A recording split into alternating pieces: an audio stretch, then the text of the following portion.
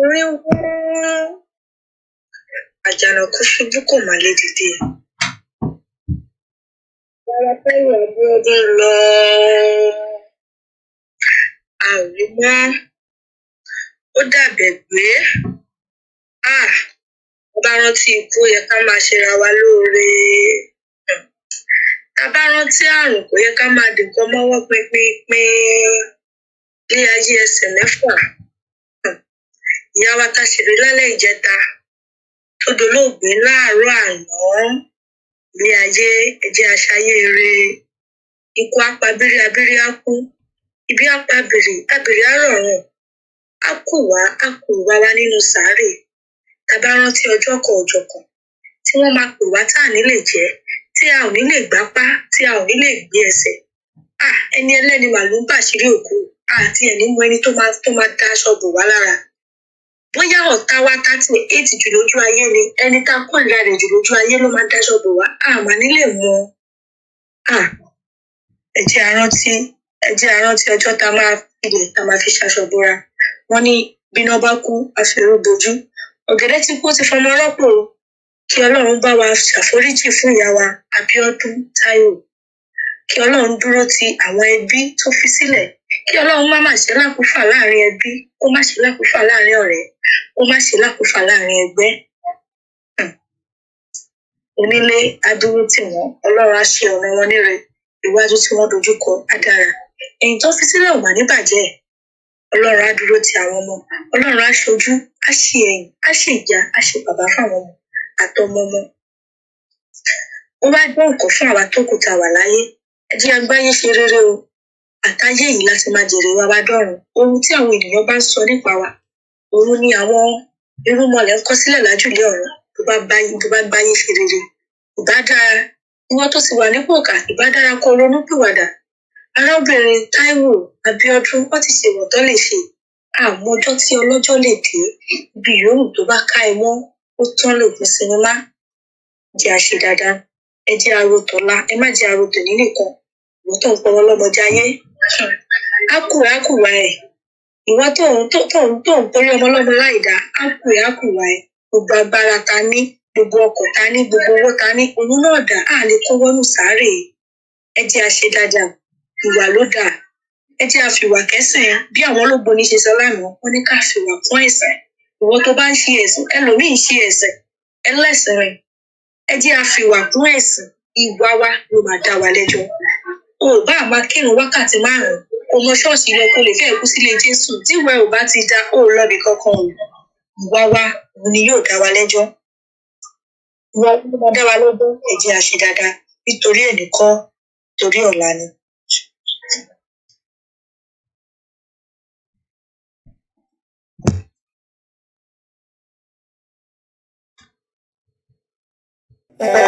Yeye Lufe ìdágbére mama ṣáma bọ̀ ṣòro àṣẹlẹ̀ lẹ́yìn rẹ̀. Gbogbo ọba tàbí ayé jẹ́ ká gbé ẹsẹ̀ nítorí wípé ẹsẹ̀ mẹ́fà ṣàlàyé ọjọ́ kan lọ́sùn tán ìjímọ̀.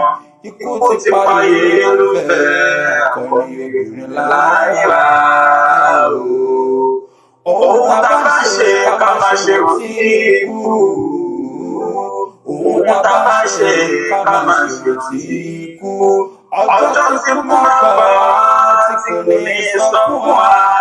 Yeye Lufe fi wá lẹ́nu láìsọ fẹ́nikẹ́ni. Ikú olóró, ikú òṣìkà, òbí jẹ́ lójú wa. Ikú olóró, ikú òṣìkà. Omi jẹ́ lọ́jọ́ àwọ̀. Gbogbo ọmọ Yorùbá pátá ló ṣẹlẹ̀. Ikú dúró, ikú òṣìkà. Omi jẹ́ lójú àwọ̀. Ìkànnì ikú.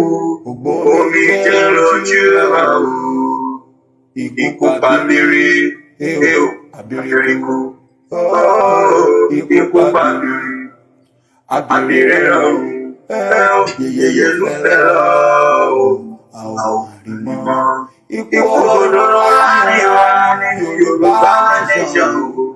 Ó ṣe máa kọ́ ní òkèèrè láì láìsọ fẹ́nikẹ́ni. Yeye Lufe ìdágbére fẹ́nikẹ́ni. Màmá ṣàmà gbọ́rùn sọ̀rọ̀ rẹ̀ à ń ṣẹlẹ́dẹ̀ lẹ́yìn rẹ̀. Gbogbo ọ̀tá ń bẹ láyé jẹ́ ká gbé ẹsẹ̀ nítorí wípé ẹsẹ̀ mẹ́fà ṣàlàyé ọjọ́ kan lọ́sùn tán ìjímọ̀. Ikú ti pa Yeye Lufe akọni obìnrin láyà o. Ohun tá a bá ṣe ká má ṣe rántí ikú. Ohun tá a bá ṣe ká má ṣe rántí ikú.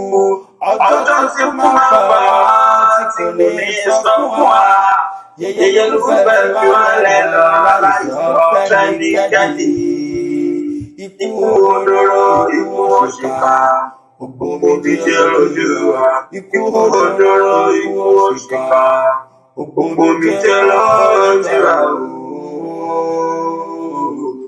Gbogbo ọmọ Yorùbá pátá ló ṣẹlẹ̀. Ikú olóró, ikú òṣìkà, gbogbo mi jẹ́ lójú wa.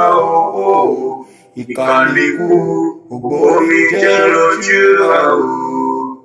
Ikú pàbírí, àbírí kú. Ikú pàbírí, àbírí ọ̀run. Yeye Lufe àwọn àrímọ́. Ikú olóró láàrin wa ní Yorùbá nation. Òṣèlú máa kọ́ ní obìnrin lọ láìsọ fẹ́nikẹ́ni. Yeye Lufe ìdágbére fẹ́nikẹ́ni. Màmá ṣàmà gbọ́rùn sọ̀rọ̀ rẹ̀ à ń ṣẹlẹ́dẹ̀ lẹ́yìn rẹ̀. Gbogbo ọ̀tá ń bẹ láyé jẹ́ ká gbé ẹsẹ̀ nítorí wípé ẹsẹ̀ mẹ́fà ṣàlàyé ọjọ́ kan lọ́sùn tán ìjímọ̀. Ikú ti pa Yeye Lufe akọni obìnrin láyà o. Ohun tá a bá ṣe ká má ṣe rántí ikú. Ohun tá a bá ṣe ká má ṣe rántí ikú. Ọjọ́ tí kú máa pa wá tí kò ní sọ fún wa. Yeye Lufe fi wá lẹ̀ lọ láìsọ fẹ́nikẹ́ni. Ikú odoro, ikú òṣìkà, gbogbo mi jẹ́ lójú wa. Ikú odoro, ikú òṣìkà, gbogbo mi jẹ́ lójú wa. Gbogbo ọmọ Yorùbá pátá ló ṣẹlẹ̀. Ikú dóró, ikú òṣìkà, gbogbo mi jẹ́ lójú. Ẹ káàárọ̀, ẹ kú ojúmọ́, jẹ́ ìyọ̀ gómìnà. Yeye Abiodun Taiwo ni o. Ẹ káàárọ̀, ẹ kú ojúmọ́, ẹ káàsán, ẹ kú dédé àsìkò gbogbo tí ẹ bá ti wà. Yorùbá nation ní kíákíá. Ojú ò mà ní tì wá. Ẹ ṣé gan ni gbogbo ẹ̀yin tí a jọ lò 2022 ọjọ́ ògbólógbòó náà. A dúpẹ́ lọ́wọ́ Ọlọ́run torí pé kò ń ṣe pé àmọ́ ṣe. Ọlọ́run kan mọ̀mọ́ pa wá mọ́ nínú oore àti oore ọ̀fẹ́ ẹ̀ ni. Mo wá kí gbogbo ẹ̀yin alátìlẹ́yìn mi ní 2022. Elédùmarè Ọlọ́run ò ní padà lẹ́yìn yín. Ọlọ́run ò ní padà lẹ́yìn yín. Tọ́lọ́run ò bá padà lẹ́yìn yín, ẹ̀yin náà ò ní padà lẹ́yìn wa. Àwa náà ò ní padà lẹ́yìn àwọn kan. Lágbára Ọlọ́run, lágbára Elédùmarè, ìlọsíwájú, ìgbéga, ìgbéga, ìgbéga la màmá ní sàárẹ̀ tọmọtọmọ. Gbogbo ẹni tó wà ní dùbúlẹ̀ àsàn, Elédùmarè á bá mi gbé wọn dìde. Gbogbo ẹni tó ń wojú Ọlọ́run fún ọmọ rere, Elédùmarè á bá mi fún ọlọ́mọ alálùbáríkà. Gbogbo àwọn tó wà ń wojú fún nǹkan míì mèremère tí a mọ̀ tá a lè sọ, Elédùmarè mọ ọkàn oníkálukú, á pèsè fún àìní kálukú wa lágbára Ọlọ́run. Èmi Abiodun Taiwo náà, gbogbo ibi tí mo kù díẹ̀ sí, Elédùmarè kó bá mi túnbẹ̀ ṣe, kó bá mi túnbẹ̀ ṣe o, kó bá mi túnbẹ̀ ṣe. Gbogbo ẹni tí mo bá ṣẹ̀ ní 2022 torí àkínrìn kórí ó má mì, Abiodun Taiwo, Yeye Lufe, Nàìjíríà òyìnlá ọba ọmọ, mò ń fi àsìkò yìí mo fi ń bẹ̀ yín wípé kẹ̀sì jèbùrẹ́ kẹ̀ ṣàforíjì. Gbogbo ẹ̀yin tẹ̀dẹ̀ ṣẹ̀ mí náà ní ọ̀nà kan àbí ọ̀nà kejì, mo ṣàforíjì fún gbogbo yín o. Mo ṣàforíjì fún yín tinútinú. Bí mo ṣe ń sọ ìgbẹ́ ló ṣe máa rí. Gbogbo àwa alligator Yorùbá nation tí a kì í ṣe alligator lágbára Ọlọ́run apara wa nílẹ̀ ìlérí. Gbogbo tí a bá ṣe ní gbangba, tí a bá ṣe ní kọ̀rọ̀, gbangba ló wà o. Ẹ jẹ́ ká ṣe dáadáa o, ẹ jẹ́ ká tún ṣe o, ẹ jẹ́ ká ṣe dáadáa o, ẹ jẹ́ ká tún ṣe o. Gbogbo owó tá a wá náà ní gbangba ni, ní kọ̀rọ̀ ni o, ní 2022 Elédùmarè pèsè fún wa tí a rí ná lágbára Ọlọ́run ànáwó òdìlera wa lórí ìnáwó 2023 ìlọ́po ló máa wà nínú àpò wa bàbá ṣe ń pè báyìí ló máa jẹ wá lágbára Ọlọ́run ajá fi lé wa ṣe gbogbo ẹ̀yin bàbá mi ní diaspora gbogbo àwọn aunties mi mi ò fẹ́ dárúkọ anybody gbogbo yín pátápátá mo kí gbogbo ẹ̀yin tẹ́ fàdúrà ràn wá lọ́wọ́ gbogbo ẹ̀yin tẹ́ ní jí láàárọ̀ báyìí kẹ́ má Abiodun Taiwo pé wo ló wà báwo ni nǹkan ilé àtọ̀nà sí náà kí dàrú Ọlọ́run lẹ̀ ṣe fún o ilẹ̀ Yorùbá lẹ̀ ṣe fún nìkan torí mi náà tiẹ̀ mọ bí mo ṣe ń ṣe Ọlọ́run jẹ́ ṣàárẹ̀ tí ò jẹ́ gbóná òdì tí ò jẹ́ ra ìfẹsẹ̀ sí Elédùmarè ṣeun Ọlọ́run á wá wọlá gbogbo eléyìí náà á ṣe dáadáa fẹ́yìn.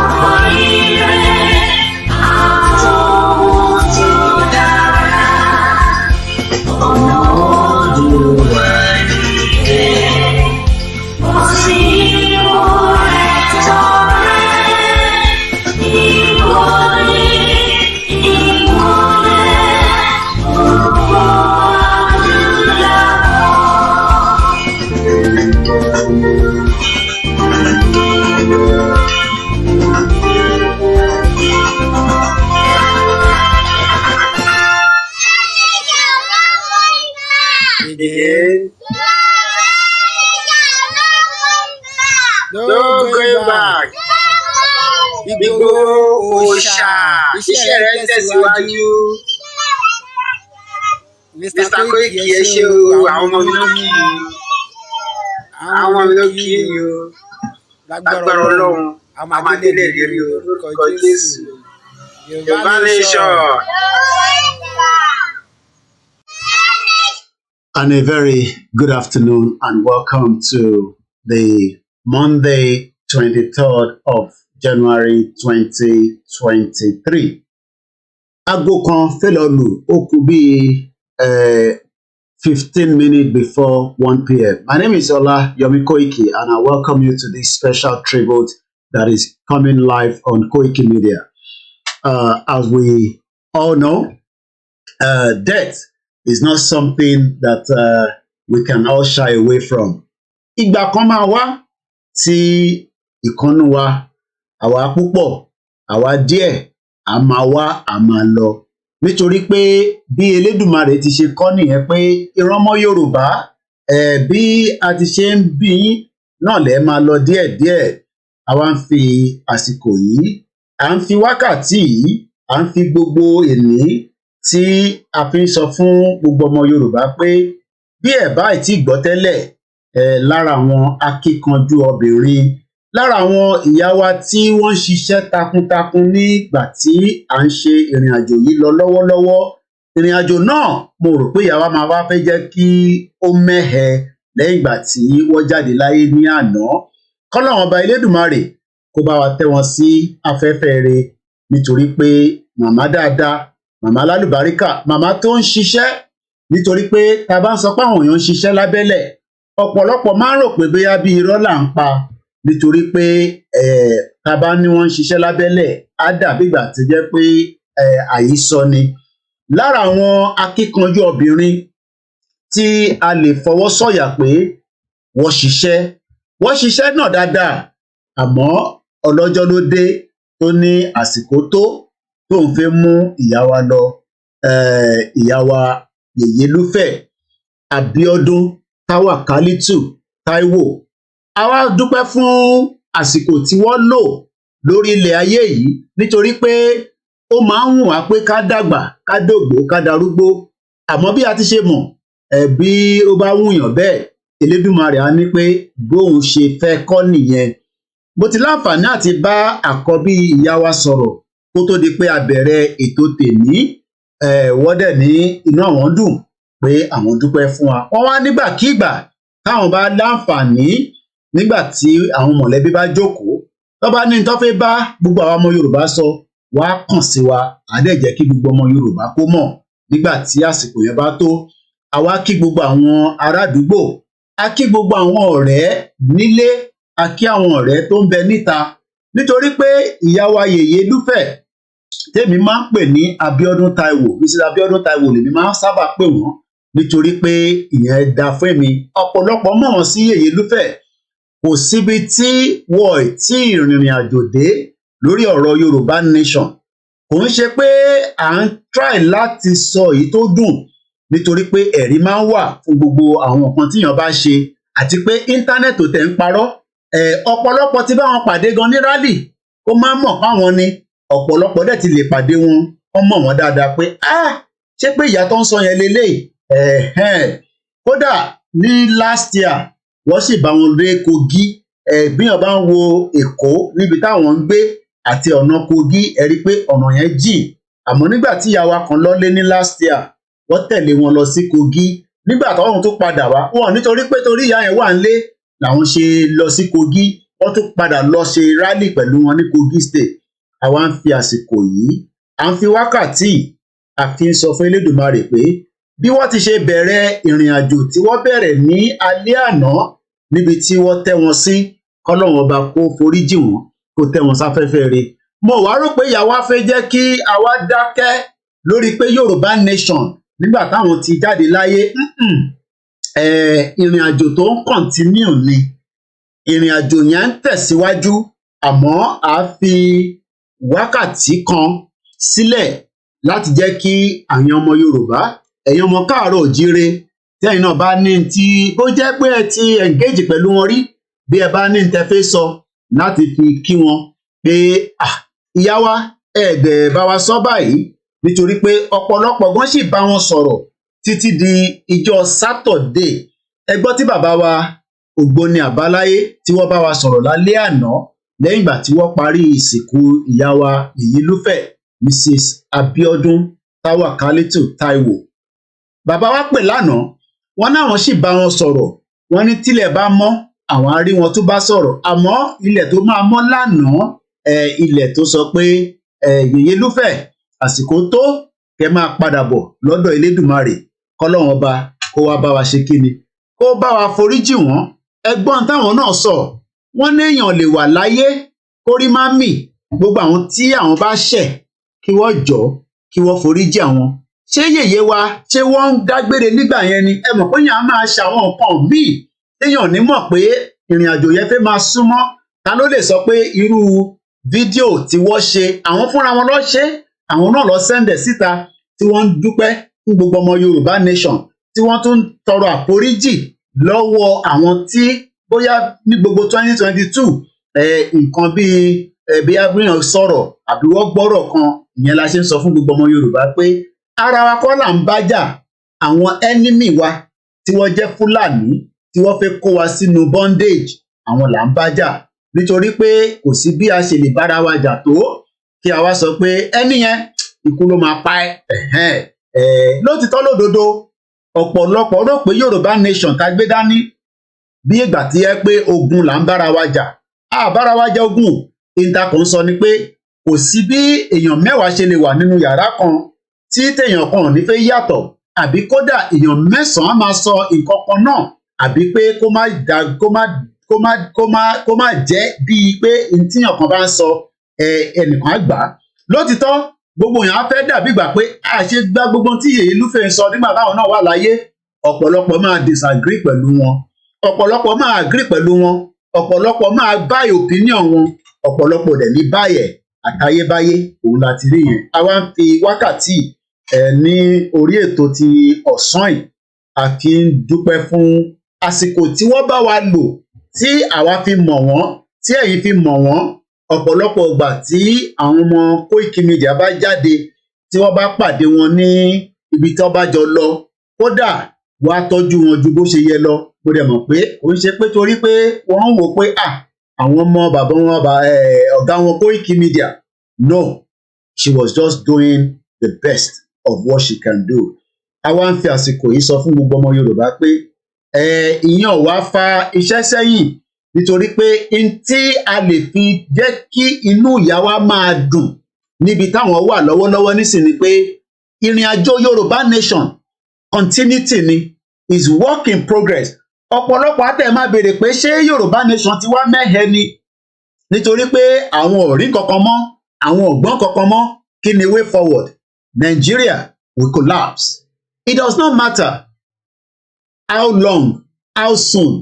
Nigeria is at the verge of breakup, and it will break as quickly as possible. It will break as fast as you might not even think. The Biafra will be free. The Yoruba people will be free, and the other ethnic groups that wants to be free out of Nigeria will be free. Àmọ́ èyí tó bá náà wọ́n fẹ́ free, a lè mú sí. That will be their opinion. That will be their view. A lè mú ẹṣin lọ sódò ká wá máa fọ́sẹ̀ pé kó momi. Ẹni tó bá hùn tó bá fẹ́ lọ á lọ. Àwọn tó ò fẹ́ lọ wọ́n ní right láti keep Nigeria, but àwa kan ta náà fẹ́ lọ bí màmá wa Yeye Lufe Abiodun Taiwo tí wọ́n dágbére lánàá fún gbogbo ọmọ káàárọ̀ òjíire, tí wọ́n bẹ̀rẹ̀ ìrìn àjò tí ọ̀pọ̀lọpọ̀ máa ń sọ pé ìjọ́ wo ni ó máa wáyé fèmí náà, kò sẹ́ni tó mọ̀. Àmọ́ kí iṣẹ́ rere kó ká wa mọ́wọ́. Tẹ bá gbọ́ in tí wọ́n fi sọ̀rọ̀ nígbà tí Yeye Lufe tí wọ́n ń bá wa sọ̀rọ̀ nínú àwòrán tí wọ́n ṣe fúnra wọn, ẹ gbọ́ tó sọ nínú ẹ̀ pé kí Ọlọ́run gbogbo ẹni táwọn bá ṣẹ̀ kí ó foríjì àwọn. Ṣé wọ́n rí ikú yẹn ni nígbà yẹn? Nítorí pé nísìn tí ikú dẹ̀ ti dé báyìí, òun la lè máa sọ pé bóyá ní táwọn rí àwọn ò rí. Nígbà míì ẹlòmíì á máa dágbére díẹ̀díẹ̀, àmọ́ nítorí pé kò sẹ́ni tó mọ ìtẹ́lẹ́dùmarè mọ̀. Kódà ìyẹn la ṣe máa ń sọ pé the fear, ẹ̀rù ń bà wá, ẹ̀rù ń bà wá, ẹ̀rù ń bà wá. Ẹ jẹ́ a yọ ẹ̀rù bíbà kúrò ní igbá àyà wa gbogbo ọmọ Yorùbá. Kò sí tó ń bọ̀ lókè tílé ọ̀gbà. Kò ń ṣe pé àwọn ọlọ́mọ akọ́kọ́ jáde láyé. Kódà irúgbà tí bàbá wa Awólọ́wọ̀ jáde láyé, I can imagine that time. Àwọn tí wọ́n dàgbà, àwọn tí wọ́n mọ tí bàbá Awólọ́wọ̀ mean sílẹ̀ Yorùbá, bí pain yẹn ṣe wá sígbà àyà wọn. Àmọ́ bàbá Awólọ́wọ̀ lọ, ẹ wá wo àwọn ọmọ. Kò ń ṣàwọn ọmọ bàbá Awólọ́wọ̀ tán ní àwọn fẹ́ Yorùbá, àwọn fẹ́ Nàìjíríà ni mò ń sọ. Àwa ọmọ bàbá Awólọ́wọ̀ táwa ń pariwo pé Nigeria of today is not working, nítorí pé àwọn ọmọ bàbá Awólọ́wọ̀ kan wà, wọ́n ń jẹ mùlá nínú Nàìjíríà. So àwọn ò fẹ́ yẹ kí Nàìjíríà kó pín. Ẹja àgbọn tí ìyá wa sọ nínú fídíò tó fi ránṣẹ́ fúnra wọn lọ gbé síta ní the beginning of the year. Ṣé wọ́n ń dágbére nígbà yẹn ni? Ikú lóró, wọ́n ní kú máa ń ṣe kinní kan ni. Ẹ mọ̀ pé Yorùbá tàwa ìgẹ́ta sí bíi ní bọ́jà gbọ́ lẹ́nu ìyá wa gangan. Ẹ káàárọ̀, ẹ kú ojúmọ́, jẹ́ ìyọ̀wọ̀ mi náà. Yeye Abiodun Taiwo. Ẹ káàárọ̀, ẹ kú ojúmọ́, ẹ káàsán. Ẹ kú dédé àsìkò ẹ bá ti wà. Yorùbá nation ní kíákíá. Ẹ gbọ́ tí ìyá wa tó ń sọ pé Yorùbá nation ní kíákíá.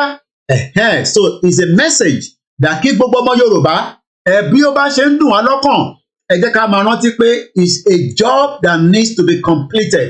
Nigeria must break.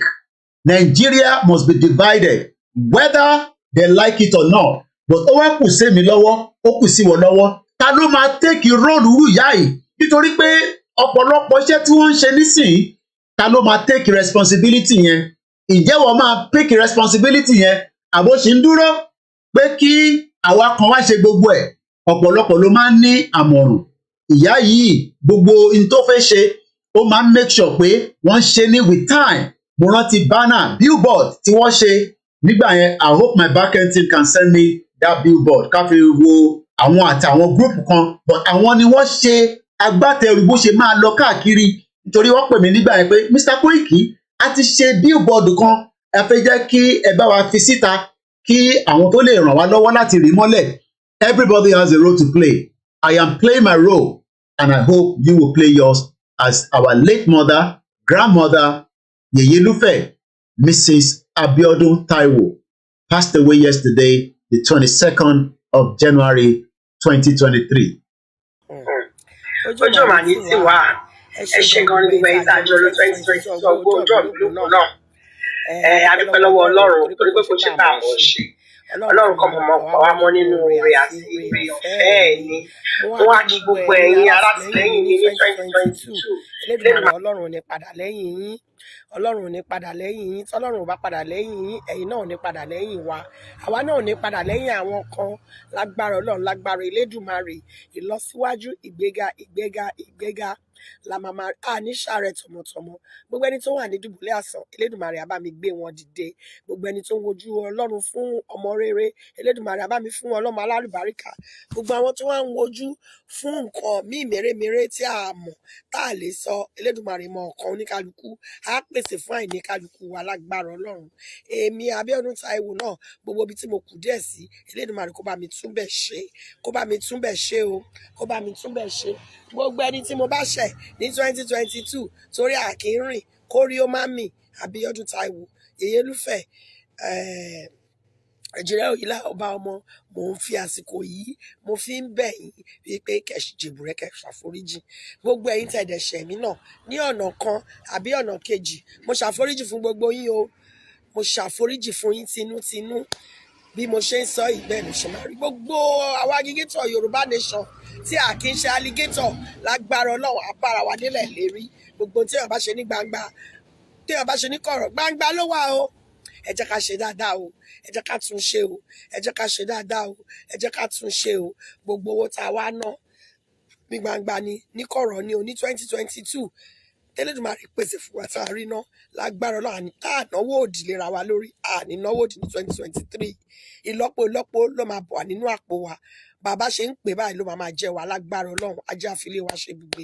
Gbogbo ẹ̀yin bàbá mi ní diaspora, gbogbo àwọn aunties mi, mi ò fẹ́ dárúkọ anybody. Gbogbo yín pátápátá mo kí yín. Gbogbo ẹ̀yin tẹ́ ń fàdúrà ràn wá lọ́wọ́. Gbogbo ẹ̀yin tẹ́ ẹ̀ ní jí láàárọ̀ báyìí kẹ́ ẹ má pa Abiodun Taiwo pé ń bo ló wà, báwo ni nǹkan kan. Ilé àtọ̀nà tí náà ní dàrú, Ọlọ́run dẹ̀ ń ṣe fún o. Ilẹ̀ Yorùbá dẹ̀ ń ṣe fún èmi kọ́ o, torí èmi náà ò tiẹ̀ mọ bí mo ṣe ń ṣe. Ọlọ́run ò jẹ́ ń ṣàárẹ̀, tí ò jẹ́ ń gbóná òdì, tí ò jẹ́ ń ràrí fẹsẹ̀ sí. Elédùmarè ṣeun. Ọlọ́run á wá wọlá gbogbo eléyìí náà, á ṣe dáadáa fẹ́.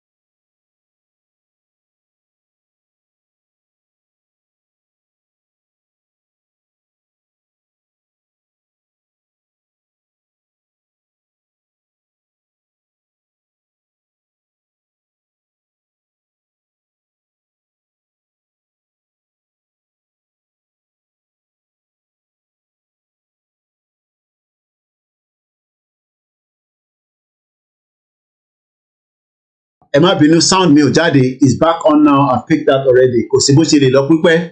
My sound doesn't travel without me speaking quickly. Ẹ má bínú, the audio is back.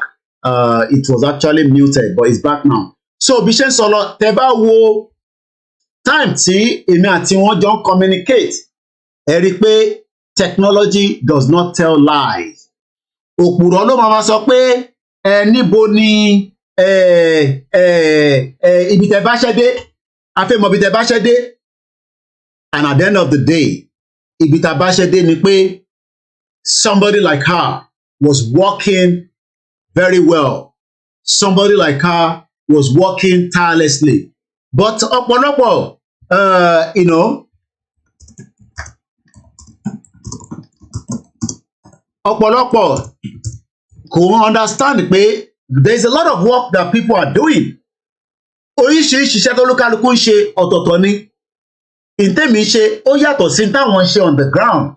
And if you look at my communication with her, which was December 30th, up to the midday of up to 31st, gbogbo time yẹn, I'm not sure that pé èmi náà wà quiet nígbà yẹn, ọ̀pọ̀lọpọ̀ níbi Akóìkì ti sá lọ kò ṣe Yorùbá nation mọ́, but a ṣì ń ṣe communication pẹ̀lú àwọn èèyàn up to that time. And 30th of December 2022, at exactly 20 minutes before midnight, she sent me all these images of what they have done. These are banners tí wọ́n ti ṣe nígbà yẹn tí wọ́n fẹ́ lọ rì mọ́ different parts of Yoruba land, and she wanted to help me. She wanted me to help her láti get àwọn tí wọ́n lè bá wọn rí àwọn banner yẹn, and I sent her contact number of people that can be of help to her. And ẹ̀dúpẹ́ pé àwọn tí a ní kọ́ lọ bá ẹ rí pé àwọn àtàwọn group kan lọ́jọ́ ṣe àwọn banner yìí tí wọ́n lọ ń rìn káàkiri. Ẹgbẹ́ Yèyé Ẹ̀gbá Yèyé ní ilẹ̀ Yorùbá, ẹ káàbọ̀ sí ìlú òmìnira Yorùbá ìpínlẹ̀ Ògùn. Ẹgbẹ́ Yèyé ní ilẹ̀ Yorùbá, àwọn ní organization àti group tí wọ́n jọ put this together, tí Yeye Lufe jẹ́ bí ẹni tí wọ́n bá wọn ṣe agbátò gbogbo bí kíní ẹ̀ ṣe máa lọ nílé. And as you can see there, this is Ogun State one. The next one is Èkó. Ẹ káàbọ̀ sí ìlú òmìnira Yorùbá ìpínlẹ̀ Èkó. Wọ́n ṣe fún each of the states tí wọ́n dẹ̀ lọ ń rí káàkiri nígbà yẹn. This was only 30th of December. So let us not give up on the Yoruba nation even after her death. This is the time for us to become much more adamant. Whether they like it or not, Yoruba nation is non-negotiable. We are not politicians. We have nothing to do with politics. What we are saying is we want our right to self-determination to be respected by the federal government of Nigeria, and that also to the international community.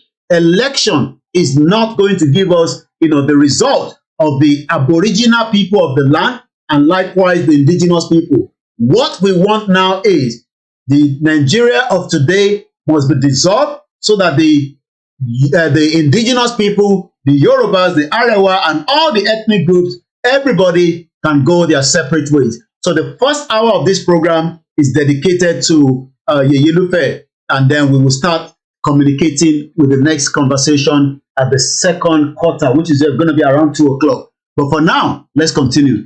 Ẹ káàbọ̀ sí ìpínlẹ̀ Ogun State again is one of the images, and these are banner tí wọ́n ṣe nílé tí wọ́n fẹ́ rìn káàkiri ní gbogbo entry point ilẹ̀ Yorùbá. Ẹ káàbọ̀ sí ìlú òmìnira Yorùbá ìpínlẹ̀ Ogun State, Ewékòró local government, Yorùbá Liberation Group, kíákíá ó dà ń pa àwọn ẹgbẹ́ tí wọ́n sponsor this. Ìyẹn la jẹ́ sọ fáwọn èèyàn pé everybody has different role tí àwọn play yẹn a gbọ́dọ̀ jẹ́ kí ibẹ̀ yẹn kó ṣòfò nísìn. Gbogbo wa padà láti ṣe kí ni ká pick on that role kólúkálukú lè ṣe tí a máa ṣe láti fi jẹ́ ká bọ́ kúrò nínú oko ẹrú. Again, Ogun State lélẹ́yìí náà, and I believe this was a video, but the video is not loading. But like I said, and this one is Ewékòró. Ṣẹ́rí bí the final touch of ìtọ́ṣe yẹn bó ṣe rí lélẹ́yìí nígbà tí wọ́n kan igi mọ́ lára tí wọ́n dẹ̀ lọ gbé síbi tó yẹ kó gbé sí ní Ewékòró. This was part of what Yeye Lufe was doing. This was part of the work she was doing, and we can only say kọ́lọ́run ọba ọlọ́jọ́ ẹ̀mí kó tẹ́ wọn sáfẹ́fẹ́ rí. The last message she actually sent to me was last week Tuesday. Kódà mo tẹ́ mọ̀ pé wọ́n send the message tí ẹ mọ̀ pé rí because of the nature of what we say, that we receive a lot of messages, but she actually sent these on Tuesday. But on the 15th of January, as you can see in that chart, this is my chart between her. Eripe, this is somebody that we communicate frequently, as you can tell from this, chart message that you are looking right now in front of you. And this was the voice message she actually sent to me. Because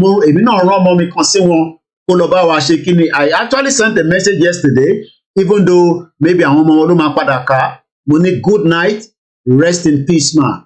I'm sure the children will pick that message at the appropriate time when they are going through their mother's message. I can imagine all different groups. See how you are. You want to communicate with you. That is now a closed chapter. In Tolukaluku Bashi, òun la máa bá ẹ jẹ́ ká jọ gbọ́ audio tí wọ́n fi ránṣẹ́ sí mi ní 15th of January 2023. White Lion ẹ kúrọ̀lẹ́ o Koiki ẹ kúrọ̀lẹ́ ẹ ṣé gan ni o mẹ́ta kó aṣọ márùn wá bá mi níjẹta inú mi dùn gan. Thank you very much.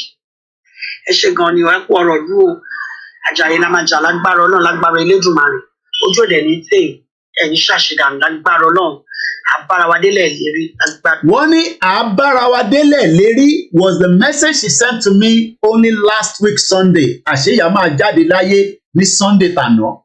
Ṣe rí i pé Ọlọ́run ọba àjọkẹ́ ayé àṣàkẹ́ ọ̀run bó ṣe wù ló ń ṣe ọlá ẹ̀. She sent a message last week Sunday at about almost 5 p.m. local time. But as at àná midday tá à ń ṣe broadcast wa níjọ́ Sunday lánàá tá à ń ṣe Sunday sermon wa ni message wọlé pé ìyá wa jáde láyé. Kódà mo fẹ́ lè má believe, but at the end of the day she has now been buried yesterday. Àti àtẹ̀yìn àtòṣà àti bàbá wa Banji Akíntóyè àti gbogbo ẹni tó ń ṣe ní gbangba ní kọ̀rọ̀. Ṣẹ̀gbọ́n àtẹni tó ń ṣe ní gbangba àtẹni tó ń ṣe ní kọ̀rọ̀ ìyá wa sọ pé àtẹni tó ń ṣe ní gbangba àtẹni because ẹlòmíì they believe that tí àwọn ọba gbọ́n kankan lórí Yorùbá nation ó ti quiet nìyẹn kò sí kankan tó ń lọ ẹ lè expect kírú èmi Ọláyọmí Koiki of koikimedia pẹ̀lú the kind of information tó ń dọ́wọ́ mi gbogbo ẹ̀kọ́ ló wà fún public consumption but irú eléyìí tá à ń fún yín nísìnyí nítorí pé ó ti rí bẹ́ẹ̀ ni ìyá wa ti jáde láyé just to prove that Yeye Lufe known as Mrs. Abiodun Tawakalitu Taiwo ìyáàfin wọ́n ń ṣiṣẹ́ kò ń ṣe pé wọ́n ẹ rí pé there are so many other voice notes but a lè play àwọn yẹn fún yín because it's not for public consumption but eléyìí tí mo fẹ́ jẹ́ kẹ́ gbọ́ kẹ́ lè rí pé up till last week Sunday there was a communication between myself and her. Elédùmarè adé gbogbo ṣẹ́ wa ládé á rí bẹ́ẹ̀ á ṣe bẹ́ẹ̀ lágbára Elédùmarè ire o ẹ kú sí mi èmi. So as you can tell there, let's now go into this communication. Am I worried about it? That's nothing to worry about, with the numbers that is showing. Let's go and watch this. Love every number one yẹn. Nigeria máa dà owó ẹ sọ pé wọ́n mú number one yẹn. Ẹ̀yin ò tí ì prepare pé Nigeria fẹ́ fọ́ nìyẹn. Ẹ tó bá ṣe expect pé Nigeria government máa mú number yín kìíní kan. Ẹ waste time ẹ tí believe in Yoruba nation nìyẹn. A ní gbogbo ẹ máa dà wó. Ẹ jẹ́ àgbọ̀n tí wọ́n fi ránṣẹ́ sí mi níbí báyìí. Sorry. Ọ̀rọ̀ nọ́mbà là ń sọ. A ní Nàìjíríà fẹ́ fọ́ ẹ̀ sọ̀rọ̀ pé wọ́n máa mú nọ́mbà yẹn. We need liberation. No going back on this mission. Yoruba nation now. This was the last message tí wọ́n fi ránṣẹ́ sí mi níjọ́ Tuesday last week ni mo sọ. But èmi ò tẹ̀ rí message yẹn until lánàá ni mo ṣẹ̀ lọ rí message yẹn, and again it's because of the nature of the job tí àwọn ń ṣe, because of the volume of different messages. But she sent this to me. Ẹ jẹ́ ká jọ gbọ́rin. Self-determination is our right. This crisis must be over. Hey, injustice must be over. Hey, bad governance must be over. We are agitating for Odùduwà. Hey, this crisis must be over. Hey, injustice must be over. Hey, bad governance must be over. We are agitating for Odùduwà. Ẹ jẹ́ ká pín kálukú wà lọ́tọ̀ọ̀tọ̀, kí Yorùbá wà lọ́tọ̀, kí Ìgbò wà lọ́tọ̀. Àwọn Hausa káwọn náà dá dúró. Operation time for mẹ̀kún ni ó ti tó. Nigeria is a pro round. to know. Nothing for the masses, tears and sorrow. Bad reports, accident, people are dying. It's too bad, this is not our destiny. Lord, you God, show the one to go oversee. Why don't you seek advice before you do this? Nigeria is a very big mistake to save lives. Nigeria must break. Our sons are NEPA youth party. Just a scam, let me tell you the reality. ABCPDP, that's why the youth party. One shade that you have everybody. This crisis must be over. Hey, injustice must be over. Hey, bad governance must be over. We are agitated for all the doer. Hey, this crisis must be over. Hey, injustice must be over. Hey, bad governance must be over. We are agitated for all the doer. I'm a politician, that's why the youth party. And the youth party, you do duality. We need freedom from modern day slavery. Nigeria, there is someone lonely man. I'm politician, and he can't look to man. I'm planning for when you're really pushing one in Nigeria, low jet to one. And they also come on monitoring Fulani. Tabasquin, Omale, local, lie, and the Babyleki massacre. See how they wasted our brothers and sisters. And young Yoruba money shed more. As nice as still Lamatingia. Say no to one Nigeria. That night constitution is a fraud. I'm a head Nigeria, very call. This crisis must be over. Hey, injustice must be over. Hey, bad governance must be over. We are agitated for all the doer. Hey, this crisis must be over. Hey, injustice must be over. Hey, bad governance must be over. We are agitated for all the doer. Àwọn Sunday masters wọn tún rí iṣẹ́ mọ́. Ẹ̀yin tèmi iṣẹ́ bá ṣe máa bá lọ nìyí. Ọ̀rọ̀ Nàìjíríà yóò máa tójú sú mi. Àwọn pọ́tíṣà wa ọ̀tá Ọlọ́run ni wọ́n. Àwọn àgbà ẹ̀ka mórí tí wọ́n nìkan lọ́mọ. Ó tó gẹ ọmọ ní àṣemọ́. Wọ́n kó wáyé wọ́n tún yìnbọn fún wa. Ó ga ọ̀ Nàìjíríà jagajaga. At night láti wà lórí solution kan tó wà báyìí ní the solution. Gbogbo àwọn tó ń rí jẹ́ níbi ìbàjẹ́. Ó yẹ kẹ́ mọ̀ wọ́n ní support the solution. Yorùbá nation la fẹ́ kí iṣẹ́ election. Ṣé kó bá ìjínigbé ó tó gẹ ẹ̀wọ̀n bọ́ ṣe máa.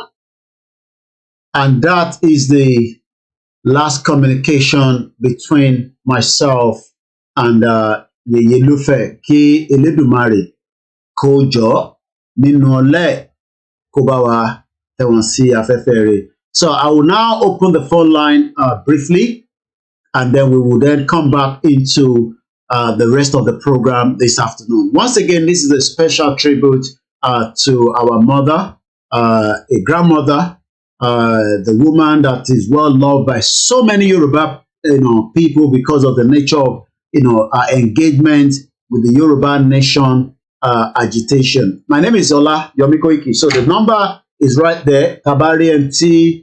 For now, we are doing a tribute. The tribute is what we are doing. But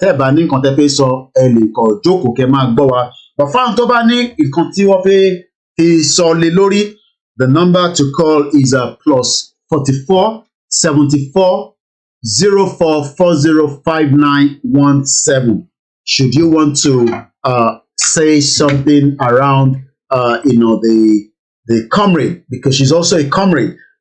We will remember her just as we will remember those that have died before. Alhaji Fatai was killed by the federal government of Nigeria, and up to today the government refused to release the bodies.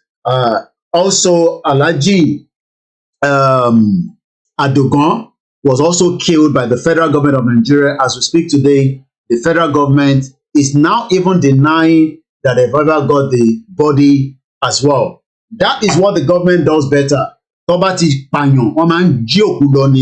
Just as the one that is happening in Lagos as well. So we would allow calls to come through up to 2 o'clock, and then we will move slightly into, reason why we cannot give up on the work Iyawati Shekale, because the work that she has done, somebody must continue it. A gbọ́dọ̀ give up pé torí pé ìṣẹ̀lẹ̀ tó ṣẹlẹ̀ sí Madam Abiodun Taiwo tọ́pọ̀lọpọ̀ mọ̀ sí Yeye Lufe, pé nígbà tí wọ́n ti ṣaláìsí nísìn káwá lọ jókòó tatarata ṣé bá ṣe máa lọ léléyìí o. No. That is not the time for that. This is the time kí a máa ṣe ọkọ̀ akin dáadáa. Oyè nísìn. A very good afternoon to my beautiful mother, and thank you for joining the program as well. So tí a bá rí ẹni tí ó fẹ́ kíyà wa, àsìkò tí ẹ lè bá wa pè kí ẹ kí wọn. Tá a bá dẹ̀ rẹ̀ tó fẹ́ kí wọn náà, it's okay. A dúpẹ́ lọ́wọ́ gbogbo ẹni tó ń gbọ́ wa. But one thing I can say is, she was a woman that stood her ground, that believed in the cause of the Yoruba self-determination. Audio tí mo play lẹ́ẹ̀kan yẹn, these are private conversations. Wọ́n ṣe iyèméjì. She believed in the cause, just as she believed in Dr. Oloye Sunday Igboho. She believed in Professor Banji, and she believed that all the Yoruba nation, even in the video, the real people that are working, we must not give up. And the last thing she will want somebody like me to do is, Yeye Lufe ti kú o. This is not the time. This is the time for the more woto to the federal government for killing our people, for not making life better for our people. And I can tell you, we will make sure, within all the means that we have, the guerrilla warfare from the media, guerrilla warfare from the Twitter, because some people don't understand what is guerrilla warfare. We will fight the government with a guerrilla warfare. You can't fight them conventionally because Nyasa see the proper broadcasting in Nigeria, because the polówó nínú Nigerian newspaper, and they're telling lies. Ẹlọgbọ́n kan tí Babajide Òjìtótó àbí whatever tó dàbí ẹlẹ́dẹ̀ yẹn. Ẹlọgbọ́n kan tó sọ lórí Nnamdi Kanu láàárọ̀ yìí. Ẹlọgbọ́n nǹkan tó sọ lórí ẹ̀. So these kind of people will not give you the kind of information that you want. But the guerrilla warfare from the Twitter, from all the platforms, ẹ má jẹ́ kí a máa ṣeré pa nínú platform. Ẹni tó bá serious nínú WhatsApp group, ẹ yọ kúrò, ẹ má jẹ́ kó distract yín. This time is not the time for distraction. This is a time for action. Action in whatever ways you can think of. And this is what Yeye Lufe was doing. She was going into all the rallies. Wọ́n sọ pé tábà wọnú rally lọ o, ẹbíà nǹkan kan máa ṣẹlẹ̀ o. She was at the forefront of every rally tá ti ṣe ní Nàìjíríà. She was at the forefront. But ẹlòmíì nísìn kò lè ṣípá. Kò ń ṣe pé kankan ṣe wọ́n o. Ẹlòmíì àní mo fẹ́ jáde o. Tẹ́yìn ò bá jáde, ta ló máa jáde? We must continue to give the government woto. And there's a danger ahead that some of you don't even understand. There is a lot of danger that the federal government would have to face. And one thing is, we will not allow the work tí Yàwá ṣe níbi táwọn parí ẹ̀ dé, torí àwọn tí journey tí wọ́n ti parí ẹ̀ ní àná. But ó wá kù sẹ́mi, ó kù sí wọn lọ́wọ́ to make sure that we complete the work that she was doing. We must not be tired. This is not the time for complaint. Even in the midst of fire, I want to fire yẹn, because at the end of the fire, there is hope. Àsìkò tí a gbọ́dọ̀ relent òun la wà yìí. Àsìkò tí a gbọ́dọ̀ dúró tán gẹ́gẹ́ bí ọmọ Yorùbá pẹ́sẹ́, ìran Yorùbá tí wọ́n fẹ́ parẹ́ nígbà fún wọn. Don't be scared of anything. We will die anyway. We will die one way or the other. Ikú máa wá nígbà kan. Àdúrà tá à ń gbà ni pé k'Ọlọ́run ọba Elédùmarè kó jẹ́ kí ikú yẹn kó jìnnà síra wọn. Ẹ má yẹ ká deceive ara wa. Mo kí dáadáa ìyá wa Ọmọlára Ìyábọ̀ Àjàlá, ẹ káàbọ̀ sórí ètò. Bẹ́ẹ̀ni, she is always on the run.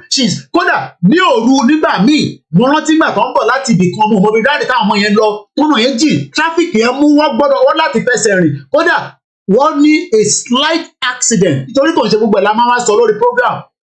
Àwọn ọmọ yẹn ní slight accident. Mọ́tò tó wà nínú ẹ̀ ó kọlu another car. Torí pé kò sí ipa kankan tó ṣe anybody. She was in that vehicle. So, ẹ̀wọ̀n kan ní à ń bẹ̀rù government ò lè pa gbogbo wa. We must remain resolute with our mission for Yoruba nation. We must remain standing. Even if death is facing us, we must not give up. Because she did not give up. Even up to the last minute of her death, she was still communicating. Because Ọba Ògbóni bá wọn sọ̀rọ̀, àwọn olórí náà bá wọn sọ̀rọ̀. Aunty mi kan, wọ́n pè mí lánàá. She was in shock. Aunty mi yẹn wà ní transit. She was at home last year. when she called me yesterday, transit làwọn wà tó fi gbọ́ ikú Yeye Lufe. They met last year in Nigeria. Wọ́n dẹ̀ jọ dé Kogi State. So à ń sọ fún gbogbo yín tí ẹ máa rò pé ká máa bẹ̀rù government. No, kò sí nǹkan tó kọ̀ wá pẹ̀lú government. Ìtàn àfẹ́ ni pé our right must be respected, and right yẹn ń ṣe lórí social media nìkan. It has to be woto on the ground. But everybody is waiting. Yeye Lufe was not waiting for anybody. She was leading. She was right there in the front. She was pushing the cause, the agenda, the reason that the Yoruba people should exit. And she was not scared. She was in Lagos. Àwọ̀rọ̀ mọ̀ yẹn nísìnyí. She was in Lagos. Ẹlòmíì ò jáde, ẹlòmíì ò ṣípá, ẹlòmíì ò jáde láti jọba tí ń ṣe rally nílùú yìí. Ẹlòmíì ò jáde. Mo mọ àwọn oríṣiríṣi girama tó yẹ pé even in the midst of the cold, wọ́n jáde síta. Alẹ́ lòmíì nílùú yìí kò já. Alẹ́ ni tó ní disability tó wá sí rally ní UK náà. Ní gbogbo tá ti ń ṣe rally nísìn, ẹlòmíì ò jáde rárá. Kò ṣe pé nǹkan ṣe wọ́n. And these are the reason why we are saying that. Ẹ máa ká kàn jókòó, ká kàn máa make it complain. Ó yẹ ká lọ ṣe nǹkan báyìí. Bẹ́ẹ̀ni, akíkanjú obìnrin ni. Àwa fẹ́ make it complain nìkan tá bá ti ṣe láti jọ́ tí mo ti ń ṣe program. Yeye Lufe ò pèsè orí ṣóòrì láyé, but she was walking around the clock. Ẹlòmíì ní sí láti jọ́ ta ti ń ṣe for 3 years lẹ́tí ń pè, but ṣípà. Ẹ̀ ń dúró kí Koiki lọ ṣe, ẹ̀ ń dúró kí Ìgbòho lọ ṣe, but Yeye Lufe kò pèsè orí program rí, but ojoojúmọ́ ló ń ṣiṣẹ́. This is the kind of the warrior that we are talking about. She was not scared of death. Ìgbà wo là ní kú? A máa kú. So kí là ń bẹ̀rù Nigerian government fún? Okay, ẹ pariwo Buhari máa lọ nísìnyí. In another 33 days, Buhari máa kúrò lórí oyè. Àbí bẹ́ẹ̀ kọ́? Ṣé Buhari ò ní lọ? Ṣé Buhari ló tún fẹ́ padà wá nísìnyí? Kò ń ṣe pé Tinubu, Àtíkù àti Peter Obi ló fẹ́ padà wá nísìnyí. Ṣé Buhari tẹ̀ ń pariwo pé ń bẹ̀rù? Buhari là ń bẹ̀rù o, ìjọba Buhari ni o, ìjọba Buhari ni o. But eléyìí tí Buhari ṣe òun ló ń lọ lọ́nkàn yẹn. Tẹ́ bá tún jẹ́ kẹ́lòmíì tún wá èyí tó máa ṣe ó máa ju èyí tí Buhari ṣe lọ in 8 years. Buhari, the evil monster, the evil criminal that brought in terrorists into our territory. Yeye Lufe was not scared. She was out there making a case heard properly, even in the midst of crisis. Ojota rally, she was there. She was everywhere. And we will remember her for a very long time. Just as those that have been killed, either through the Yoruba nation that died, or those the Yoruba people that have been killed by the federal government since 1960 of the shithole independence. Only God knows how many lives have been lost in the course of that history called Nigeria. Ẹlòmíì ti kú, ẹlòmíì ò mọ̀ pé ó ti kú because wọ́n sì ń rò pé bóyá ó make a journey ẹ̀ débi tó ń lọ. Ẹlòmíì ti kú halfway. Do you know how many people have been buried in Nigeria today, in the southwest, that we will probably never know? Because àwọn kan ti wọ́n ti fi wọ́n ṣe tí kò jẹ́ kó fi wọ́n ṣe, especially your demonic politicians. Those politicians are the ones, and ẹwà Akérédolú nìyí. Òun lè lọ gba treatment ní Germany. I told you he's sick. Most of people sick. He's very, very frail. Ẹ lọ wo statement tó release near Ìjẹta on behalf of the southwest governor. Wọ́n ní kọ́tà ìfàyè sílẹ̀ káwọn ọmọ Yorùbá lọ gba PVC láti wá fi dìbò. Do you understand that? Wọ́n ní kọ́ lọ gba PVC. I pity the Yoruba people. I pity you in the sense that you are still seeing Nigeria as a country. Nigeria is no longer a country.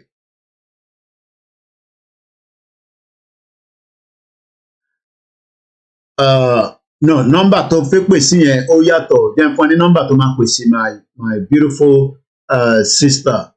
Number, studio number ló máa pè sí. So not the one that you know me with.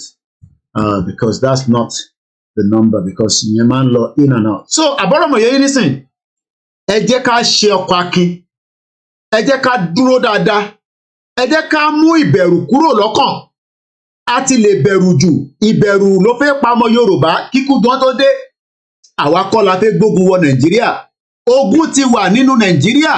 Ogun àìríjẹ, ogun àìrímu, ogun àìríná, ó ti wà nínú Nàìjíríà kódà wọ́n ní ogun ẹ̀rí owó tuntun ó wà lọ́wọ́lọ́wọ́ báyìí tó ń bá yín jà wọ́n ní ẹ̀rí ogun imagine wọ́n ní pé the new naira note kò jẹ́ kó máa dispense mọ́ as at yesterday wọ́n sì ń dispense nínú bank. Nigeria is at the verge of breakup and ó gbọ́dọ̀ break kí ìran ọmọ Yorùbá kó lè láǹfààní láti ṣe dáadáa. Ẹ jẹ́ a gbọ́ látẹnu ìkan náà tí Nàìjíríà ti affect family tiwọn ìyẹn àbúrò wa ọmọ wa ó ti dìyá wa náà torí pé òun náà ti dolóògbé. À ń sọ̀rọ̀ nípa Bámiṣé lára àwọn tó jẹ́ mọ̀lẹ́bí ẹ̀gbọ́n gan tó súnmọ́ ó wà lórí line nísìn. Wọ́n mọṣẹ́ tí ìyá wa náà ṣe nírìn àjò Bámiṣé àṣeyà náà ń dágbére. Ẹ jẹ́ a gbọ́ látẹnu àbúrò mi dáadáa ọ̀nà pẹ̀mí pọ̀. Ẹ káàbọ̀ sórí ètò. Bẹ́ẹ̀ni ẹ kú iṣẹ́ ọlọ́dẹ mi gbogbo wa sí. Àmín. Yeye Lufe ikú tí Yeye Lufe kú yẹ ó fọ̀kì mi gan honestly because Yeye Lufe jẹ́ abiyamọ. Yeye Lufe ò ṣe abiyamọ lórí ọmọ tó ń fún rẹ̀ bí. Ó ṣe abiyamọ fún àti ọmọdé àtàgbàlagbà ni. She is a very wonderful caring mother. A soldier indeed. Àyẹ̀wòlá Olúwadámilọ́lá lórúkọ mi ẹ̀gbọ́n Bámiṣé ọmọ tí wọ́n pa sínú bí aró ti lọ́jọ́ sí ní last year. Yeye Lufe always stood by us. Ìgbà míì wà tẹ́kọ̀ rí mi máa fẹ́ dàrú. Nǹkan máa ṣe mí. Yeye Lufe will be the one. Yeye Lufe will be the one to calm me down. Àwọn náà máa ń ṣe gbogbo ẹ̀ fún mi. So, in fact, may I so rest in perfect peace. May I so rest in perfect peace. Ẹ má bínú o, tẹ bá ń gbọ́ àríwó yẹn, lórí hospital mo wà. It's okay, it's okay. Ẹ rí Yeye Lufe, kí gbogbo wọn máa gbé ìgbé ayé tó dáa. Yeye Lufe arélẹ̀ o. But the care, she is always punctual. She is a soldier indeed. She was a soldier when she was alive. And it's a great pity because I called her 3 days ago and we spoke. And wọ́n tún ṣì ń gbà mí nímọ̀ràn. Mo rántí ìgbà kan yàtọ̀ sí pèsè Bámiṣé mo pé Yeye Lufe pé wọ́n máa rẹ́pù ọmọ kékeré kan o. Yeye Lufe gbaná jẹ. Yeye Lufe gbé ìgbésẹ̀. Ẹ wo gbogbo ẹ̀yin abiyamọ, gbogbo ẹ̀yin akíkanjú adúláwọ̀ àgbáláyé ní anywhere tẹ́ bá wà. Ẹ jọ̀ọ́ ẹ jẹ́ kí a gbégbé ayé rere because Yeye Lufe wọ́n fi ipa rere lẹ̀ o. She was a warrior. May her gentle soul rest in perfect peace. Amen. And may God console the family. Amen. Ẹ ṣé gan ni. Ẹ ṣé gan. Thank you so much. Ẹ̀gbọ́n Bámiṣé tí wọ́n pa ní Lagos State òun ni agbọ́nwọ̀ ẹ̀tàn ìyẹn ọ̀nà ọ̀pẹ̀mípọ̀ and that's also part of the atrocity tí Nàìjíríà ti ṣe fún àwọn ọmọ Yorùbá kọ́lọ̀ ọjọ́ kó bá wa tẹ́ àyànwọlé Abigail kọ́lọ̀ bá wa tẹ́ sí afẹ́fẹ́ rẹ̀ bí ó ṣe ń tẹ́ àwọn warriors wa àwọn heroines wa kọ́lọ̀ tẹ́ wọn sáfẹ́fẹ́ rẹ̀. A wá dúpẹ́ lọ́wọ́ gbogbo ẹ̀yin tí it does not matter whether Buhari lives in 4 months tí Nàìjíríà tó bá dàrú ṣé Buhari máa lọ in 4 months ó dà pé ẹ̀yin ò tí mọ̀ pé Nàìjíríà fẹ́ dàrú ẹ̀sìn sọ pé Buhari go in 4 months so because not everybody understand that ìjà tá ń jà ẹ̀ sọ pé Buhari máa lọ in 4 months ṣé tí problem bá bẹ̀rẹ̀ Nàìjíríà nísìn ṣé Buhari gangan máa dúró in 4 months I don't think some of you understand that when we say that the country is going into pieces à ń sọ pé Buhari máa lọ ní 33 days ẹ̀ ń sọ pé 4 months mo kí dáadáa ẹ̀gbọ́n mi Báyọ̀ mo wá sọ fún gbogbo ọmọ Yorùbá lótìtọ́ lódodo there has been another first-class king kidnapped in Plateau State okay Ọlọ́run túbọ̀ jẹ́ kí wọ́n kidnap púpọ̀ nù kọ́tẹ̀ bá wá kidnap àwọn tó wà nílẹ̀ Yorùbá lè nífẹ̀ẹ́ so that because ó dà ń pé wọ́n understand the time so let us not feel sad. She has played a very important role.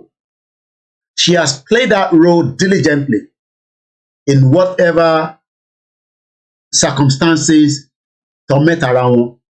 Yes, we don't want her to go. We don't want her to die. Eshegon Egbomi Oluwasanmi Bayo, one of the best writer when it comes to the humanity and the injustice in Nigeria. Àwọn ọlọ́ Nigeria nìsín, but wọ́n fi pen wọn, wọ́n fi deal pẹ̀lú Buhari àti àwọn previous government. And thank you so much. And we were still chatting yesterday as well. I know there's a lot of bit of things that is making us feel like Igbo ni ìrìn àjò Yoruba nation dé. The Yoruba nation struggle is not yet dead. And the reason it's not dead is because more Yoruba people will voice out at the appropriate time. Ṣẹ̀rá àwọn tí ó ti accept pé Nigeria is not a country. Àwọn ń dúró. But ṣẹ̀rá àwọn tó ti accept yẹn, ìyà máa jẹ ṣégè sí wọn. Àwọn ló máa wá voice out fúnra wọn. Because things will get worse before it can even get worse. It's not going to get better. Nigeria today, as it is really on that point to explode. But everybody is trying to manage and patch it to see how much more time they can use Nigeria, whether it's the Western world, whether it's the Fulani Caliphate, whether it's the Yoruba politician, the other ethnic politician. Bẹ́ẹ̀ni, ìjáyà, mo ń gbọ́ audio tẹ́ ṣe release, or ti send sí mi. Àbọ̀rọ̀ yẹn listen. So if anybody think that the movement is completely gone quiet, ẹ̀ ń tanra yín. Kí ni mo sọ? Ẹ̀ ń tanra yín. Because the movement is still ongoing. And it's ongoing in the sense that anybody tí kò bá ti mọ̀ pé ìran Yorùbá fẹ́ lọ, it's just a matter of time. The explosion that is about to hit Nigeria, ẹ máa béèrè pé níbo ni explosion yìí ti jáde wá? And what do I mean by that? Ṣé ráwọn tó wà nílé presently don't feel pé politics ló máa solve the problem in Nigeria? They will come out and they will be more angry than somebody like me. Because gbogbo ẹni tẹ́ ṣe tán ní university in the last 2 years, kò ń ṣe pé ẹ lè ríṣẹ́ ní Nigeria because there is no job in Nigeria. There is not even a single opportunity anymore in Nigeria. Nigeria has hit the wall as the Titanic did and is sinking. But then Titanic total sink kondele. Forget about whatever kude or prayer you are doing. The Nigeria you know of today, that train is coming down bit by bit. Let's watch these latest short interview that our father granted in Benin Republic. I'm talking about the one and only Professor Banji Akintoye. Interview. While we continue to remember our mother, Yeye Lufe. And studied history at the University College, Overseas College of the University of London. And also in Ibadan, he had his doctoral studies from 1963 to 1966 at the University of Ibadan, where he was awarded a PhD in history in 1966. He taught at the history department of Abafemi University, Great Ife, Ile-Ife in Nigeria, where he became a professor and a director of the Institute of African Studies from 1974 to 1977.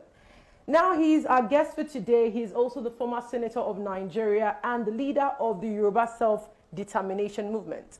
Very good day to you, sir. How are you doing today? How are you? Very fine. I'm glad to be with you. It's a pleasure to have you here today. Thank you. All right. Now, so let's get straight to business. Now, a couple of days, the Independent National Electoral Commission of Nigeria warned that the 2023 general elections, which is just a month away, faces serious threats of cancellations. And this is considering the waves of insecurity that has bedeviled Nigeria. Now, how do you access this statement? Well, there's telling the world the truth. Nigeria is not in a position to hold an election. There is too much insecurity in the land. People are being killed every day in all parts of the country. Thousands of people perished by the day. And the situation is not one in which you say you want to hold an election. The answer really to Nigeria is not an election now. It's a responsible, carefully handled interrelationships among the leaderships of the various nationalities of the country, so that we can decide where we want to go. And where we Yoruba, the largest ethnic group, the largest nationality in the country, want to go, is to exit Nigeria, to leave Nigeria and start a country of our own. Sometime in January, on the 9th of January to be precise, 2023, one of the Yoruba activists was killed by the police on Monday, the 9th of January, during a rally organized by the Yoruba Self-Determination Movement. Now, can you throw more light on what actually happened? Well, the right to rally at all is the right of every human being in the world. The right to rally for self-determination is the right of every nationality in the world. So when our young people came into the streets that morning wanting to rally for Yoruba nation, they were totally within their rights under the law. But Nigeria is what Nigeria is. It's a land of savagery, of brutality and barbarism. So a policeman came out, saw them gathering together for a rally, asked them, "What are you doing here?" They said, "We are here to rally peacefully for the self-determination of the Yoruba nation." And he just shot one of them. That's Nigeria for you. But that's not the end of the story. We are going to court to seek redress for the loss of that life. And people know that when we Yoruba go, we go. We are very capable. Yeah, thank you. All right, you're welcome, sir. Now, can't your movement, the Yoruba Self-Determination Movement, organize, collaborate with the police force or the security forces in Nigeria in such a way that there'll be no situation of bloodshed? What you are required to do under the law is to inform the authorities that you want to hold a rally. Once you inform the authorities that you want to hold a rally, you are within your right to hold a rally. That's all. That's the only kind of cooperation. You may, if you like, ask them, "Can you please send some policemen to come and protect us?" If they say yes, okay. If they say no, okay, you go on and do your rally. Nigeria is a land apart from the rest of the world. That's the truth of the matter. Now, many educated Yoruba people who are sympathetic to the idea of an independent Yoruba nation view Yoruba agitators, especially the agitators operating on social media, as individuals who lack, they are not polite, they are rude, and they are aggressive. Now, what is your movement doing to ensure that they are not associated with the struggle, but to ensure that they do not also compromise the struggle? Yeah, the crudeness that you see on social media among some Yoruba is a product of the Nigerian experience. We are not like that. Yoruba people are not like that. We are known all over the world to be. I love that way Babakitoye, our prof, Kolomba Loremi bàbá yẹn. Ẹ wo bó ṣe dá journalist yẹn lò. Ẹ mọ̀ pé Dr. KABIRU kò sí, wọ́n máa ń sọ ní gbogbo ìgbà pé the Nigerianness tó wà lára ọ̀pọ̀lọpọ̀ òun ló jẹ́ ká máa react in some ways. Tá bá ti yọ the Nigerianness yẹn kúrò, before you know, things will start getting much better. But because Nigeria as it is, ó ti dá psyche ọ̀pọ̀lọpọ̀ nù, ó ti dàrú because ẹni tó ṣe tán ní university, ó expect pé kó bẹ̀rẹ̀ iṣẹ́, kó máa ríṣẹ́, kò ríṣẹ́. Ó rí tí wọ́n rí ọ̀kadà, ẹ wo ọmọ tí wọ́n pa ní ojú ẹlẹ́gba, ọlọ́pàá mẹ́ta ló strangle ẹ̀ ló fi pa. Ṣé mọ̀ pé grandma ọmọ yẹn náà ti kú ní Sùúrùlérè ní weekend yìí. The 25-year-old boy that was killed in ojú ẹlẹ́gba, wọ́n ní kẹ̀kẹ́ nárúwá tó ń gùn yẹn, ó sì gbà ní lóòrùn ni, ó ń san díẹ̀díẹ̀. But eventually, ènìyàn lọ sí rally o. ẹ gbọ́ mi dáadáa èyí tí ẹ máa ń sọ ọ̀rọ̀ tí kò ní meaning ta máa ń sọ fáwọn èèyàn pé Nigeria is the criminality that is in Nigeria today would affect everybody. As I speak to you today, ẹni tó travel lọ sí Nigeria lánàá tó jẹ́ family friend wa kò tí ì rẹ́rú ẹ̀gbà ní airport bí ṣe bá yín sọ̀rọ̀ báyìí because one strike lọ́wọ́lọ́wọ́. So Nigeria would occur, would happen, would affect you one way or the other. It could be pé o kàn lọ sí hospital, injection tó yẹ kó fún ẹ, wọ́n fún ẹ ní more than the dose tí kò jẹ́ kó gbà. And you will die and nobody will know you are dead. So in tí a gbọ́dọ̀ fi máa rántí pé Yeye Lufe tí à ń tribute lórí wọn lẹ́rìí ni pé she would not want us to remain in that one Nigeria. She would not want us to remain.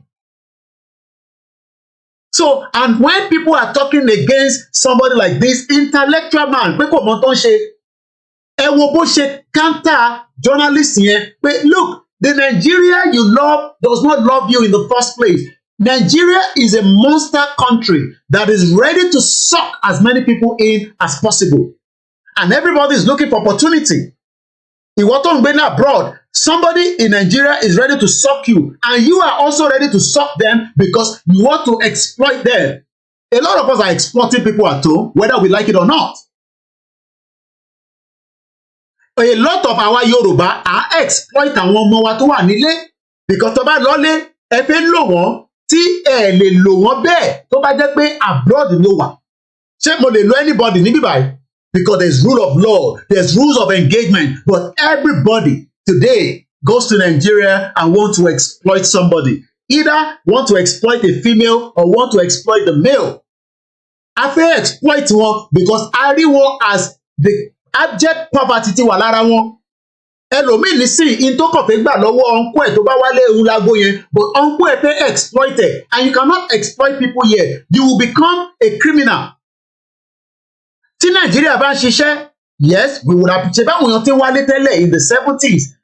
Bàbá ìlú òyìnbó ṣẹ̀dé ní ẹ káàbọ̀, but ẹni tó fẹ́ lọ kí wọn yẹn kò wó pé òun fẹ́ lọ mú kóòkì nílé ẹni yẹn because òun náà lè mú kóòkì nínú ilé ẹ̀.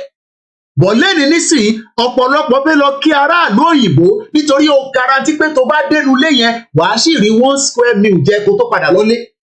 Tó bá dẹ̀ fún ẹ ní 10,000 naira bonus ni because agency ọkàn the average salary in Nigeria is not even up to 18,000. So anybody tá bá fún ní 10,000, 20,000 bonus ni because kò ṣiṣẹ́ fún. So that is why we are telling the people that Yeye Lufe wants us to continue with the Yoruba nation struggle. She does not want us to sit back and say, nítorí pé àwọn ti jáde láyé káwá máa rí. No. She wants us to continue to fire on. Fire the cylinder, the woto, the guerrilla warfare that we will use against the federal government. And part of that is what we are doing already.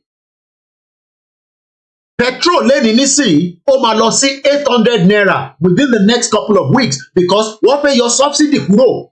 Currently, as at the weekend, 300 naira is the price of the pump fare, petrol per litre.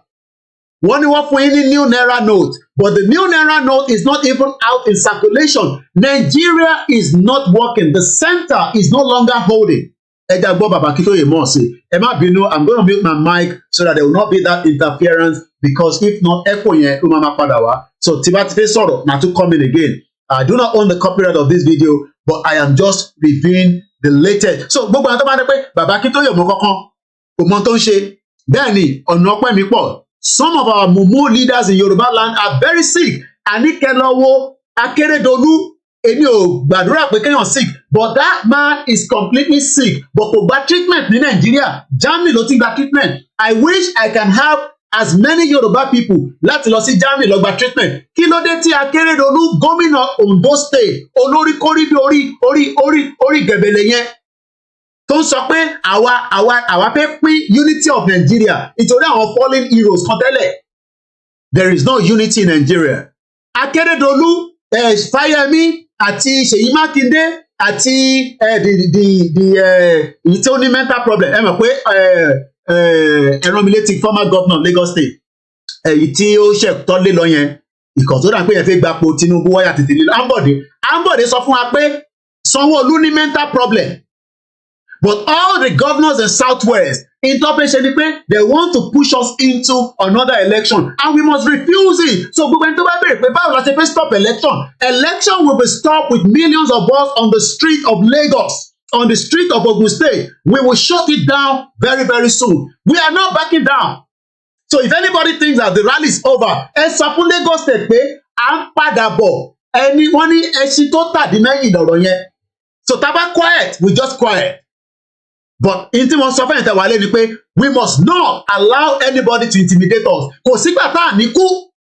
Ìyá wa tó kú lánàá nísìn would not have wanted to die. Kò sẹ́ni tó fẹ́ kú. So the fear that wọ́n fi sí wa lọ́kàn yẹn pé a máa kú yẹn, ó better kí Nàìjíríà wà in pieces than kó wà ní stage tó wà, because it's not helping anybody. And don't let anybody fool you.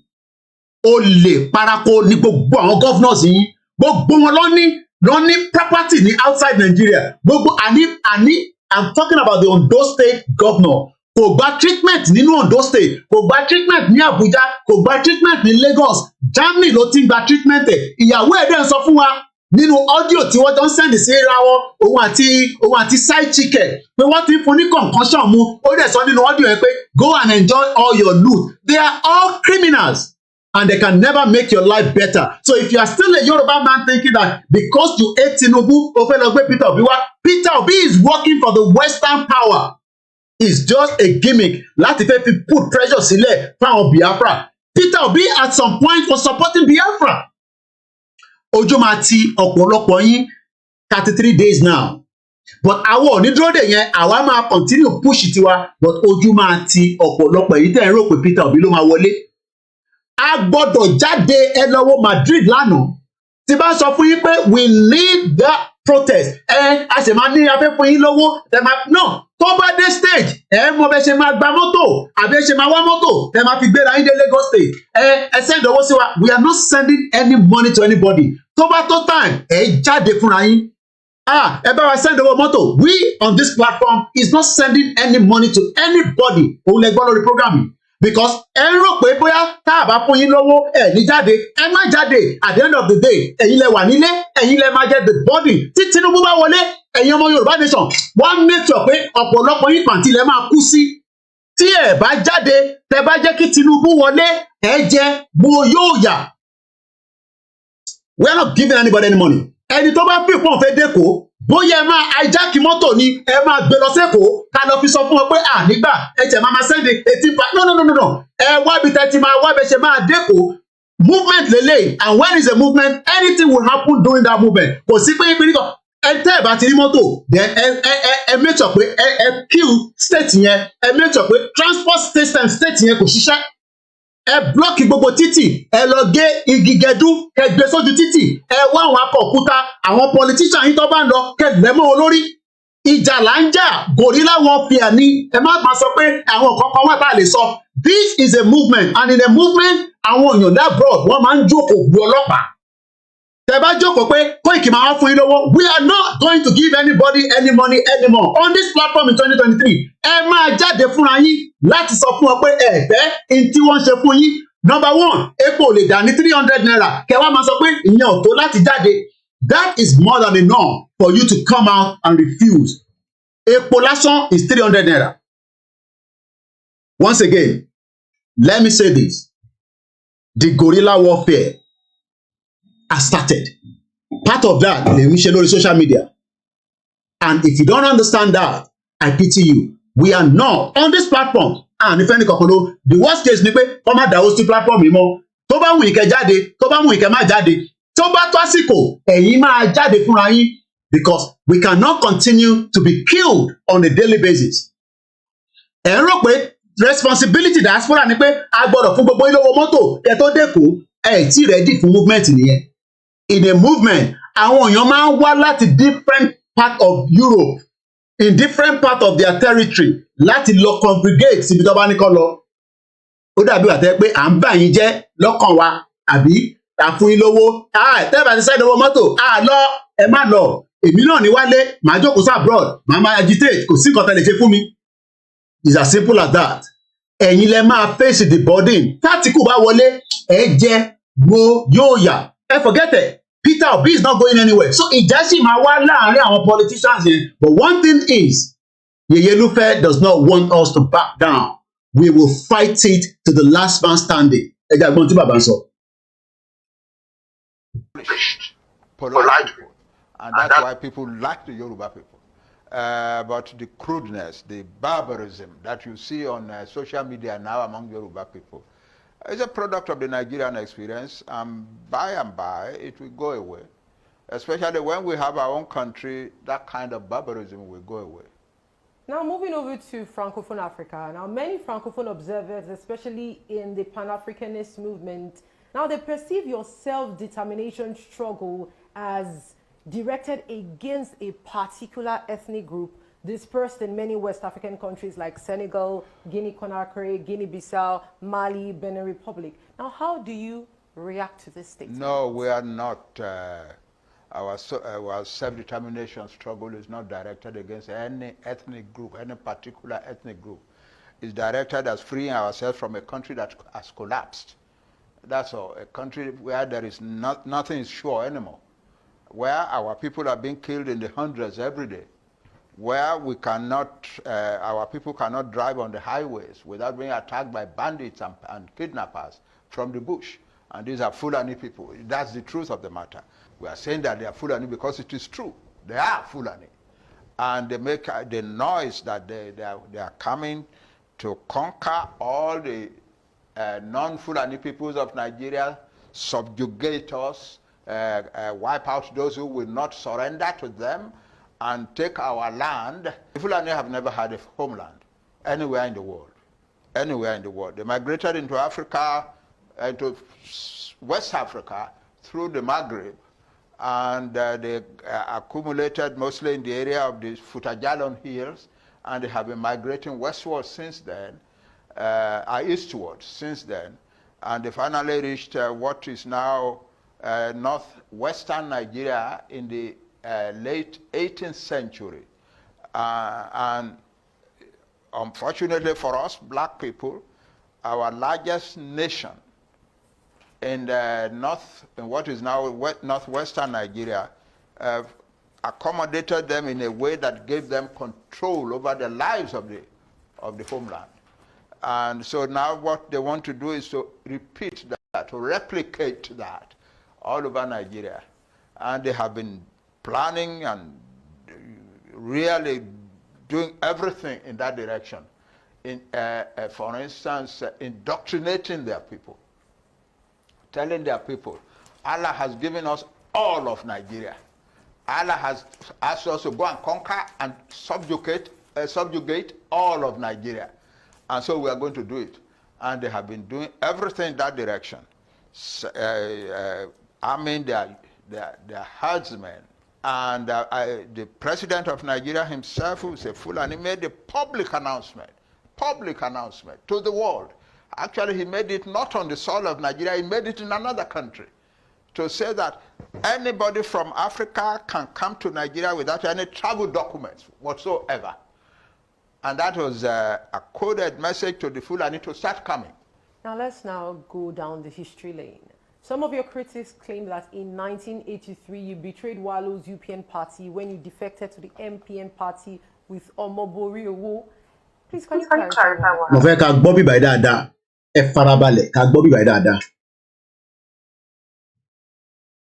It is one of these primitive lies that people tell on social media. They don't know the truth, or they won't learn the truth because it's there. The newspapers are there. If you want to say a thing like that, you go and check up.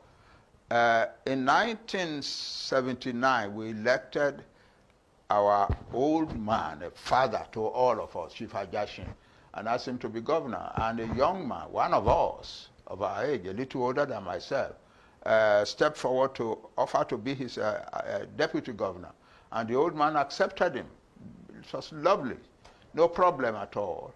Then within 2 years, they were, the young man had organized a crowd of young people, and they were sniping at the old man and making life impossible for him. I was in the Nigerian Senate in Lagos. And we who were in the Nigerian Senate in Lagos held a meeting. What is this happening in our Ondo state? And I was asked to go and find out. I went home, I held meetings all over the place and so on. I went to the House of Assembly.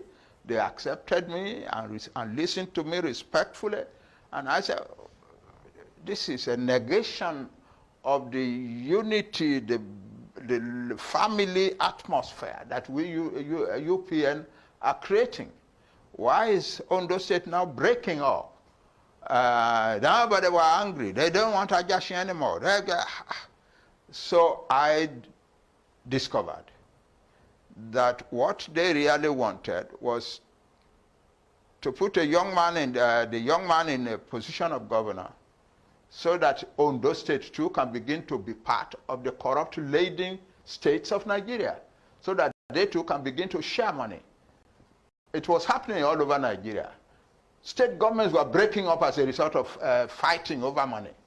In Bendel State, I was the secretary of the committee that went to organize a settlement between the governor and the House of Assembly. The committee was led by Mrs. Odinamadu, vice president of the UPN. And I, as Assistant National Secretary, went as the secretary to that committee. So I knew what was happening. I knew that that's what they were doing. Ajashin would not touch public money. No way. If, in fact, this security vote that people are now talking about came in at that time, and Ajashin said, we call this security money, or you don't call it security money, it is still public money. Therefore, we cannot share it. And they didn't like that. They didn't like that at all. That's why they were fighting him.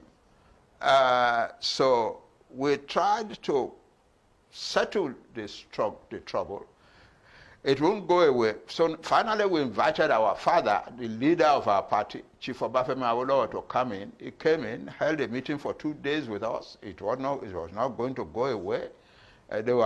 People were even lying that Omoborowo is the favorite of Chief Awolowo, and so on and so forth. And I had some meetings.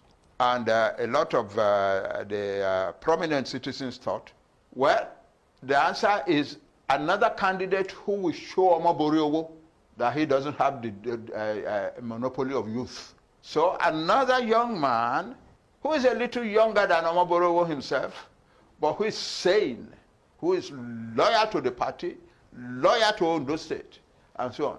So I protested. I wasn't ready for an election and so on. Finally, they asked me to come in. I came in. And they were making a noise that the Ekiti people have all 100% decided that Omoborowo will be their next governor. So I went in there. Ekiti belongs to me too. So I went there, and within a few days, actually, pushed them out of a number of Ekiti towns, you know, and so on. And it got so bad that they organized the killing of people in Ekiti. I was in Lagos. Chief Ajashin phoned me, Banji, they are killing people in your town. So I rushed back to Akure. It was a terrible day. And went to see Chief Ajashin, and he said, okay, let us go to Ado-Ekiti together. And we went to Ado-Ekiti together. And we went to see the families where Omoborowo's people had killed people. And it was terrible. At that point, I thought, well, maybe since it has come this far, Baba, what should I do? Baba said, stick in there, because you are the one person making it impossible for them to roll over Ekiti. So I stood in there, and the nomination came, and Chief Ajashin won. And within an hour, I was on television in Akure announcing that the nomination exercise is over, Chief Ajashin has won, and I and those who support me are supporting him. Within 1 hour. If it wasn't even 1 hour, I just left the place where the nomination thing was read. I was staying in Professor Aluko's house, and my crowd was already there. And I just said to them, listen, we are going to make a statement. These are some of the, lies. Tí wọ́n fẹ́ pamọ́ bàbá ẹ̀, trying to, workshop everything to destroy him. So tó bá destroy ẹ̀ tán, àwọn á lè take control, and you will not do so. As long as táwọn bá ṣì wà níbí báyìí, Baba Akintoye has my full backing 100%. And I'm not here to listen to all these idiotic morons, uncles and daddies and grandfathers. Tí ẹ ní balls láti lọ jókòó sí Benin Republic láti lè ṣe tí bàbá yìí ṣe. We are not going to tolerate that from you nonsense people, mad people all over the place. Tí gbogbo èèyàn bá ń sọ pé bàbá yìí ò ṣe kankan, ìwọ náà gbé bàbá tiẹ̀ jáde níbikíbi tí bàbá ẹ̀ bá wà tó bá ti kú kó lọ wú grave bàbá ẹ̀ kó gbé jáde ká mọ ibi tí bàbá ẹ̀ ká mọ ibi tí ó tọ́ sí sí ká pe spirit ẹ̀ kó máa bá gọ́ọ̀mẹ̀ntì jà. Mad people all over the place. Wọ́n fẹ́ bà integrity bàbá yìí jẹ́ àbí bẹ́ẹ̀ kọ́ ẹ̀ ń pè lórúkọ ẹ̀ ń lébẹ̀lẹ̀. Lára àwọn tájọ́ ń ṣe mídíà kò jáde rí láti joy ní ojú títì South London ní bíbá ní Central London tó jẹ́ pé kò síbi tó bá wà ní UK kódà ẹni tí kò agree pẹ̀lú Yorùbá nation tí kò ń ṣe Yorùbá nation fully because ó ń ṣe in and out ó sì wá sí London kàmákọ̀ dárúkọ anybody tó jẹ́ pé ó wá láti base ó wá sí London so many times níwájú Nigerian house l'Abuja house and I'm sure you know the person I'm talking about but èèyàn kan jókòó sínú comfort zone ẹ̀ láti 3 years èèyàn kankan rí ní títì rí láti sọ pé Yorùbá nation kó gbé bánà síta obìnrin kọ́ lẹni tó kù yìí nísìn ìyá wa tó kù yìí ṣé àwọn náà ṣe jókòó sínú ilé wọn kó máa ṣe Yorùbá nation nìkan but mad people all over the place because ẹ̀yin tí a rò pé ẹni làákàyè tẹ́lẹ̀ àwa ṣe realize pé okay àtẹ̀tẹ̀ understand nísìn but you will not label Baba Akintoye as a criminal why koikimedia is alive because I went home but mo máa ń sọ pé èmi ti bí ti rẹ́kọ̀dì púpọ̀ nù yín lẹ́yìn Lady K tó wà nílé nísìn pẹ̀lú àwọn èèyàn wa kò sẹ́ni kankan tó lè tí bí ti rẹ́kọ̀dì tí mo lọ ṣe nílé because èmi lọ lé mo dẹ̀ mọ̀ so many times tí mo take a risk láti Ìbàdàn lọ bá Baba Akintoye nílé Ifẹ̀ èèyàn kan wá jókòó sínú comfort zone wọn wọ́n jáde rí ẹ bèrè lọ́wọ́ wọn látijọ́ ta ti ń ṣe Yorùbá nation UK bíbẹ̀ ló ń gbé o UK bíbẹ̀ ló wà o kò sí any reason kódà ìyàwó comfort wọ́n máa ń gba night duty wọ́n máa ṣetán ní night wọ́n máa gbàbẹ̀ wá sí Central London mo rántí pé ìrálì kan tá fẹ́ lọ ṣe ìyá mi Ọmọlára Àjàlá àwọn ló kọ́kọ́ débẹ̀ àwọn ìyá àgbàlagbà níjọ́ tó lọ bọ́ sílé Ìgbòho tó fẹ́ pa Ìgbòho sílé tí fẹ́rẹ́ gan àwọn ìyá yẹn ló kọ́kọ́ bọ́ sí títì níwájú number 10 Downing Street èèyàn kan wá jókòó sínú comfort zone ẹ̀ sínú yàrá ẹ̀ ó wá ń lé bẹ́ẹ̀lì Baba Akintoye as criminal ẹ̀yin ọmọ Yorùbá ẹ̀dẹ̀ ń support ẹ̀. You are all mad people. Even nìyí ẹni tí bàbá ẹ̀ bá ti kú ẹ lọ gbé bàbá tiyín jáde ká gbé spirit bàbá tiyín ká ràn kó máa bá wa pa gbogbo àwọn Fúlàní tó ń pa wá. Tẹ́ ẹ̀ bá ń ṣe pé wicked. You understand? Thank you so much, Eunice. I've talked about Frank Bello. Frank Bello is not somebody we can come and talk about here. I've talked about him so many times. I don't have to even give him a platform on this platform anymore. Èmi mọ̀ tí Frank Bello sọ pé mi, mo sọ fún yín, ó debunk ẹ̀. Ó ní kí yé máa dárúkọ àwọn royal family tí bá ń ṣe program. Òun àti àǹtí ẹ̀kún l'Amẹ́ríkà lọ́jọ́ pè mí. Tó bá jẹ́ pé irọ́ ni mo pa, ẹni kò ṣe program lé lórí pé irọ́ ni mo pa. So Frank Bello is not worth discussing on this platform. Those ones are just bitter. That people like us came up and were firing up like a cylinder without looking back and without the change the program. You see, my wife is already calling me, trying to control and say I should slow down. Ìyàwó mi ti ń pè mí. I just refuse not to take the call. Mad people all over the place. Most of you, we will all be here. We will give full support, my loyalty for Baba Akintoye. Ibi tó kódà àwọn kan ní ẹ tó bá ń lọ sínú igbó bẹ́ẹ̀ ni inú igbó yẹn náà ni. Because you are all stupid. Baba release the 34-page document tó wà níta in public domain tó sọ pé ọ̀nà báyìí la máa gbà wọ́n ní bàbá yàn ní template bàbá kò sí gbogbo bíi tí àwọn bàbá yìí kọ communication sí a ní receipt a ní record ẹ̀. Bẹ́ẹ̀ni Frank Bello yẹn wà pained ni ó rí pé rà wá jáde pé àwọn kan tẹ̀ tún lágbà òun rò pé bá tóun jó Nigerian passport òun ìyẹn èmi lọ́lé ni Frank Bello rè lọ́lé. Èmi lọ́lé èmi Ọláyọmí Kóìkì of koikimedia ọmọ Yorùbá tàtà ọmọ Ìjẹ̀bú Òde confam èmi lọ sílé ni mo lọ́lé ni ó ṣọ́ọ̀kì gbogbo yín nígbà tẹ́ rí mi nílé pẹ̀lú Ìgbòho ẹlòmíì ìgọ̀gàn ló ti rí picture Kóìkì pé bọ̀bọ̀ ìsan lórí lóòótọ́ kódà ẹ̀gbọ́n mi Amọ́dàmájà níjọ́ tí mo lọ sí Dustin wọ́n ní tí mo lọ ṣe yẹn wọ́n náà pọ̀ àwọn òtó bẹ̀ láti lọ ṣe pé mo fi comfort zone sílẹ̀ mo lọ sí Nàìjíríà Amọ̀dẹ̀májà ló sọ bẹ́ẹ̀ ní Dust State ẹ̀gbọ́n mi dáadáa ó ní láyé òun ò lè lọ dáhùn ó ní láyé lòun sọ ìjà tóun bá wọn jà ní bíbá ìkọsẹ̀ ó ní problem kan fóun lójoojúmọ́ because he's always fighting the fake politicians that are not doing well in our people's life because àwọn ọmọ mú ṣe dáadáa wọ́n ní láyé èèyàn kan máa ń sọ Frank Bello wo ó kàn jó Nigerian passport bí kò lè lọ sílé èmi lọ́lé ní ṣèbọn mọ̀ọ́dọ́ lòun òun náà ṣe lọ sílé òun náà ṣe lọ́lé àwùjọ social media is very easy it's a comfort zone inú ilé mi lèmi wà nísìn tí mò ń pariwo gbà and my neighbor cannot complain because ọ̀sán láwà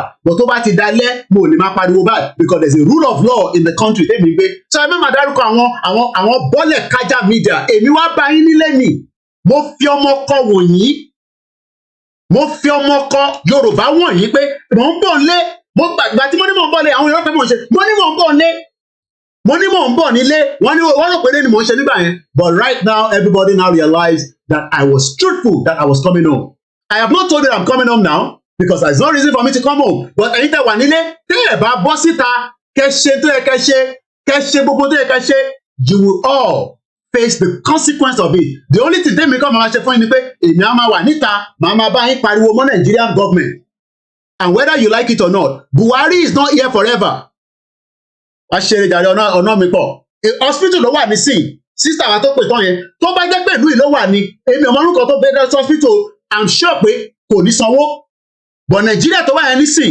ó ṣeé ṣe kó jẹ́ pé ó mówó díẹ̀ dání àbí kó mú èèyàn lọ hospital yẹn kó ẹjọ́ ẹ ṣáà bá ń tọ́jú mi ẹ fún mi ní omi mo fẹ́ ẹ fún mi everybody ó drip lọ máa ń gbà ẹni tó bá rẹ̀ èmi lọ́lé nì ojú ogun lẹ ti pàdé mi nílé nígbà tẹ́ dé mi àti Ìgbòho ní Ìgàngán ẹ wá ní kí n fi Ìgbòho sílẹ̀ ẹ wá ní gbogbo tó ń sọ fún Ìgbòho kí èmi má fi loyalty mi sí lára àti bàbá Kítóyè àti bàbá wa Ayílóge Banji Ayílóge ẹ mọ fẹlẹ àmọ́ táwọn YSDM ṣe ẹ má kí n lo àwọn F language orí yín ò pè ẹ mọ tí YSDM ṣe ẹ lọ ṣe tọ̀dọ̀ ti yín ìbọn náà lẹ ń ṣe nísìnyí táàrí àrí result wọ́n parọ́ àrí result wọ́n kàn parọ́ lọ báyìí tó bá gbé lọ báyìí wá gbé lọ báyìí tó bá gbé lọ báyìí wá gbé lọ báyìí nothing is èmi tí mo gbé nínú òyìnbó fún 24 years èmi ò ní mọ̀ pé yàn kan ọ̀nà tẹ́ ń gba ìkọ̀ gbogbo tó fẹ́ sọ ni mo ti sọ àwa ní evidence pé àwọn bàbá Akíntóyè lọ sí ICC receipt ó wà lórí koikimedia they cannot give you a concrete receipt pé nǹkan táwọn ṣe lélẹ̀ èyí tẹ́ wà ń lé tẹ́ bá listen sí nonsense and jagbajantis kò ń ṣe gbogbo mídíà ló ń jáde sí títì ni mo sọ fún yín ẹ máa follow irọ́ lọ́tún lọ́sì èmi wá stupid èmi Ọláyọmí Kóìkì tí mo gbé pẹ̀lú àwọn mo sọ pé ẹ má bínú ẹ̀ tẹ́ wà ní Arab country mo máa ń sọ kò ṣe pé mo fi ń dìsí mo fi ń disrespect yín ẹ tó bá fẹ́ wo fídíò yà ní láti play mo ti play tí mo fẹ́ play bẹ́ẹ̀ ẹ lè lọ wo lórí kí a sì ń ṣe tribute fún yàwá ẹni tó bá sọ pé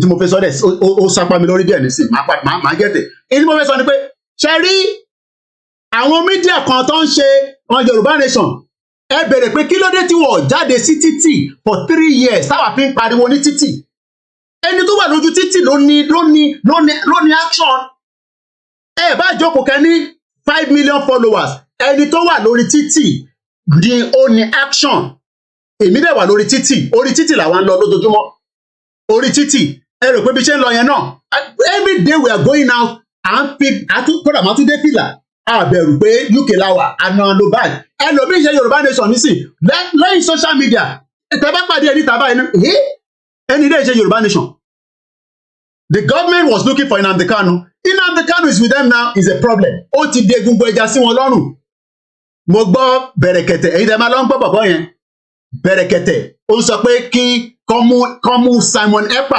imagine bẹ̀rẹ̀kẹ̀tẹ̀ saying that Simon Ekpa is a terrorist don't you understand and that one is fighting for human rights Berekete is fighting for human rights and he's saying that kini Simon Ekpa jà fún Simon Ekpa is fighting for the people that have been subjugated the people that have been corruption and the indigenous people that have been molested there is no rule of law bẹ́ẹ̀ni èmi mà kò máa sanwó kò ń ṣọ̀fẹ́ ọ̀nà ọpẹ́ mi pọ̀ ló ń sọ yẹn òun ló ń kọ́mẹ̀ntì yẹn ó máa sanwó pọ̀ kò sí bó ṣe lè kéré tó kódà gbọ́ ní discount gan máa sanwó and you want to compare yourself with me.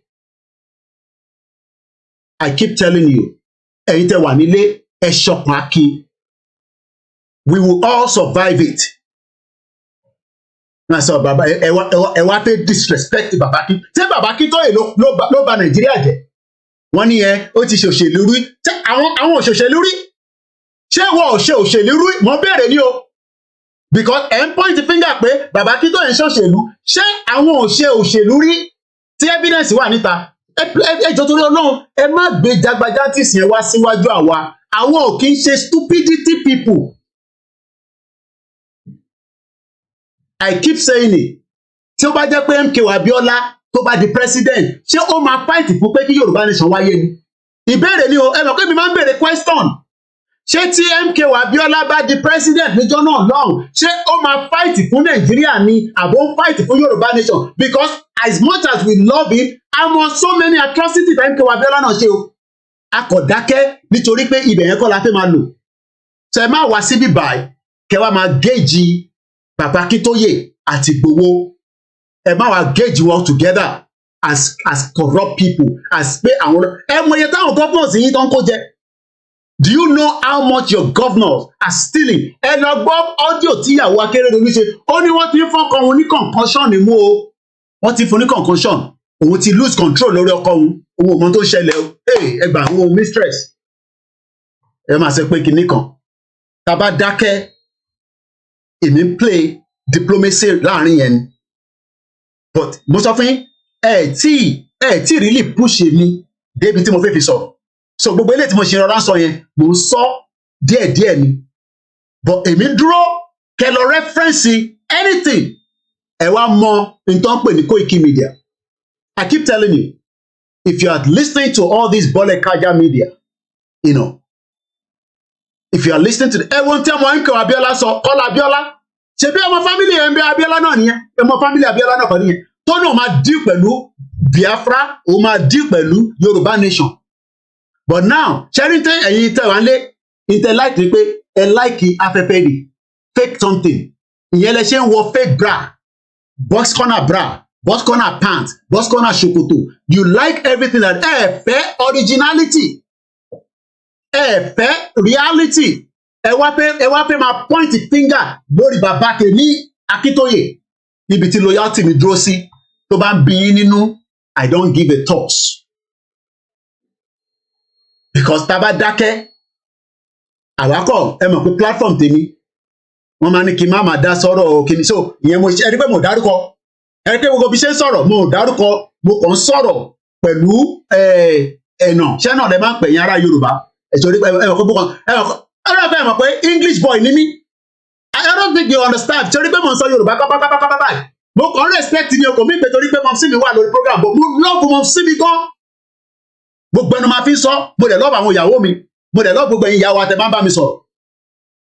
English boy ni mí, mo ti gbé nílùú for 24 years, kò jẹ́ kí tẹ̀ máa hùwà rárá bí ọmọ Yorùbá. Mo dẹ̀ tẹ̀lé àwọn Jamaica dáadáa, àwọn ìní, mo tẹ̀lé wọn dídí, mo sọ fún yín. Kódà tí bá sọ̀rọ̀, àwọn èèyàn máa rò pé ọmọ Caribbean ni mí. So, but à ń fi respect. So, ẹ jẹ́ kẹ́ ṣe sùúrù. Wọ́n náà gbé information kan lọ sí United. Information lẹ gbé lọ sí United. Ẹ kó dàgbàdàgbà lọ́jà àdékẹ́yẹ máa parọ́ fún wa. Ẹ fún wa ní evidence pé ẹ fún wa ní confirm letter. Mo sọ pé UN cannot solve our problem. Ẹ má máa parọ́ fáwọn èèyàn. Ẹ jẹ́ dàgbàdàgbà lọ́jà àdé. Ẹ kó dàgbàdàgbà lọ. Kó dàgbàdàgbà lọ.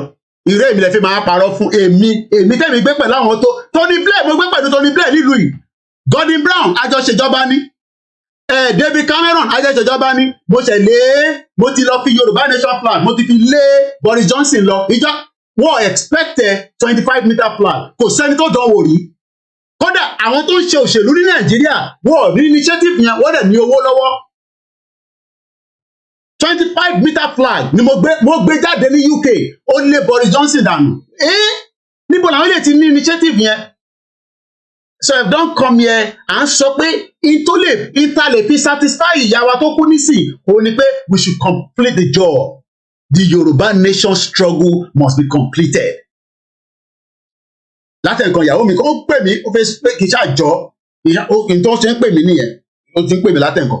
But one thing is, let me say to those of you at home, lówó mọ́tò tàbí fi dé kinní kan Mr. Koiki èmi ò gbowó kankan tí mo fi fẹ́ anybody mọ̀ kódà tá a bá gbowó lórí platform wa because ó dàbí ìgbà tó yẹ pé ẹ ń rí as mo mọ bí ṣe fẹ́ lo Yorùbá yẹn mo wá Yorùbá tí mo fẹ́ lo ẹ ń rí bí ìgbà tó yẹ pé tá a bá fún yín lówó mọ́tò ẹ ní débi tẹ́ fẹ́ lọ yẹn tẹ́ ẹ bá lè débẹ̀ ibi tẹ́ bá wà yẹn ẹ hold ẹ mọ́lẹ̀ it's as simple as that. Tí ẹ bá ní owó mọ́tò ibi tẹ́ bá wà yẹn gangan ẹ má lọ sẹ́kọ̀ọ́ ibi ní Ondo state ẹ wà yẹn ẹ make sure pé ó ń gbóná níbẹ̀ lójoojúmọ́. Àwa náwó fún yín ẹ fi pé àwọn tó ń kówó yẹn sílẹ̀ kódà tó bá jẹ́ pé ẹni tó jẹ́ wicked person lè ní right irú gbogbo owó yẹn èmi náà mọ bó ṣe máa mú dání sápò àwa wá náwó yẹn síta fẹ́yìn ẹ wá fi ẹlòmíì tẹ̀ fi pé responsibility tèmi ni it's not my responsibility eléyìí tí mo ṣe is more than enough tẹ bá ní kò wà enough tó then ìwọ náà dá tiẹ̀ sílẹ̀ eléyìí tí mo ṣe is more than enough and I am not ready to give up èmi sọ fún yín pé by fire by force Nigeria is either we go peacefully or Nigeria itself go pieces àwa fún ẹgbẹ́ 100,000 níbí 50,000 ẹlòmíì tẹ ìgbowó kò àtẹmọ̀ bí ó débẹ̀ ẹlòmíì gbowó lọ́wọ́ wa bí ó débẹ̀ kó débẹ̀ àtẹmọ̀ I don't understand ẹ wá fi pé privilege náà àwọn diaspora tó ń fún wa lówó yẹn wọ́n ṣe nítorí pé àwọn ń wo kódà ó kúkú wá pé mi pé kí n fi 2 million naira kí n kọ́ fi lọ ra omi nìkan kọ́ kó lọ síbẹ̀ ẹni tó bá fẹ́ wá síbẹ̀ kó wá ẹni tó bá fẹ́ wá kó má wá kò jù bẹ́ẹ̀ lọ so they see it as an entitlement lówó mọ́tò tá a máa fi lọ tó bá dójú ẹ̀ wá bẹ ṣe máa wá mọ́tò ẹ máa débẹ̀ kó àìtí jẹ́ kó dójú ẹ̀ ni ṣẹ́ni gbogbo ilé ìta ṣèyọrọ à ń ṣe because à ń ṣọ̀rọ̀ sọ òun ni gbogbo ilé tí wọ́n fẹ́ máa sọ yẹn òun ni ìyàwó mi ṣe ń pè mí pé má tún lọ sọ́nà ọbẹ̀ yẹn mọ́ ìwọ ò ní gbogbo yẹn mọ́ ní tó bá ń wọ̀n nǹkan ṣe ìwọ tí ṣe ó ti gbìyànjú tiẹ̀ mo ní náà mo ti try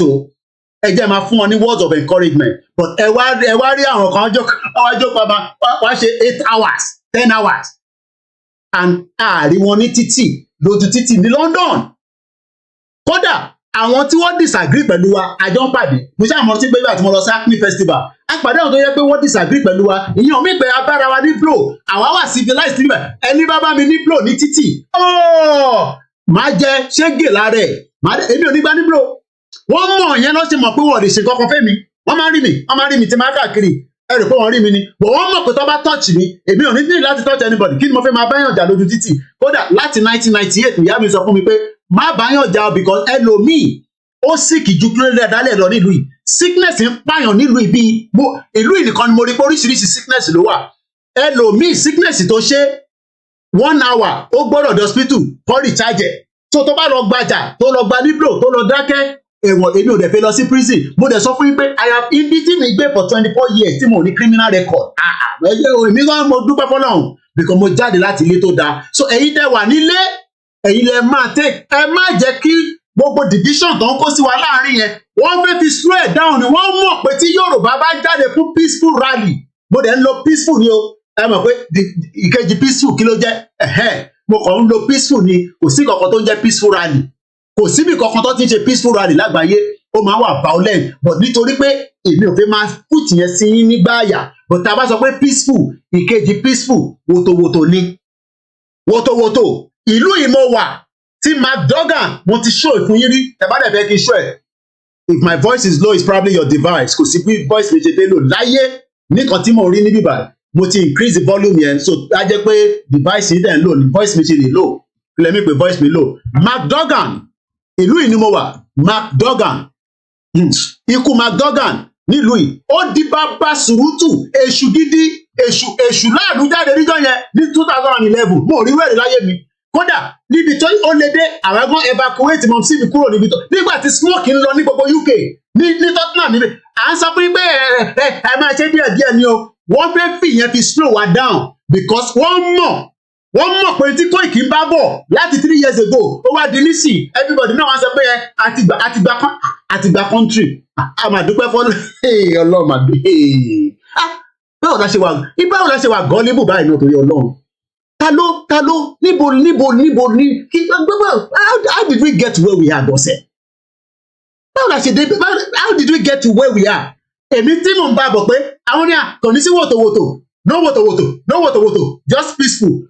14 years ni mo fi bá British fa wàhálà, a sì ń fà lọ́wọ́lọ́wọ́ báyìí. No, maybe the person wey dey watch me dey watch with all this Chinese phone. Ẹ má bínú, à ń ṣe níbi tí system tó loud báyìí. Ẹni pé wọ́n ò fẹ́ jẹ́ kẹ́ ṣe wòtòwòtò. So what they are doing now is, wọ́n náà ti gba country ní 2022. But sometimes you will still be hearing and be thinking, are we sure we are in a country? Process náà ni. So process yẹn, my question now, maybe máa bèrè bèrè, I'm asking question, question ni máa bèrè. So the question I'm asking now is, ṣé country tá ti gbà yẹn nísìn, ṣé country yẹn náà títí tó máa fi ṣe election, tó máa fi announce presidential ẹni tó win, ṣé nínú country yẹn, ṣé gbogbo, I don't understand what is going on anymore. Ṣé gbogbo ẹ̀ náà máa lọ side by side náà ni? So if Nigeria is continuing, Yoruba nation is still also, a nation that is running parallel to it. So we still have our governors running, we have our senator, our House of Rep. Ṣé ẹ mọ̀ pé tá bá ti stop election, Nigeria becomes void. Tony Nnamdi, ẹ lọ gbọ́rọ̀ ẹ̀ dáadáa. Only federal government should not think that they are the only one that is mad. Everybody is mad. I just saw some Niger Delta, and wọ́n ti kó weapon jáde rẹpẹtẹ pé elections kò ní wáyé ní Niger Delta. So the woto wey una dey avoid is still going to happen, because even the international community knows Nigeria is at the verge of breakup. Ẹ má bí ẹ mú kan mímú iṣẹ́ ìfẹ́ ẹ má bínú kò ń ṣe Chinese phone ẹ̀ ń lò, but the audio is good, it could just be your device. Bí a kẹ jáde kẹ wọlé padà, ẹ mọ̀ pé banter máa ń pọ̀ lórí program mi, so it does not mean that I'm on disrespecting yín.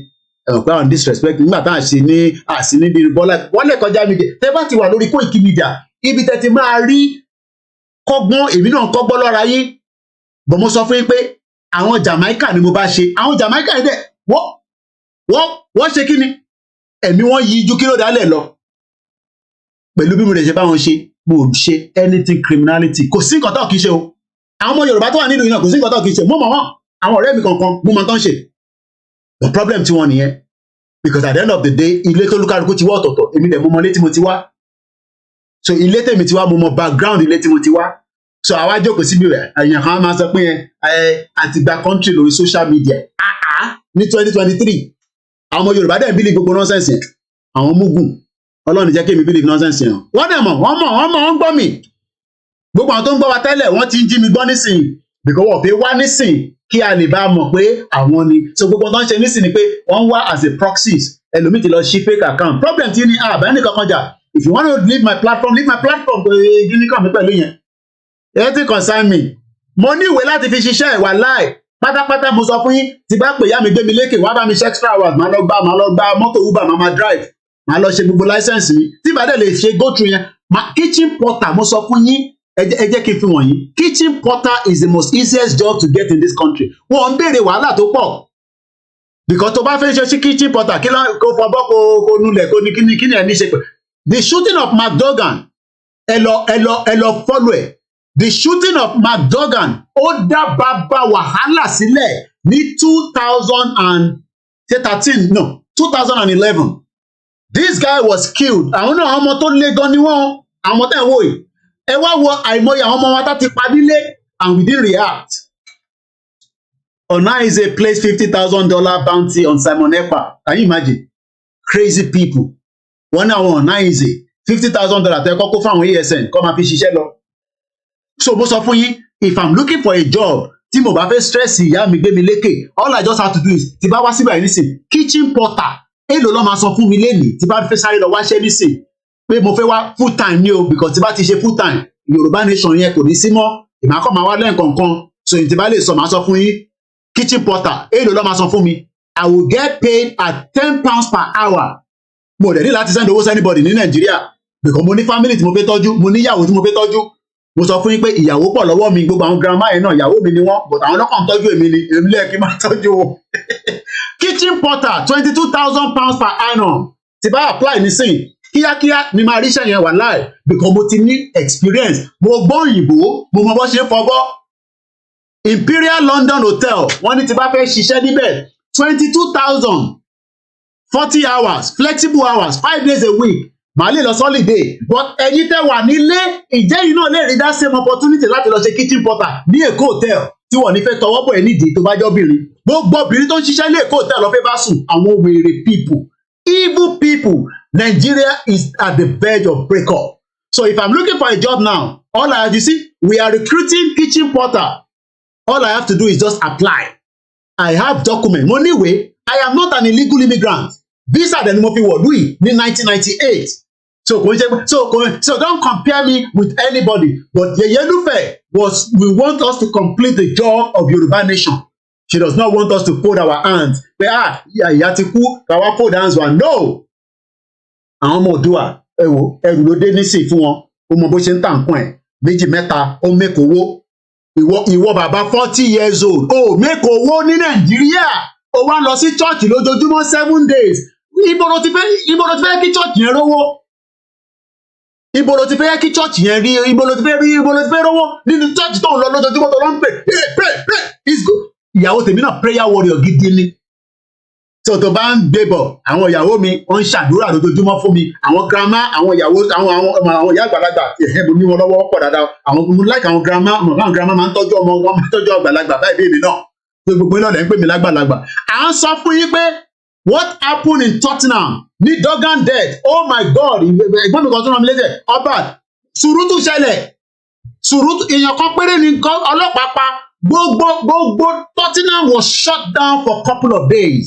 Kódà wọ́n rèdí store rẹpẹtẹ àwọn ńlá wọ́n wọnú store tó já ṣọ́ọ̀pù tó já gbogbo ẹ̀ àwọn ọkọ̀ lè máa sọ yẹn pé ìyẹn la fẹ́ máa ṣe ní Nàìjíríà tàbá but everybody knows that tó bá ti di full protest anything go happen èmi kọ́ ni máa sọ gbogbo yẹn fún yín kò ní bàjẹ́ fún yín jàre ifá mi kó mi tó bá ti di full protest everything go happen wótówótó ẹ wọlé sádùúgbò ẹ dàdúgbò yín mú but everybody àtìgbà nation wa o ẹ já slow down à ń ṣe paperwork ní 2023 wà life 40 years from now ẹ ti gba Yorùbá nation because let me say this kò sí anybody fẹ́ sọ fún yín nípa United Nations tí mo ti bẹ̀rẹ̀ sí sọ ní 3 years ago so ẹ má sọ pé gbogbo anything tẹ́ fẹ́ gbọ́ nípa United Nations mo ti sọ fún yín for 3 years of education on this program.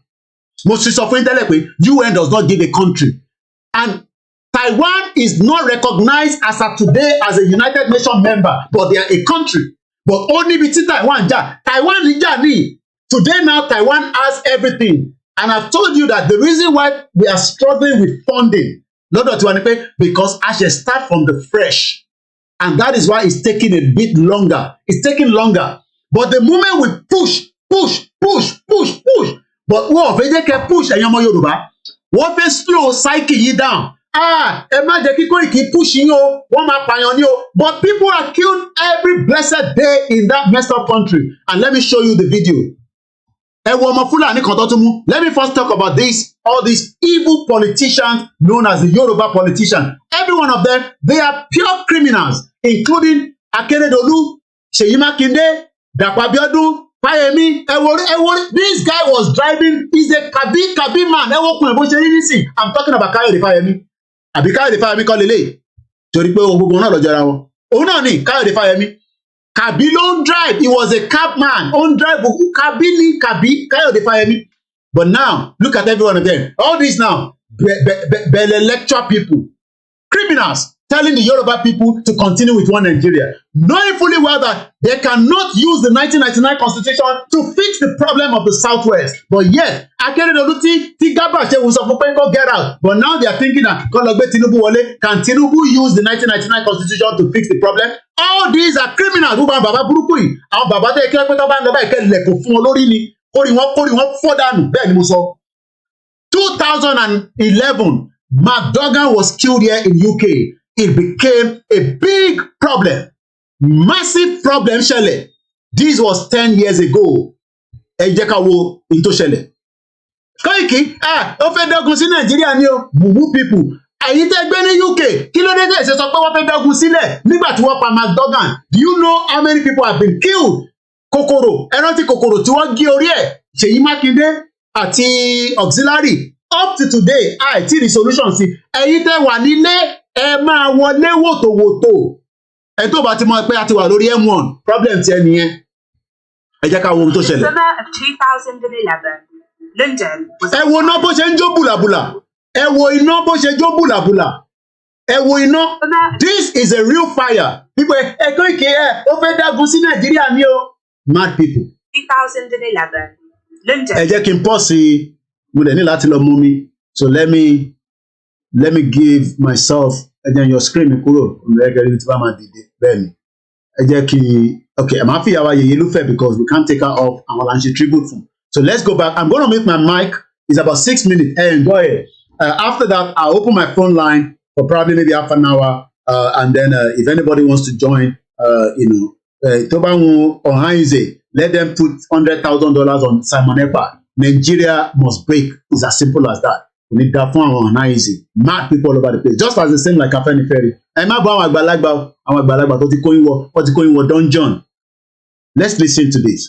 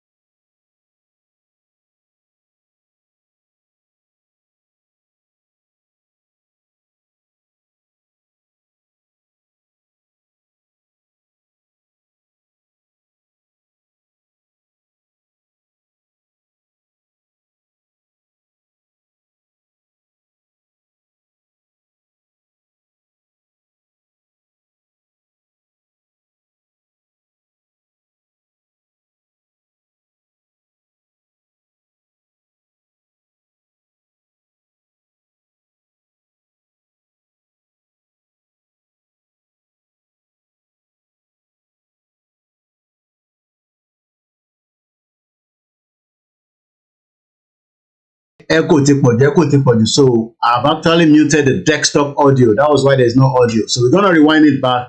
I just got a call from the backend team. And I've been that the audio will be back in just about a few minutes again. Because audio the desktop I'm muted. But let's play it back again now. Audio my dad missing.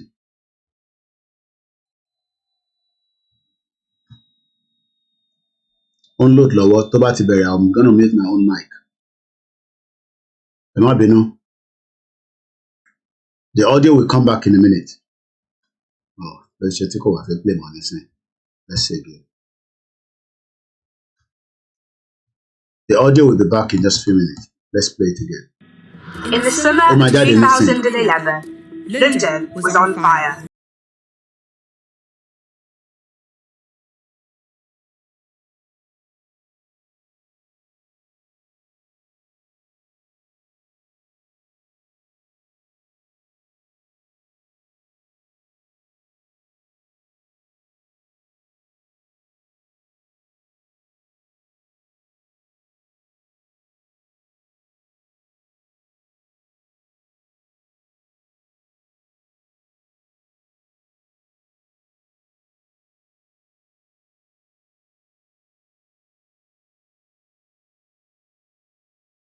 And have things actually changed?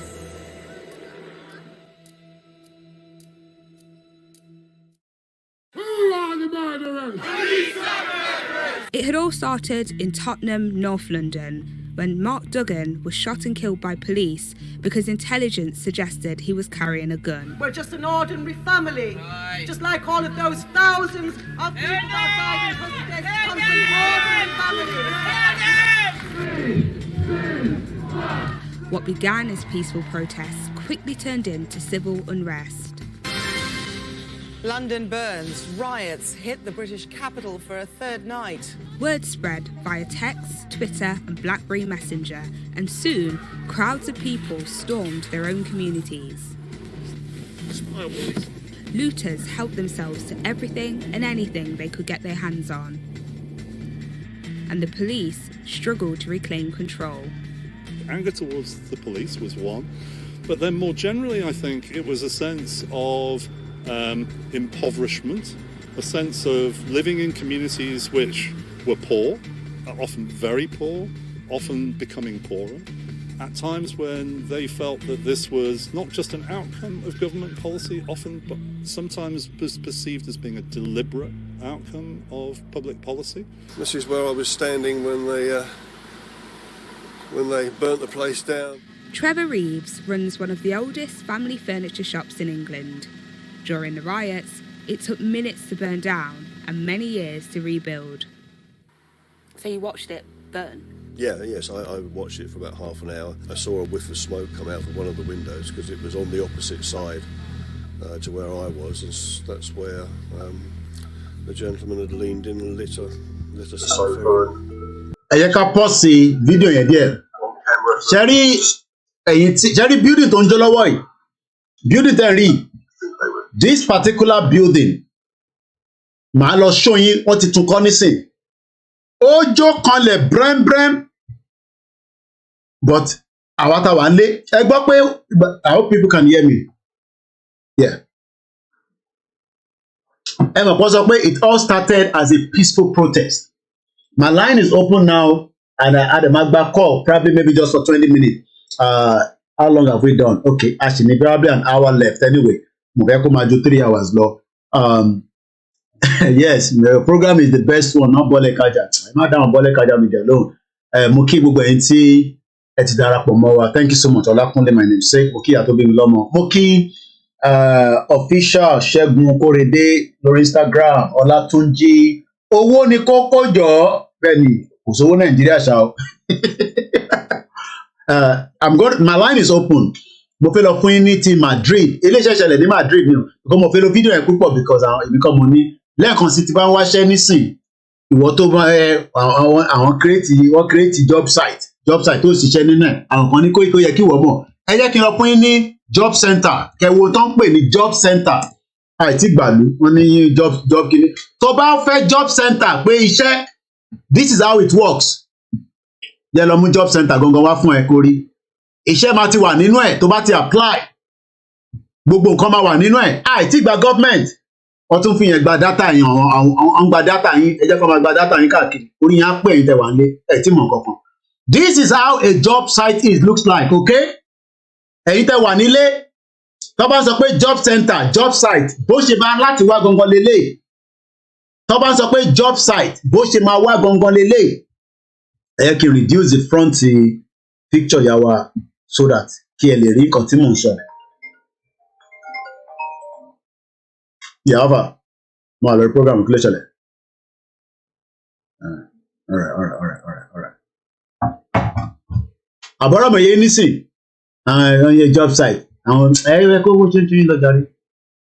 Gullible people, a mọ̀ pé everybody desperate. Èmi náà desperate pé ká gba Yorùbá nation, but kò ń ṣe pé ká wà stupid. Tẹ́yìn bá wà stupid, èmi wà stupid, mo sorry gan.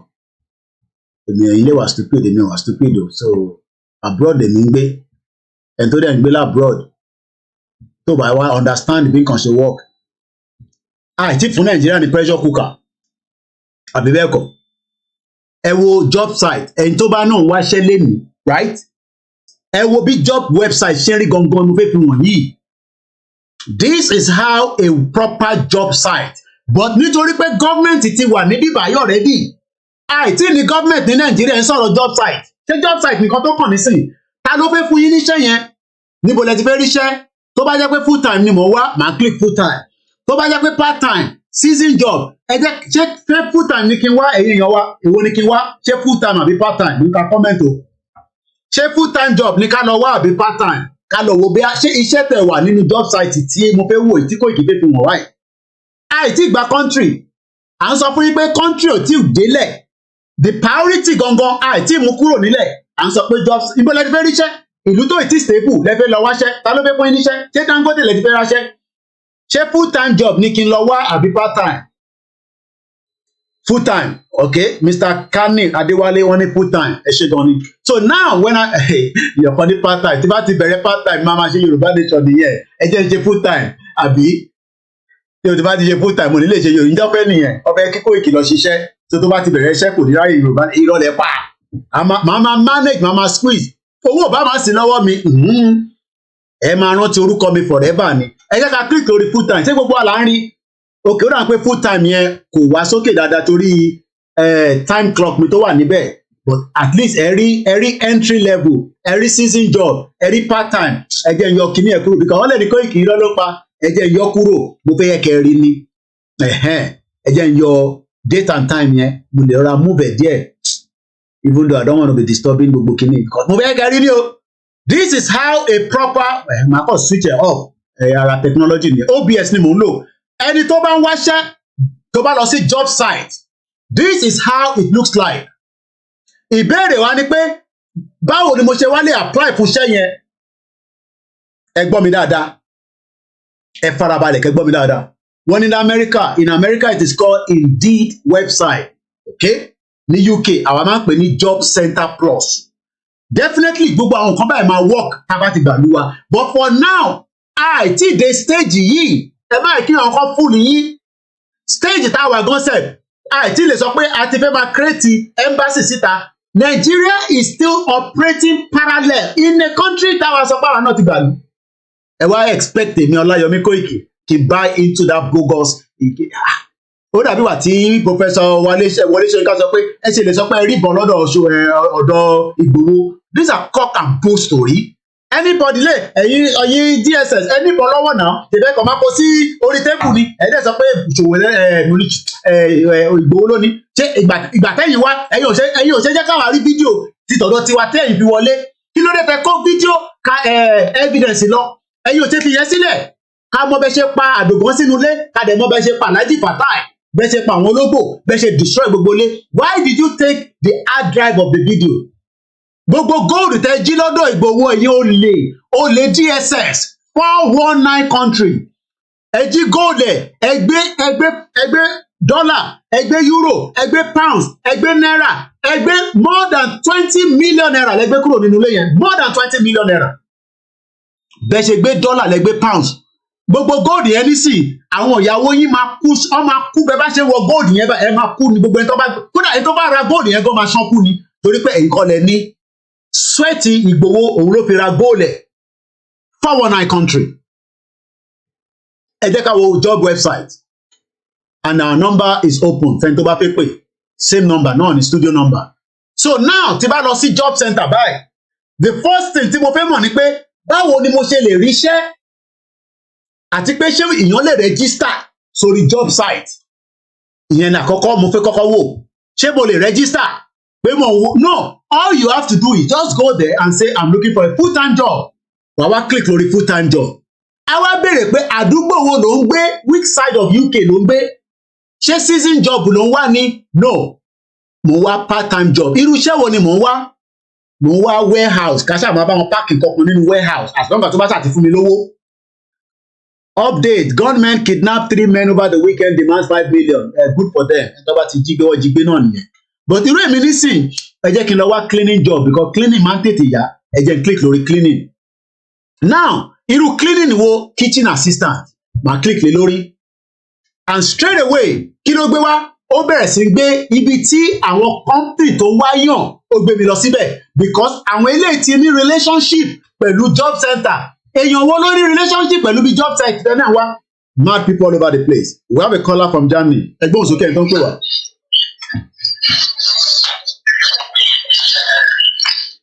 hello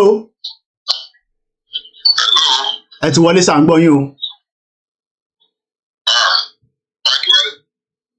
à ń gbọ́ yín sá ẹ ti wọlé. thank you so much sir.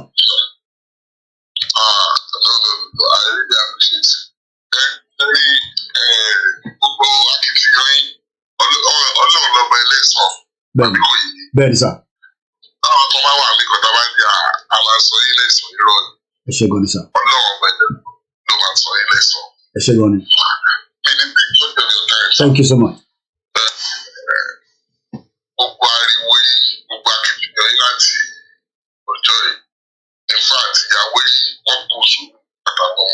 Eshegoni.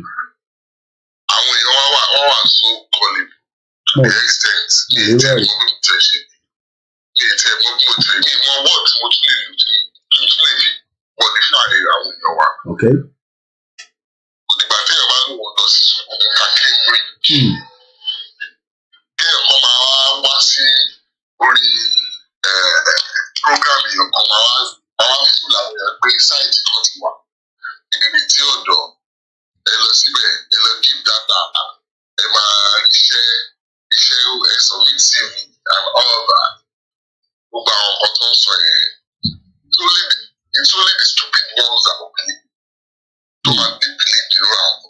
It's so painful.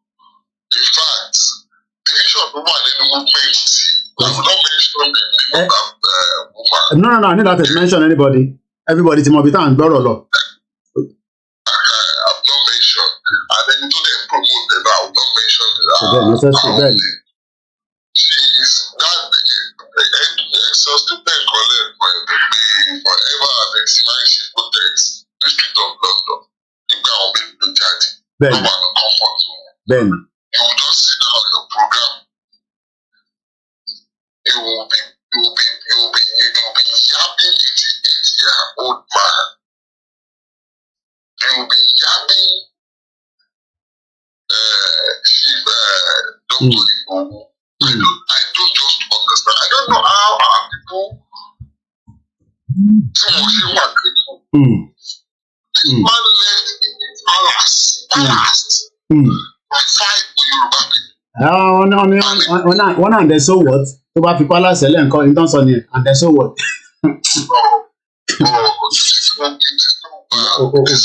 Ọlọ́run tóbi lọ́ba. Ọlọ́run tóbi lọ́ba. Ó kù díẹ̀ náà ní ẹ̀gbọ́n mi. Ó kù díẹ̀ ní ẹ má wọrí.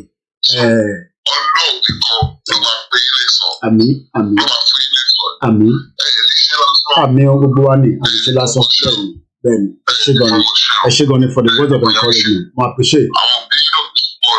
Inshallah wa kudura to la ẹ ṣé gan ni ẹ̀gbọ́n mi thank you so much ẹ ṣé gan ni ẹ ṣé gan ni ẹ ṣé gan ni thank you so much ẹ ṣé gan ni thank you so much.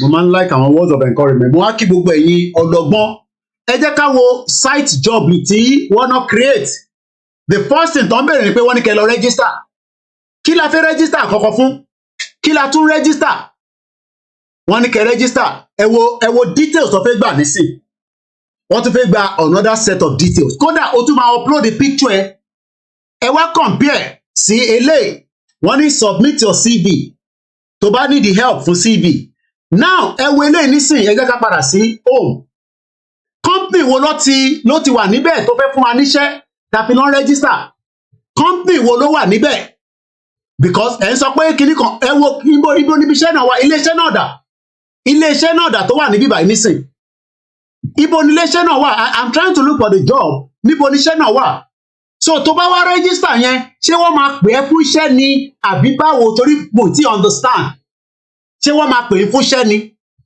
because this is iretiodoryoruba.org tí wọ́n open tán ní káwọn ọ̀dọ́ máa lọ wáṣẹ́ ẹ lọ máa submit details yín all they are doing again is data collation nìkan ló ń gbà ní bíbá data collation but ẹ compare sí eléyìí bí akíndé tún mú ẹ má bínú ó dà pé àwọn èèyàn understand ẹ jẹ́ kí n mú background mi jáde so that kẹ́ lè máa rí méjèèjì ní back to back à ń sọ fún yín pé ọ̀rọ̀ iṣẹ́ kọ́ ló wà nílẹ̀ nísìn number one priority tó wà nílẹ̀ nísìn ni pé ká kọ́kọ́ la Nàìjíríà mọ́lẹ̀ tá bá ti la Nàìjíríà mọ́lẹ̀ kí àwọn kan má dárúkọ ẹni tó bá fẹ́ sọ̀rọ̀ tẹ́ bá ti mọ̀ kẹ́ fẹ́ dárúkọ àní tolerate ẹ lè sọ̀rọ̀ pẹ̀lú ẹ̀nà ẹ ní láti dárúkọ so ẹ ló kọ́là. à ń gbọ́ yín.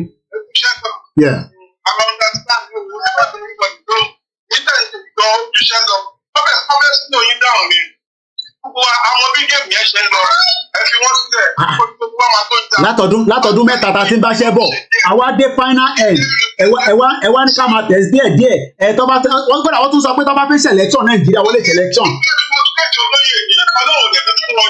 It's not deceiving. We know what's going on. Àìsọmọ kékeré àti dédé ayé ìjọ ti ṣe díẹ̀. Ẹ fi wọ́n sílẹ̀. Níbi táyé nílé ìdí ọ̀ma kamara kọ́ra wa. 1+1 is equal to 2. Kò ń ṣe 3. Leave them alone. You understand? Ẹ bá dáwọn lóhùn. Ẹ jọ wà lẹ́yìn digidigi. Iṣẹ́ ìṣe ìbọn ó ti ṣẹ́ lọ ọ̀dẹ́gbọ́n. Wait up brother. Ẹ ṣé gan-an. Thank you so much. So mo fẹ́ jẹ́ kẹ́yìn tẹ́ wà nílé. Kò ń ṣe pé a ní set up system tó máa work for everybody. Ìyẹn kọ́ ni mò ń sọ.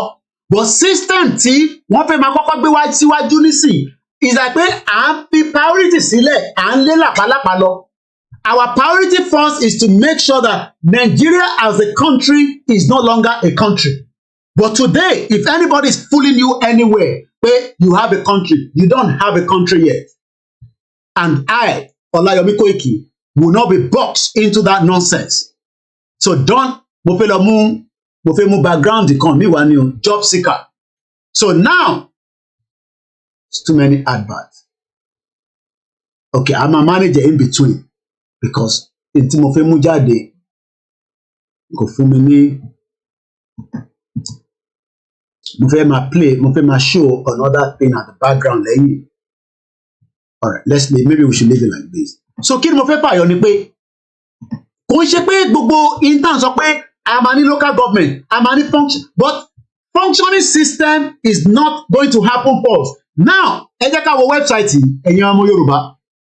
Now, iṣẹ́ tí website yìí ṣe nísìnyí pé ó máa gba orúkọ yín, ó máa gba email address, ó máa gba phone number, ó ń gba date of birth, ó ń gba reader mail, ó ń gba qualification. Ó wá ń béèrè pé job function.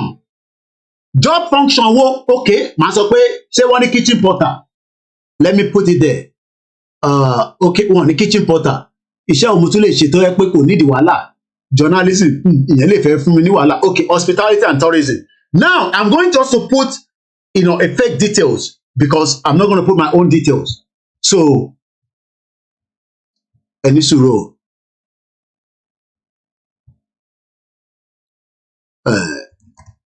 So, Túndé, màá fi Túndé Koiki sí. Email address. Màá lo email address mi. Email address. No. Màá lo Titus Jaye @hotmail.com. Date of birth. Ó ń béèrè date of birth mi. So 31/05/1979. Mail ni mí. Àti fi iṣẹ́ ta fẹ́ fi sí. Phone number 0203-405-7811. Now, ẹ jẹ́ ká lọ sí next. Okay, ó ń béèrè mobile number.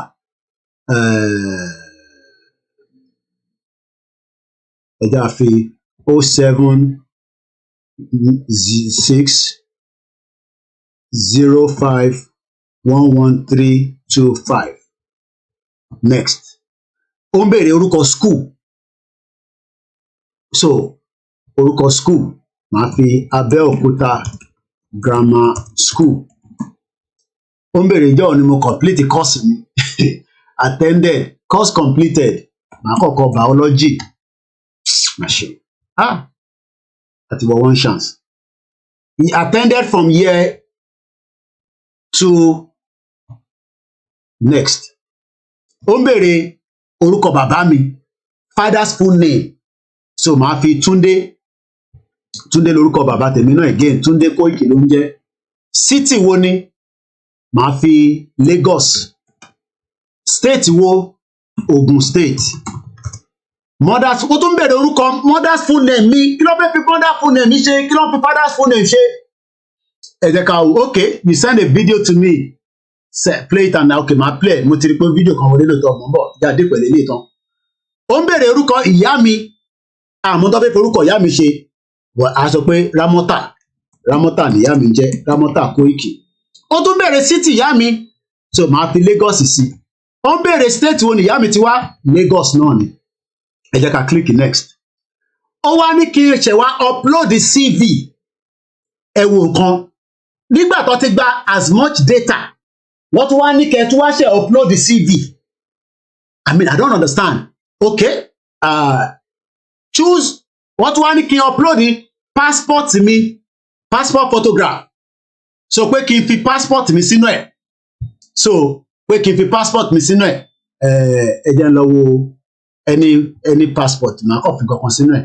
Ẹ jẹ́ a fi passport Sanwó-Olú sínú ẹ̀. Sanwó-Èkó. Ó ń béèrè resident address mi, address ibi tí mò ń gbé. Ó ń béèrè resident address mi, Sùúrùlérè. Sùúrùlérè.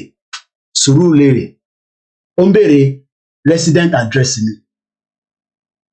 Ṣé rí ìbéèrè wa nísìnyí pé kí ni gbogbo data yìí kí la tó fẹ́ fi ṣe? Ó ń béèrè, ó ní kí n fi CV mi sí. But ẹ ti gba so much details already. Ó fẹ́ kí n upload the CV mi. Ó tún fẹ́ kí n upload CV as well. So màá kọ́ lọ fi nǹkan kan sí. Ẹ má worry. Ẹ jẹ́ lọ mú lẹ́tà àwọn British sínú ẹ̀. Mò ń bọ̀. Àti wọ one chance. I don't believe how Yoruba people we got into this mess. So màá lọ fi Yoruba Gazette màá fi sínú ẹ̀ tó bá ti gbà. Ṣó gbà? Okay. Now, ó wá ní kí n submit. Ẹ wá dúró details tí mo fi sínú bẹ̀ yẹn. Just maybe you don't understand. Let's go back one more step. A ti fi picture sí. A ti fi CV wá sí. Ó ti gba orúkọ bàbá mi. Ó gba state wo ni bàbá mi ti wá. Ó gba orúkọ ìyá mi. State tí ìyá mi ti wá. Ó béèrè orúkọ school mi. Irú course wo ni mo ṣe. Ó wá gba orúkọ mi, ó gba email, ó gba telephone number, ó gba date of birth. Ìbéèrè wa ní nísìnyí pé ẹ já padà sí back home. Báwo la ṣe máa wá ríṣẹ́ yìí gangan? Ṣé wọ́n máa contact mi ni? Àbí báwo? Because tẹ́mi bá fẹ́ ṣiṣẹ́ ní London nísìnyí tí mo bá fẹ́ wáṣẹ́, mo ti sọ fún yín pé okay yes, wọ́n gba CV náà ní bíbá. Wọ́n ní submit your CV to the CV library. So now, màá fi CV mi sí. Ẹ wo táwọn béèrè nísìnyí. Just my email address, my first name, my name, and my postcode. Màá wá fi CV mi sí. Then about you. But wọ́n béèrè picture. Kò síbi kankan láti béèrè picture. But all they've asked is just my email address. So Titus jaye@hotmail.com.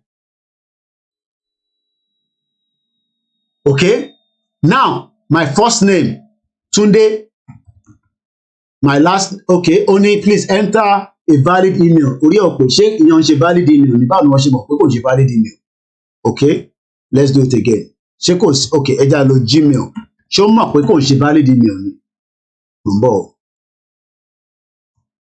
Àti wọ one chance ọlọ́run. Gmail. No, ẹ jẹ́ lọ Yahoo. Yahoo.com.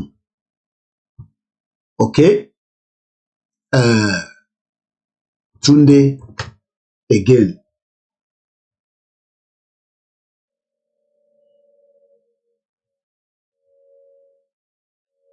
Now, ẹ jẹ́ ká lo ó béèrè password, kí n create a password. So now, in tí mo fẹ́ mú jáde nínú bíbá yìí ni pé if we go back to the main job site ní bíbá yìí, I can easily apply for a job without anybody because what if iṣẹ́ yẹn sí bíbá yìí already? So if I want to apply for a job now, all I have to do now is a ti mọ̀ pé ṣé full time ni mo wá or part time. So let's go job seeker. So jobs. Ẹ jẹ́ ká lo jobs. So I'm looking for a job. So automatically it brings me right here. And all the jobs tí mo wá yẹn ó wà lórí system. Kò ń ṣe èyí tí mo ṣe máa di pé wọ́n ṣe máa pè mí. Èmi ni máa lọ ríṣẹ́ yẹn fúnra mi ni máa sọ pé irúṣẹ́ báyìí ni mo wá. So let's look for the jobs. Only search for a jobs in London. Àbí mo bọ̀. Kò ṣe Birmingham ni mi wà, London ni mo wà. So ẹ jẹ́ ká lọ wáṣẹ́ ní London. Jobs in London. Automatically it opens where Okay, ó ń bẹ̀rẹ̀ nísìnyí pé search for work from home jobs. No, mo fẹ́ èyí tí mo ń ṣe from home. Èyí tí máa lọ sí. So all I'm just trying to say to our people is compare this full one tí à ń wò yìí, ẹ compare sí eléyìí. So they can tell you that it's still work in progress. So if it is work in progress, ṣé a ti gba ìlú tí ẹ máa fi sọ pé iṣẹ́ wà ọwọ́ àwọn wo lè fẹ́, ṣé ọwọ́ PZ lè ti fẹ́ gbaṣẹ́ ni, ṣọwọ́ Dangote láti fẹ́ gbaṣẹ́ ni, ṣọwọ́ local government láti fẹ́ gbaṣẹ́ ni, níbo ni iṣẹ́ yẹn máa ti wá? But it seems that everybody has now understand that we are already in a one chance. And all I can say to our people is, it's entirely up to you. And tó bá wù kó lọ máa fi data anywhere. Hello, ìyá mi, ẹgbọ́n sókè. Ó jàre, ẹkújọ́ mẹ́ta, a máa kó àṣẹyìn dé bó màmá.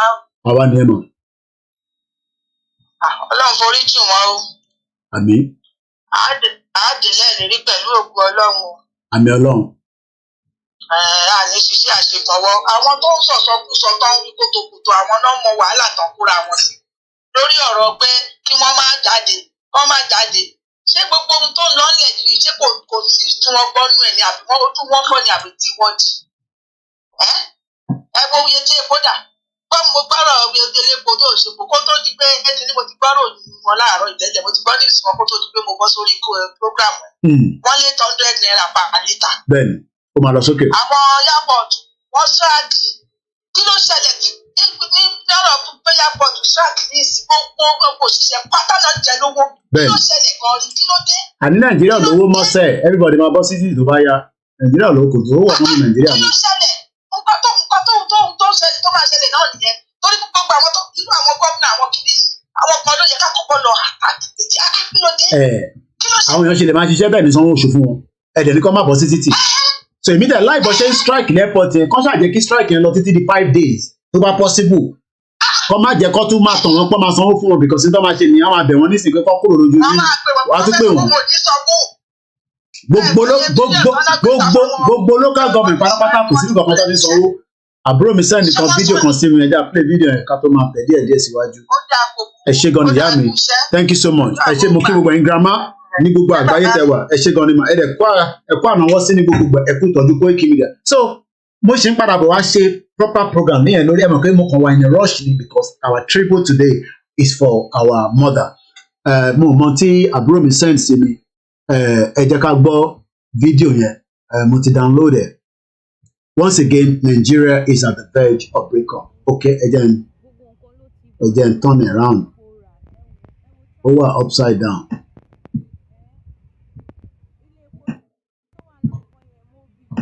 Over upside down. Mo ti turn it. Mo ń bọ̀, èmi ò tí gbọ́ nǹkan tó ń sọ o. Ẹ̀yin tẹ́ ń gbọ́ wa nìkan lẹ́ ń gbọ́ nǹkan tó ń sọ. A ṣe máa release audio ẹ̀ nílùú báyìí. So media number 8 ni because àwọn tó wà lórí Instagram ò gbọ́ nǹkan tó ń sọ. Àwọn tó dẹ̀ ń gba wọn So wé I don't know most what of that the is. time gan tún máa ń pààyàn. You will see, I will get there very soon. Okay, I think she was said, ẹ jẹ́ ká play video yẹn again. Let's watch it again.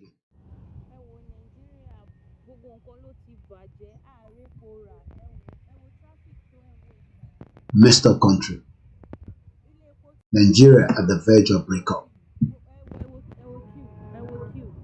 There was traffic everywhere. There was traffic. Everything ti bàjẹ́. Màá tún sọ yín níbi kan sí àmà tó débẹ̀ gbogbo ọ̀nà ọbẹ̀ ti bàjẹ́ wọ́n ń wé làwọn èèyàn ń gbà. Ẹ gbọ́. Wọ́n ń wé. Àwọn tó dẹ̀ ń gba wọn wé most of the time gan wọ́n tún máa ń pààyàn. You will see, I will get there very soon. Thank you so much, our beautiful sister there. Ó ti kúrò lọ́sítù, Ọlọ́run bá fún ẹ ní àlàáfíà. Sound yẹn ò jáde púpọ̀ but we got the message. It's all the same traffic in Nigeria. As we are winding down the program this afternoon, we will continue to say that the last thing tí yàwá tí wọ́n máa fẹ́ ká ṣe ni pé ká give up lórí ìrìn àjò Yorùbá nation. We should not give up. Ẹ máa kọ́ wá defend anything. Mi ṣì máa wá deal pẹ̀lú wọn dáadáa because a lot of people are falling into the trap that kò síbi tí bàbá Akíntóyè mú ẹ̀rí lọ tí wọ́n mú ẹ̀rí padà. ICC àní receipt ó wà lórí website wa, template ó wà níbẹ̀. The progress of the journey is still àìmọye ẹni tí ó yẹ pé ẹlòmíì gan ó fẹ́ lọ dẹ trap ni àti bá bàbá kí tó yè ṣe meeting àtẹni tó fẹ́ àtẹni tó fẹ́ but as of today àwọn kan máa jókòó sórí social media mọbi tó wà tó ti operate wọn ò jáde sí títì kò tí sẹ́ni kankan tó lọ bá wọn ṣe one-on-one meeting gbogbo ẹ̀yin tẹ̀ ń wò mí báyìí half of you at least ẹ ti láǹfààní àti rí mi ní London àwọn èèyàn ti rí mi ní Nàìjíríà àwọn èèyàn rí Lady K láìpọ̀ mọ̀ pé wọn ní bí ghost ni Lady K lélẹ̀ wọ́n fọwọ́ kàn don't let anybody fool you ẹ bá ṣe ní kíákíá because mo ti fẹ́ máa wind down hello caller. Ẹ káàbọ̀ sórí ètò. Ọlọ́run á bá àforíjì mọ́mí wa tó lọ lánàá o. Pẹ̀lú Ọlọ́run. Ọlọ́run á bá àpàṣẹ sí wọlé o. Àmín. Ọlọ́run á pàṣẹ sí wọlé. Àmín. Mo ń wo fídíò yẹn lálẹ́ àná báyìí mo dẹ̀ dá sunkún bí tí mo wà. Pé gbogbo wà láàyè ayé ìṣèlú tó ẹ́ndì sí lélẹ̀. Àkó náà kò ẹ́ndì o, iṣẹ́ sì ń lọ ni o.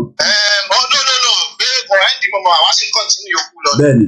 Pé ẹ mọ̀ gbogbo tí màmá yẹn fara ṣe kò sí rálì tí màmá yẹn ò kí ń lọ. Bẹ́ẹ̀ni. Màmá yẹn wá sí rálì Èkó níbi ẹ́mbásì yẹn. Ẹ́mbásì Kútọ́nù kí ó tó fi bàbá wa lóye lẹ́nu. Dáadáa mo rántí.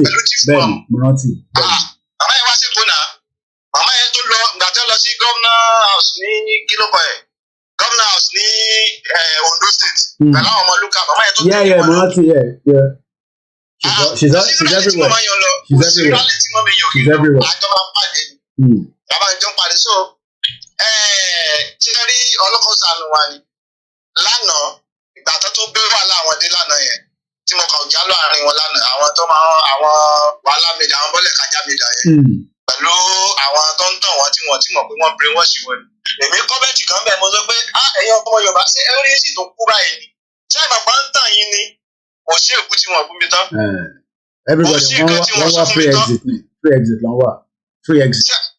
Bẹ́ẹ̀ni ṣé rí àmọ̀kan tó wá ń sọ sí wọ́n fẹ́ máa gba díbẹ́ndíbẹ́ ń wè wá ni lẹ́yìn ìgbéèmù wọn tán wọ́n tún ní jubilation ló tún kù táwọn tún máa ná sí lẹ́tà jubilation mi gbọ́ rí wọ́n ní jubilation ẹ̀ máa so wọ́n fẹ́ máa fi kíní ẹ̀ dìsípò àwọn yẹn díbẹ́ndíbẹ́ ń wè so that ibi wọn mọ̀ bẹ́ẹ̀ náà rí àwọn míì tó kú torí wọ́n tó kú débi pé wọn ò tẹ̀ tí understand dáṣọ àtọ́jẹ́ yìí pé àwọn youth wa nílẹ̀ Yorùbá tọ́fí máa ń wọ́ owó àwọn tó wà ní diaspora yẹn tọ́fí máa ń wọ́ owó àkáǹtì wọn kúrò bẹ́ẹ̀ because àwọn tó wà ní diaspora yẹn sọ́mọ̀dé wọn orí wọn kú mi mọ irú bread àgbẹ̀ báyà tó yẹ pé sọ̀rọ̀ yẹn ni ṣẹlẹ̀ àwọn àtàwà ní Mr. Koiki agbọ́n ju àwọn tó wà ní diaspora rẹ̀ kò ṣeré àwọn àtàwà lé bá ṣe wà agbọ́n ju àwọn tó wà ní diaspora yẹn lọ. Àlẹ́ ìyẹn tó wà ní ilé ó ti sọ ẹlòmíì tó wà ní diaspora ó ti sọ di àsì ó ti sọ di wùwú ó ti sọ di ẹrú ó kàn wò pé àwọn tó wà lé ẹlòmíì ti sọ wọ́n di dìdìrì wíwà pé ó ń lo ọpọlọ ti ilé ó fi ń dá àwọn tó wà ní diaspora tí wọ́n lè understand torí pé kí ni wọ́n ti máa ń bìlìfù nǹkan tó yẹ kí wọ́n bìlìfù. Ibi táwọn bíbù yìí àwọn èèyàn ń parẹ́ fún yín ẹ̀dẹ̀ ń bìlìfù ẹ̀mí tó máa fi wọ́n rẹ́rìn ni o ìkan tó tún wọ̀ pé sáwọn èèyàn ṣé bí gbogbo nǹkan tó ti tẹ̀ gbogbo táwọn Mr. Koiki táwọn dọ́gba fi ẹ̀nà sọ fún yín díẹ̀díẹ̀ tí kò jẹ́ pọ́pọ́lọ́ yín ti kò sílẹ̀. Kọ́lùkálùkù máa sọ mọ́. Pọ́pọ́lọ́ yín ti sílẹ̀ láti jọ ẹ̀. Ọlọ́jẹ́kẹ́ máa sọ fún yín wípé gbogbo ọkọ̀ fún yín lọ́jọ́ yìí pé gbogbo ti gbà pé wọ́n ti mọ̀ pa ẹ̀. So mo dá ọkọ̀ mo bẹ̀rẹ̀ pé ẹgbẹ́ lè bá ju àwọn tó wà nílé gan lọ. Pé ábẹ́ni yìí lè ti gbélé Yorùbá tó yẹ pé ẹwọ́ ábẹ́ni yìí tẹ́lẹ̀ ti wà lábúrọ̀dù. Yorùbá yín ó tún sáìdì ju àwọn tó wà nílé lọ. Gbogbo kan tẹ́ máa fi ẹ̀rọ gbé jáde tẹ́ máa fi sáì gbé jáde nígbà mi tẹ́ ní gbogbo ẹni sọ̀rọ̀ kan ẹlòmíì tó wà lè kọ̀ ọ̀dà sáàdì ẹ̀. Ó yà mí lẹ́nu. Ó wà pé ọmọ àgbàgbà ni wá sí àwa understand anything from beginning láti mọ̀ wípé kìíní scam. Ṣùgbọ́n àwọn tó tún wá wà bẹ́ẹ̀ tó wá ń ṣe yàmàyàmà ẹ̀ tí ò yé wọn mi wá mọ̀ ẹ mọ̀ pé mo máa ń sọ fáwọn nǹkan tó bá ń pè mí lẹ́yìn pé ṣé ní number 10 Downing Street èmi ti rí láti 24 years secret máa ń leak níbẹ̀ bó wọ́n sì ń bára wọn ṣe secret ń jáde níbẹ̀ wọ́n dẹ̀ bára wọn ṣe láti fi tẹ̀síwájú because party kan náà lọ́jọ́ wà ẹgbẹ́ kan náà lọ́jọ́ ń ṣe àwa ti lè wá sọ pé torí pé nǹkan kan àwọn aṣàṣírí kan àfi jẹ́ kí ìmí jáde and for that reason ẹ dẹ̀ close the door yẹn èmi dẹ̀ sọ lójoojúmọ́ pé pyramid láti join àwọn èèyàn mọ̀ pé bí ṣe ń sọ pé pyramid láti join because wọ́n fẹ́ jẹ́ kó join because wọ́n fẹ́ nọ́ọ̀kì bàbá Akíntóyè lè nọ́ọ̀kì bàbá Akíntóyè láyé àfi tẹ́mi ò bá sí níbí ìbàdàn mọ́ koikimedia máa bá ifá tó tán lẹ̀ lórí ti bàbá Akíntóyè ìrọ̀lẹ́ pàṣẹ ìrọ̀lẹ́ pa because ẹ má bínú ẹ̀gbọ́n mi ìjọba ṣe ni pé wọ́n kọ́kọ́ sọ pé àwọn bàbá yẹn kọ́ yín lọ 2023 gbogbo alájọ wà ní ta ló wà ní 2022 mọ́ nísìn wọ́n ní bàbá yẹn kọ́ yín lọ 2023 ṣé 2023 nìkan ni gbogbo wà nísìn everybody is in 2023 wọ́n ní bàbá yẹn fẹ́ lọ support Tinubu. ibi tí tẹ́fẹ́ gbàjáde náà ti gbàjáde yẹn ẹ bá ṣe parẹ́ fún yín ibi tẹ́fẹ́ di géèmù sí láti rẹ́ ìgbẹ́ sí yẹn àlẹ́bí ẹbí dè lẹ́dẹ̀ máa jáde tó máa dì síta fún èèyàn ibi tẹ́fẹ́ gbogbo àṣàṣírí fún yàn yẹn àṣírí yẹn líkì síta irú ẹgbẹ́ pa ibi tẹ́fẹ́ gbàyọ jáde náà ti gbàyọ yẹn wọ́n fẹ́ dìbì kan gba jáde pé àti wọ́n gbé lẹ́yìn tẹ́sẹ̀ yìí alálẹ̀ máa mú wọn àyàfi tí wọ́n bá mú wọn lọ ilẹ̀ Yorùbá tí wọ́n bá tẹ́lẹ̀ Yorùbá lọ́yà alálẹ̀ máa mú wọn inshallah wọ́n ní escape rẹ̀. Thank you so much ẹ ṣé gan ni ṣe rí gbogbo gàràjé yẹn gbogbo ẹ̀ ló yà wá náà gbogbo gàràjé bàbá Akíntóyè kò ṣe dáadáa bàbá yẹn ó fẹ́ kó yín lọ sí 2023 tẹ́tọ́ rìlíìsì tọ́ di artist kalẹ̀ ẹ ti di artist máa rìlíìsì orin lórí ọ́díò bàbá Akíntóyè ò dáa kábíyèsí Elédùmarè wọ́n ní bàbá Akíntóyè ò dáa wọ́n ní bàbá yẹn ò ṣe dáadáa mo sọ fún yín pé èmi ni last mọ̀ kẹ́ mọ̀ tí sọ̀rọ̀ ìbéèrè lèmi sì ń béèrè but tẹ bá kọjá àyè yín màá wá ṣí búùkù yín jáde ẹ mọ̀ pé Koiki wà diplomatic bọ́ bí ṣe wà diplomatic yẹn mo sọ fún yín pé àwọn Jamaica ni mo bá ṣe jù nílùú yìí ọmọ English boy ni mí tí bá ń ṣe gbogbo eléyìí mo kàn ń fi ọ̀wọ̀ mo sì fi ń fún yín ni ẹ wojú tèmi dáadáa èmi yàtọ̀ sẹ́ni tẹ́lẹ̀ gàràjé o diaspora kan wà Koiki àbẹ̀ṣe mọ́ kí ní kàn mí pé mo jẹ́gẹ́ bí illegal immigrant ni ojú títì lèmi wà lójoojúmọ́ tí mò ń pawó tẹ́lẹ̀ àní kan tẹ̀ tó lọ mú ibi tí mo ti ṣọ́ọ̀pù kan tí mo ṣí ó kọ átíkù lèmi ló átíkù yẹn ẹ tó bá kọ átíkù yẹn ẹ máa ìgbà tí mo sọ fún ìyàwó mo ní ṣé mo pé ṣọ́ọ̀pù ta ní 2000 and ṣé mọ́mísí táìmù la gba ṣọ́ọ̀pù yẹn náà ṣé 2009 àbí 2010 wọ́n níbẹ̀ lèmi àti bàbá Akíntóyè àti Ìgbòho ti ṣe mítì mo ní kábíyèsí èmi mo ì tí ì sọ̀rọ̀ mo kọ̀ rọra dákẹ́ because mo fẹ́ jẹ́ kẹ́ distracting tá a gbé dání but tẹ́lẹ̀ lórí ti bàbá Akíntóyè yẹn tó bẹ́ẹ̀ ni mo sọ gbogbo ẹni máa bá ń fa wàhálà ẹgbọ́n sókè girama. ẹ kú iṣẹ́ o mo kí gbogbo ọmọ Yorùbá. bẹ́ẹ̀ 2009 ẹ má bínú mọ́mì 2009 ṣọ́ọ̀bù tí mo gbà ní ẹ má bínú mọ́mì ṣọ́ọ̀bù tí mo gbà ní 2009 èèyàn kan dẹ̀ lọ pátíkù oníbẹ̀lẹ̀ mi àti Ìgbòho àti bàbá Akíntóyè ti ṣe mítìn kábíyèsí Elédùmarè tó bẹ́ẹ̀ ẹwẹ́ sẹ́mi ẹwẹ́ gan ẹgbọ́n sókè girama. a kú ìdárò Ọlọ́run àforíjì wọn Ọlọ́run á fi ọ̀run kẹ́wọ̀n Inshallah ìtàn dẹ̀ fi sílẹ̀ kò ní bàjẹ́ òun náà là ń tè lọ báyìí Yorùbá nation á ṣe é ṣe. lágbára Elédùmarè. ṣé rí ọ̀rọ̀ bíi táìmì tí ni mo ní ṣé rí ọ̀rọ̀ màmá èmi ní àti gbogbo demonstration tó ń ṣe occupation ló ń ṣe ń sìn tó bá yá wọn á tún ṣe standing wọn á ṣe ó ti di móòlù ẹ nìyẹn pé móòlù ẹ̀yàn máa ń mú standing ní lórí móòlù ẹ̀. irọ́ ni màmá yẹn ń pa àwọn kan báìbù ní òun Ọlọ́run lòun fi àwọn kan fún iye ríra àwọn kan iye wọn ti ra ìkànnà sí wọn ní ojú wọn ò lè fi ríran wọn dẹ̀ ní etí wọn ò lè fi gbọ́ràn that's the way some of our people are. Even àwọn kan tá a jọ wà lórí platform èmi ti di delete wọn kúrò lórí fóònù mi they are just still following the blind. Ọlọ́run má jẹ́ kán kó sí kán já sí gọ́tà tó máa já sí gọ́tà wọ́n ti ẹ̀ lè dìde Ọlọ́run má jẹ́ kán kó sí ṣáláńgá. So àwọn people yìí it's high time ẹ jẹ́ ká leave them because they are causing a lot of distraction. Wọ́n ti derail movement yìí a bit. So ẹ jẹ́ ká pa wọ́n tì ibi tó máa ti ń gbó tó máa ti ń ṣe yàmàyàmá tiwọn let's leave them. Gbogbo ìdọ̀tí àti ẹrẹ̀ tó ń kó fún bàbá Akíntóyè. It's just too much. Mo mọ̀ gbọ́ UPN dáadáa. Bàbá Akíntóyè did well. During UPN, gbogbo èèyàn ló ń gbọ́ orúkọ bàbá yẹn Banji Akíntóyè Senator Banji Akíntóyè gbogbo èèyàn ló mọ bàbá yìí nígbà àwọn bàbá Ajáṣin. So ká tiẹ̀ wá wo nǹkan tí bàbá yẹn ṣe with this age tó wò pé tèmi wọ́n ní àwọn ẹgbẹ́ wọn àwọn bàbá Fẹ́nifẹ́re náà dá sí ṣé wọn ò rí nǹkan tó ń ṣẹlẹ̀ ní ilẹ̀ Yorùbá ni tí bàbá yìí dìde tí àwọn èèyàn dẹ̀ bú bàbá ẹni tó máa ń bú bàbá yìí ló bàbá ẹ̀ ló ń bú o tí bàbá ẹ̀ bá wà láyé bàbá ẹ̀ ló ń bú bàbá ẹ̀ ló ṣépè fún tí bàbá ẹ̀ bá dẹ̀ ti kú bàbá ẹ̀ ò ní ní ìsinmi bàbá ẹ̀ ló ń kó spirit bàbá ẹ̀ ló ń kọ̀ kí bàbá ẹ̀ kó má ní peace so bó ṣe jẹ́ nìyẹn ṣùgbọ́n àwọn tá a believe ní Yorùbá nation tá a tanra wa ẹ jẹ́ ká focus ká máa ṣe nǹkan tá a fẹ́ ṣe thank you so much. whatever our plan Ọlọ́run á fún wa ṣe kì í ṣe àwa nìkan la ká ní Yorùbá nìkan ló fẹ́ lọ báyìí we will focus on this distraction bẹ́ẹ̀ kì í ṣe Yorùbá nìkan ló fẹ́ lọ Biafra fẹ́ lọ south fẹ́ lọ south their former middle west wọ́n fẹ́ lọ. They are fighting. Àwọn náà fẹ́ lọ. So grab the energy tó yẹ ká ní pé kì í ṣe àwa nìkan. We going to get there. Ojú dẹ̀ máa ti àwọn ọlọ́tẹ̀. Èdè wọ́n máa bọ́ọ̀lù. Àwọn tó ṣe lọ́jọ́ sí wíẹ̀dì ìbò náà já sí. Ẹ wo ọ̀rọ̀ tí wọ́n yẹn jẹ́ pápá tì. Let's focus and see what we can do. Thank you so much. At the same time, mo rí kinní kan lórí platform kan I can't make out bí o ṣe get there. Okay. To support bàbá Akíntóyè bóyá lè bá wa gbé wá náà sórí platform yìí. It's voluntary o. Bọ́lá tó sọ pé bàbá ò lè o, bàbá tó ń jíwó o. It's going to be voluntary. Torí bàbá yìí bàbá tó yẹ ká máa tọ́jú ni. Ọlọ́run àbẹ̀ wá ṣe. Ẹ ṣe gan ni ẹ kú iṣẹ́. God bless you. Ẹ ṣe gan ni Yawa.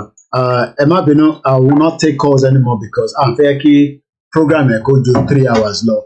Ẹ jẹ́ ká gbọ́ ilé lẹ́ǹkan sí ká tó máa tẹ̀síwájú díẹ̀. Kò ń ṣe lè, sorry. Ilé ìkọ́ la fẹ́ gbọ́. Ẹ má bínú, if anybody is trying to call, I've actually discontinued the WhatsApp. No, kò ń ṣe lè. Ìta ti gbọ́ tẹ́lẹ̀ lẹ́lẹ́. Ilé ìlú fẹ́ ká kúrò. Ikú dọ́rọ̀ ikú òṣèkà, ògbómi jẹ́ lójú wa o. Ìkànnì ikú, ògbómi jẹ́ lójú wa o. Ikú pàbírí, àbíríkú. Ikú pàbírí, àbírí rọrùn. Yeye Lufe Abiodun Tawakalitu. Ikú dọ́rọ̀ láàrin Yorùbá nation. Ó sì lè máa kọ́ ní òmìnira láì sọ fẹ́nikẹ́ni. Yeye Lufe Abiodun Tawakalitu. Màmá ṣàmà bọ̀ òṣòro rẹ̀ àṣẹlédè lẹ́yìn. Gbogbo àwa tàbí láyé jágbélé ayé ṣe rere nítorí wípé ẹsẹ̀ mẹ́fà ṣàlàyé ọjọ́ kan la ó sùn ta ò ní jí mọ́. Ikú ti pa Yeye Lufe akọni obìnrin láàrin wa o. Ohun tá a bá ṣe ká máa ṣe rántí ikú. Ohun tá a bá ṣe ká máa ṣe rántí ikú. Ọjọ́ tí kú máa pa wá tí kò ní sọ fún wa.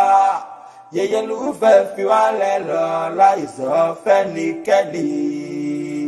Ikú odoro, ikú òṣèkà, ògbómijé lójú wa. Ikú odoro, ikú òṣèkà, ògbómijé lójú wa o. Gbogbo ọmọ Yorùbá pátá ló ṣe lé. Ikú dọ́rọ̀ ikú òṣèkà, ògbómijé lójú wa o. Ìkànnì ikú, ògbómijé lójú wa o. Ikú pàbírí, àbíríkú. Ikú pàbírí, àbírí rọrùn. Yeye Lufe lọ, a ò mà rí mọ́. Ikú òdòrò láàrin wa nínú Yorùbá nation o. Ó sì lè máa kọni obìnrin lọ láì sọ fẹ́nikẹ́ni. Yeye Lufe lọ láì dágbére fẹ́nikẹ́ni. Màmá ṣàmà gbọ́rùn ṣọ̀run rẹ̀ à ń ṣe léde lẹ́yìn rẹ̀. Gbogbo àwa tá ń bẹ láyé jẹ́ ká gbélé ayé ṣe rere nítorí wípé ẹsẹ̀ mẹ́fà ṣàlàyé ọjọ́ kan la ó sùn ta ò ní jí mọ́.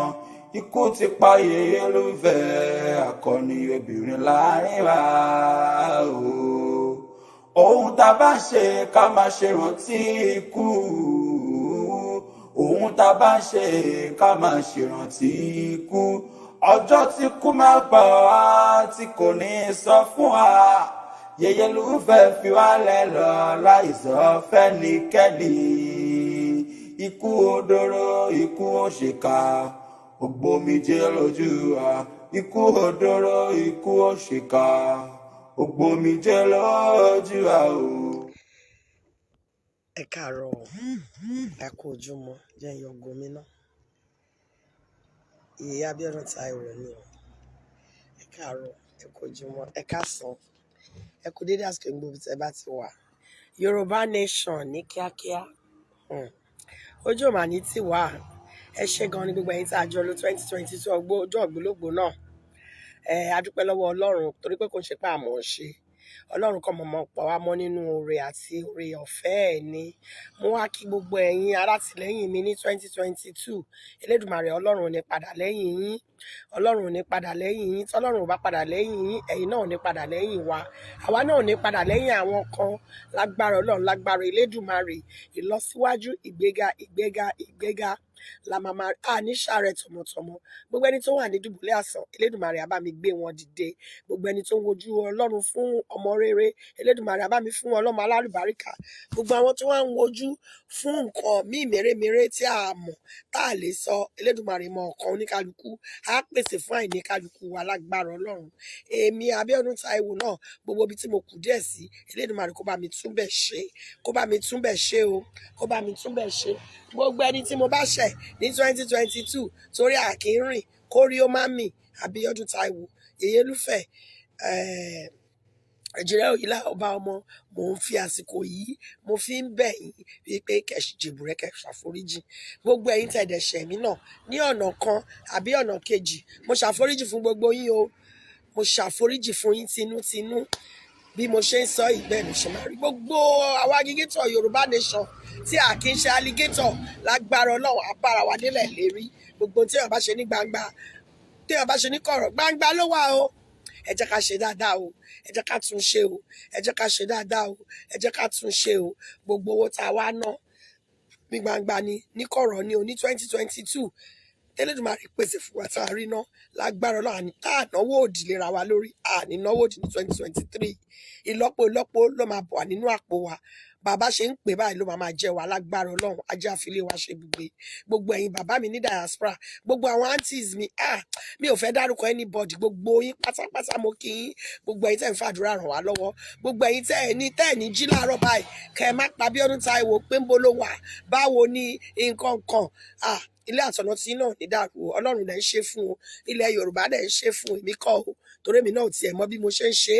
Ọlọ́run ò jẹ́ ń ṣàárẹ̀, tí ò jẹ́ ń gbóná òdì, tí ò jẹ́ ń rárí fẹsẹ̀ sí. Elédùmarè ṣeun. Ọlọ́run á wá.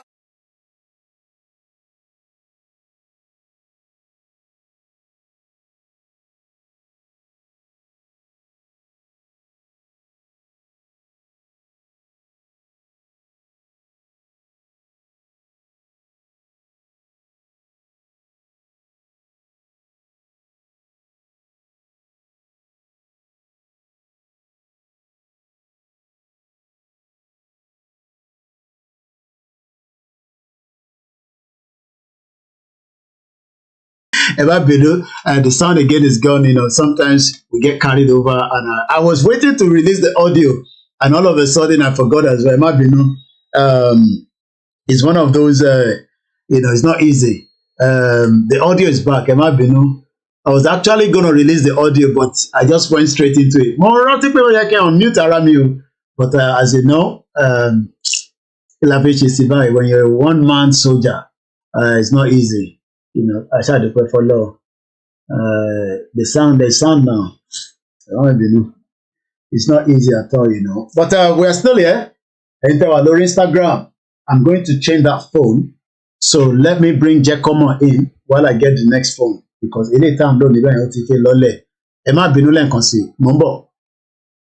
Giacomo while I get ready for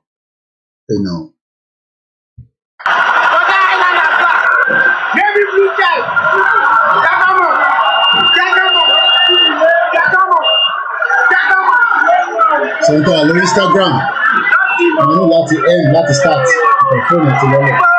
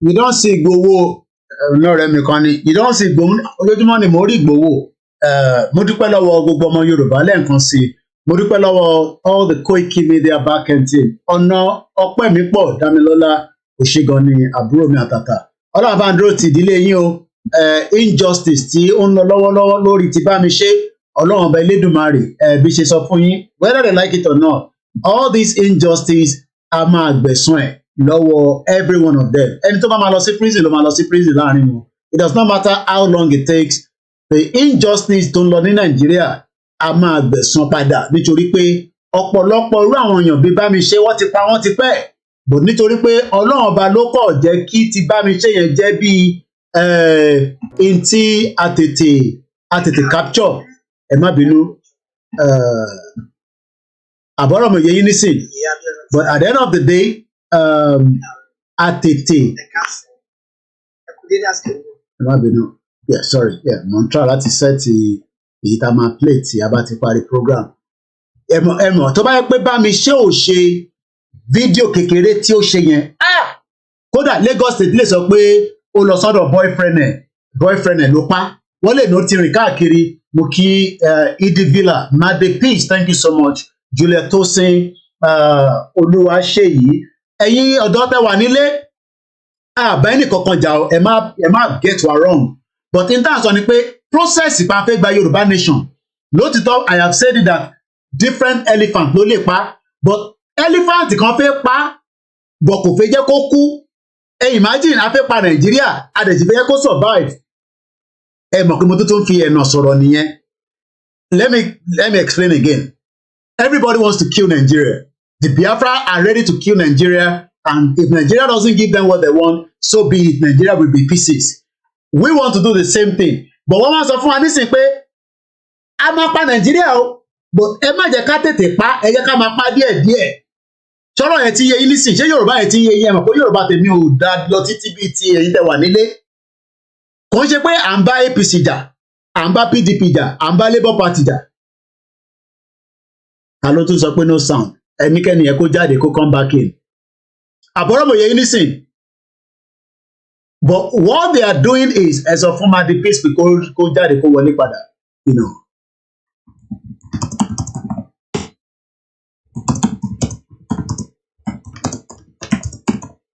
Àbọ̀rọ̀mọ̀ yẹn nísìn all they do is they are trying to slow down the death of Nigeria. Nigeria is already on coma but there are still some people that wants to continue to fuel it. Wọ́n fẹ́ máa fuel ẹ̀. So by doing that thank you so much Kingsley maybe you want to go back in and come back out.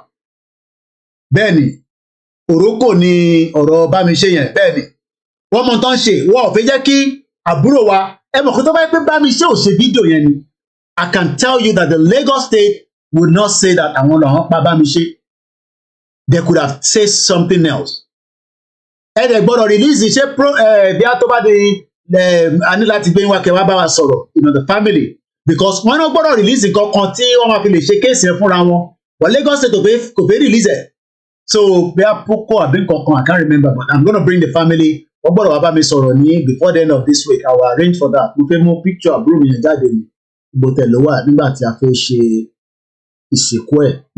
Bá mi ṣe lélẹ̀. Ẹ mọ̀ pé àwọn bá tètè gbà mélòó wọ́n tún pa kan lójú ẹlẹ́gbàá. Fiat ẹ ṣe gan ni Miss Gold. Wọ́n gbọ́dọ̀ release the Fiat yẹn. Ẹ má bínú that the sound was going in and out at some point of the broadcast. So as I'm ending my broadcast, is exactly 3 hours. Ẹ sọ fún Lagos State Governor go release the Fiat. Let that family decide how they want to do the case.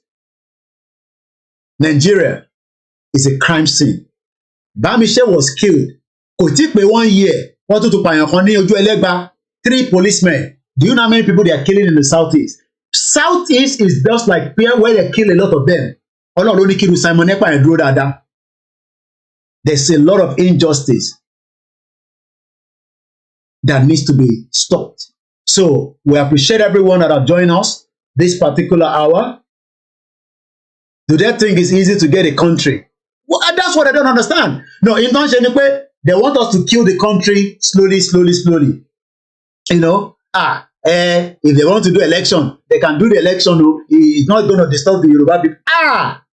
Nigeria will continue. If we don't put a full stop to it, Nigeria will continue. We love all our leaders. There's no doubt in my mind. But at the end of the day, it seems that there is just this, let's slow it down. No. IGBOHO does not want to slow it down. Baba Akintoye does not want to slow it down. Baba Banji, Ayiloke does not want to slow it down. The same thing to Wale Adeniran and all the rest of the people that are working very hard. Ẹ lọ fún YSDM lówó, ibẹ̀ nìkan la mọ̀ for now. Ẹ lọ fún wọn ní owó ní central account. Ẹ contribute síbẹ̀. That's the only account I can confirm on my platform for now. Any other platform can confirm any nonsense. That's their own cup of tea. But lórí platform wa, it is only YSDM, the central account. Níbẹ̀ tẹ́ ẹ̀ bá mọ bó ṣe ń ṣe ẹ pè mí máa ṣàlàyé fún ibẹ̀ ṣe máa fowó síbẹ̀. We need a lot of money and we will use whatever we have. Bẹ́ẹ̀ni, they kill a lawyer that is pregnant. Bẹ́ẹ̀ni, ọ̀nà ọpẹ́ mi pọ̀. So people are being killed on a daily basis. But not to go too much. The tribute is for our mother. We love her so much. But Elédùmarè love her more than us. Mo kí dáadáa ìyá mi Ọmọlára, Ìyábọ̀ Àjàlá. Mo kí wọn tó wà lórí Mixlr before I go. Àgbàgbé yín o, Comrade Plan B. Please, let's keep the fire burning. Thank you so much. About 6 of you. But I think at the Kenny Games. We will be back again on the Twitter space this weekend. But I need to go now. It's just coming up to 3:30. I'm going to school. And there's a lot of work that needs to be done behind the scene. I love you so much. My name is Koiki.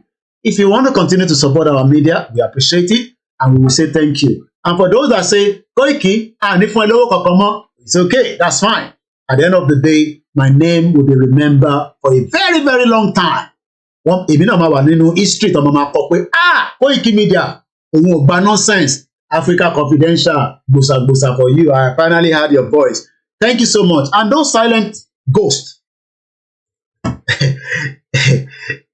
Abẹ́túnjẹ wà lórí program ni.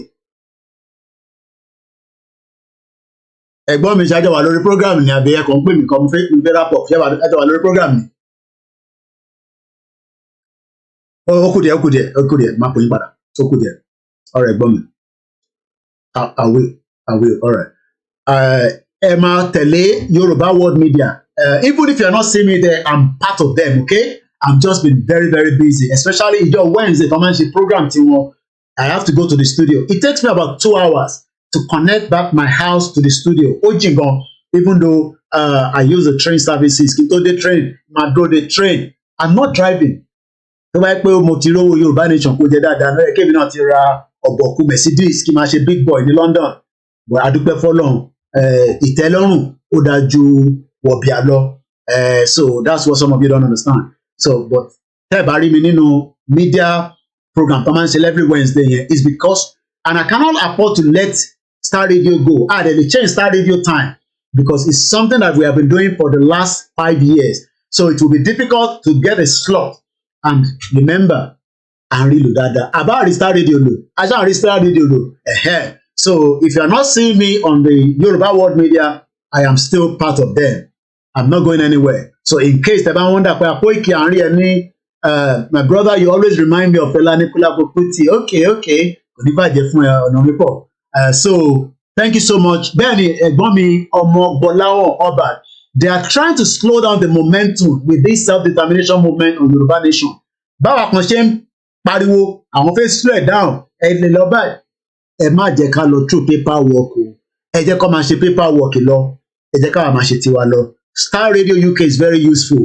Tí bá lọ stop ẹ̀ torí pé a fẹ́ máa wà nínú Yorùbá world media, then a máa ní clashes of, we are still making use of that platform. And gbogbo nǹkan tá à ń ṣe yìí à ń document ẹ̀ ní rẹ́kọ̀dì wà. Nígbà tó bá di gbàs à lè mú jáde pé Koiki ń pariwo lórí Star Radio, ó ń pariwo lórí koikimedia, ó dẹ̀ ń pariwo lórí Yorùbá world media. UK president are fighting war. I am speaking and you want me to be easy. Bẹ́ẹ̀ni, even I saw Boris Johnson there some few days ago. Mo kí gbogbo alẹ́ nǹkan sí. Have a very good afternoon. Enjoy this part of the 15 minutes. Tí àwọn ọmọ mi ṣá, I hope they say it's 15 minutes. But before I do that, bí a ká play anthem tiwa náà so that ká má mix ẹ̀ ká wá fi the last 15 minutes ká fi dúpẹ́ fún ọmọ mi tó bá wa sáré ṣe kíní tribute yẹn. So jẹ́ kí mi play anthem ní bíbá àti play jẹ́kọ́mọ̀ so then we can then go straight to the other one as well. If you're wondering what kind of software I use, like I always say, it's called OBS. It's very easy to use. Support YSDM and let's support the people at home. But don't think that we are fools. Torí pé kẹ́bà fún wa ní jáde, well, it's entirely up to you. Ẹ̀yin lẹ wà nílé o, ẹ rántí o. Orílẹ̀-èdè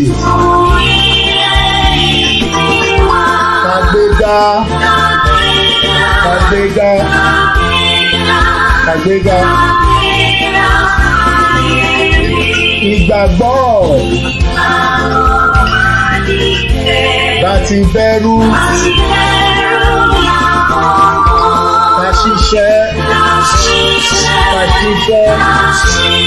ká ṣiṣẹ́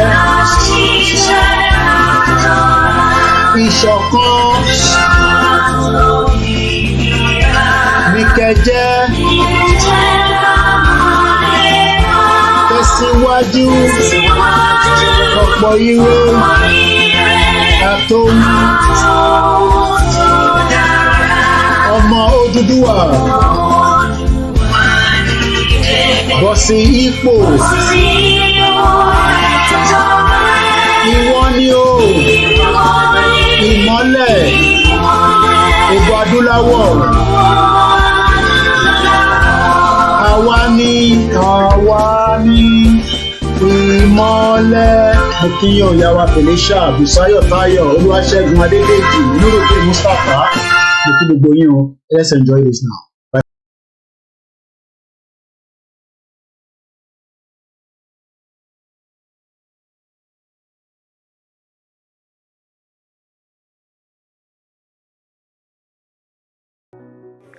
Ikú dọ́rọ̀ ikú òṣèkà ó gbómi jẹ́ lójú wa o. Ìkànnì ikú ó gbómi jẹ́ lójú wa o. Ikú pabiri abiriku ikú pabiri abiri rọrùn Yeye Lufe lọ a ò mà rí mọ́. Ikú òdòrò láàrin wa nínú Yorùbá nation o. Ó ṣe lè máa kọni obìnrin lọ láì sọ fẹ́nikẹ́ni. Yeye Lufe lọ láì dágbére fẹ́nikẹ́ni. Màmá ṣàmà gbọ́rùn ṣọ̀run rẹ̀ à ń ṣe léde lẹ́yìn rẹ̀. Gbogbo àwa tá ń bẹ láyé jẹ́ ká gbélé ayé ṣe rere nítorí wípé ẹsẹ̀ mẹ́fà ṣàlàyé ọjọ́ kan la ó sùn ta ò ní jí mọ́. Ikú ti pa Yeye Lufe akọni obìnrin láàrin wa o. Ohun tá bá ṣe ká máa ṣe rántí ikú. Ohun tá bá ṣe ká máa ṣe rántí ikú. Ọjọ́ tí kú máa pa wá tí kò ní sọ fún wa. Yeye Lufe fi wálẹ̀ lọ láì sọ fẹ́nikẹ́ni. Ikú òdòrò ikú òṣèkà ó gbómijé lójú wa. Ikú òdòrò ikú òṣèkà ó gbómijé lójú wa o. gbogbo ọmọ Yorùbá pátá ló ṣe léde lẹ́yìn rẹ̀ màmá ohun tán bá jẹ lájúlé ọ̀run ṣáni kò má jẹ Yeye Lufe rest in peace o Adéyẹmọ òòṣà ṣe léde lẹ́yìn rẹ̀ koikimedia ṣe léde lẹ́yìn rẹ̀ aṣojú àpapọ̀ ọmọ Yorùbá pátá gbogbo wọn ṣe léde lẹ́yìn rẹ̀ o ṣá máa gbọ́rùn ṣọ̀run rẹ̀ ohun tó ń bá jẹ lọ́rùn ni kò bá wọn jẹ o. Yeye Lufe Abiodun Taiwo ó jẹ́ ẹnìkan tó kọ ìwọ̀sí kì í ṣẹni tó máa ń purọ́ ó fẹ́ràn òdodo púpọ̀ kò dẹ̀ ń fẹ́ kíyà jẹ ọmọ làkejì Yeye Lufe Abiodun Taiwo kò kọ̀ kó ná gbogbo owó ara ẹ̀ sí ibi tí ó bá ti rí omijé ènìyàn Yeye Lufe jẹ́ akíkanjú obìnrin tí ó máa ń fẹ́ràn kí gbogbo èèyàn wà nínú ìdùnnú tí kò kí ń fẹ́ kí èèyàn wà nínú ìbànújẹ́ Yeye Lufe jẹ́ akíkanjú obìnrin tó jẹ́ pé gbogbo òde tí wọ́n bá ń lọ ní Yorùbá Nation kò sí kankan tó máa ń fẹ́ gbẹ̀yìn nínú ẹ̀ bẹ́ẹ̀ ni ó ń ṣiṣẹ́ fún Yorùbá Nation tòru tọ̀sán Yeye Lufe jẹ́ ẹnìkan tí ò kí ń fi ọ̀rọ̀ pamọ́ tí ènìyàn bá ṣẹ̀ á sọ síta yóò sì tán nú ẹ̀. kó bá wa tẹ́ ìyá wa Yeye Lufe ìyáàfin Tawakalitu Abiodun Taiwo tó ti dolóògbé kọ́lọ́hún Elédùmarè kó foríjì yín kó wá bá a dúró ti àwọn mọ̀lẹ́bí àti àwọn ọmọ tí ẹ fi sílẹ̀ Ọlọ́run á jẹ́ kí gbogbo bí ìrìn àjò yín ṣe fẹ́ bẹ̀rẹ̀ ẹ bá àánú Ọlọ́run pàdé àwatakù náà iṣẹ́ tí ẹ fi sílẹ̀ fún wa á parí ẹ̀ Yorùbá Nation no going back ni no going back náà ni may your soul rest in perfect peace. Mo kí gbogbo wa àkàrà àkójúmọ́ o wọ́n ní a sọ nípa Taiwo ó jẹ́ èèyàn kan tó jẹ́ alákíkanjú èèyàn mọ́mọ́ Taiwo nínú obìnrin àgbáyé obìnrin odò àgbáyé ìbẹ̀lẹ̀ pẹ̀lú ẹ̀ tí mọ́ra ádẹ́dẹ̀gbà tá a ti mọ́ra à ń ṣe bíi tọ́mọ tìyá ni kódà ìgbà tá a máa pàdé la pàdé London Bridge ní interchange lílé ìtàṣe láàsì rálẹ̀ ìtàṣe láàsì yìí Taiwo gbìyànjú gan-an látọ̀ ní ìṣẹ́jú kan àwọn kà mí lára ìṣẹ́jú kan Taiwo gbìyànjú gan-an ó dẹ́gbẹ́ sílẹ̀ ó ṣe wàhálà ó náwó ó nọra ṣùgbọ́n àkọọ́lẹ̀ ti dúró pé kò ní bá a gbé àsíá Yorùbá Nation sókè ọlọ́mọba kó bá a foríjì o ìṣẹ́jú kan yìí ó kéré wàláì ó kéré láti sọ̀rọ̀ Taiwo lọ́wọ́ dáwà yòókù sí o. ayé tó tó àkàmàrà tó tó ayé àkàkà náírà nífẹ̀ẹ́ àwa aṣọ àwàjọ orúkọ mi Olúwa Adéwálé Hamzat Yeye Lufe Abiodun Taiwo ìṣèdárò lẹ́yìn ẹ̀ o is a very dear sister is a very kind and a very love sister she's a one in a million afẹ́ ṣùgbọ́n onílé fẹ́ jù wá lọ májọkùn májòkò lóhun tó máa jẹ lájúlé ọ̀run ni kò bá wọn jẹ́ o tó Yeye Lufe Abiodun Taiwo kò sùn rè o gbogbo tó máa wá ṣe wá tó yẹ pọ̀ tà wá ló máa wá kọ́kọ́ celebrate ọlọ́mọ yẹ kó ṣe wá láburú o ẹni tó máa ṣe wá tó yẹ pọ̀ tà wá ló máa kọ́kọ́ send fọ́tò wá káàkiri ọlọ́mọ àjò ṣẹlẹ̀ sí wá láburú o ó dájọ́ lọ́wọ́. ó jẹ́ ohun tí ó yà mí lẹ́nu nígbà tí mo gbọ́ ikú ìyá wa Mrs. Abiodun Taiwo lè tí wọ́n di olóògbé ìyá wa jẹ́ èèyàn tí wọ́n jẹ́ èèyàn tó ń ṣiṣẹ́ takuntakun wọ́n dẹ̀ jẹ́ èèyàn dáadáa èèyàn tó yẹ pé wọ́n máa ń pọ́nyàn lé especially nígbà tá a bá ti wà lórí ọ̀rọ̀ agitation yìí ó máa ń kéèyàn kú iṣẹ́ ni múdò a máa béèrè pé ṣé ẹ ti mu omi àti ẹ ti jẹun kílẹ̀ wọ ẹ ṣe dáadáa màmá yẹn jẹ́ èèyàn dáadáa tó jẹ́ pé ó máa ń jáde tó ń fún gbogbo nǹkan tí yóò bá wò tó bá lè ṣẹlẹ̀ mo rántí ọjọ́ tí a jọ pàdé láti ní Ìbàdàn nígbà tí wọ́n lọ ṣe news ní Ìbàdàn ń bẹ̀rẹ̀. A tún pàdé ní state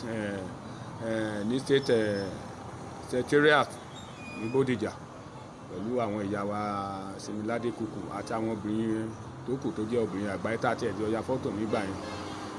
Ìyá wa jẹ́ èèyàn tó dáa. In fact ìgbà náà tí wọ́n ti fún mi nísìnyí tá ó jẹ́ pé ó yẹ kí tó ní ká rì mọ́lẹ̀ ní Òǹdótè, àwọn ló pè mí láti pé wọ́n máa get in touch pẹ̀lú mi nígbà tí mo sọ bí tí a máa gbé sí fún wọn pé a ti mọ̀ bẹ̀. So mo dẹ̀ gbà ní àdúrà pé ìyá wa pé kí Ọlọ́run kí ó tẹ́ ẹ sí afẹ́fẹ́ rere, gbogbo àwọn ẹbí àti ará àti ọmọ àti ọkọ àti ojúlùmọ̀ tó sílẹ̀, kí Ọlọ́run jọ kó bá wa nu omi ojú ẹkún kúrò ní ojú wọn. A kò ní fi eléyìí ṣe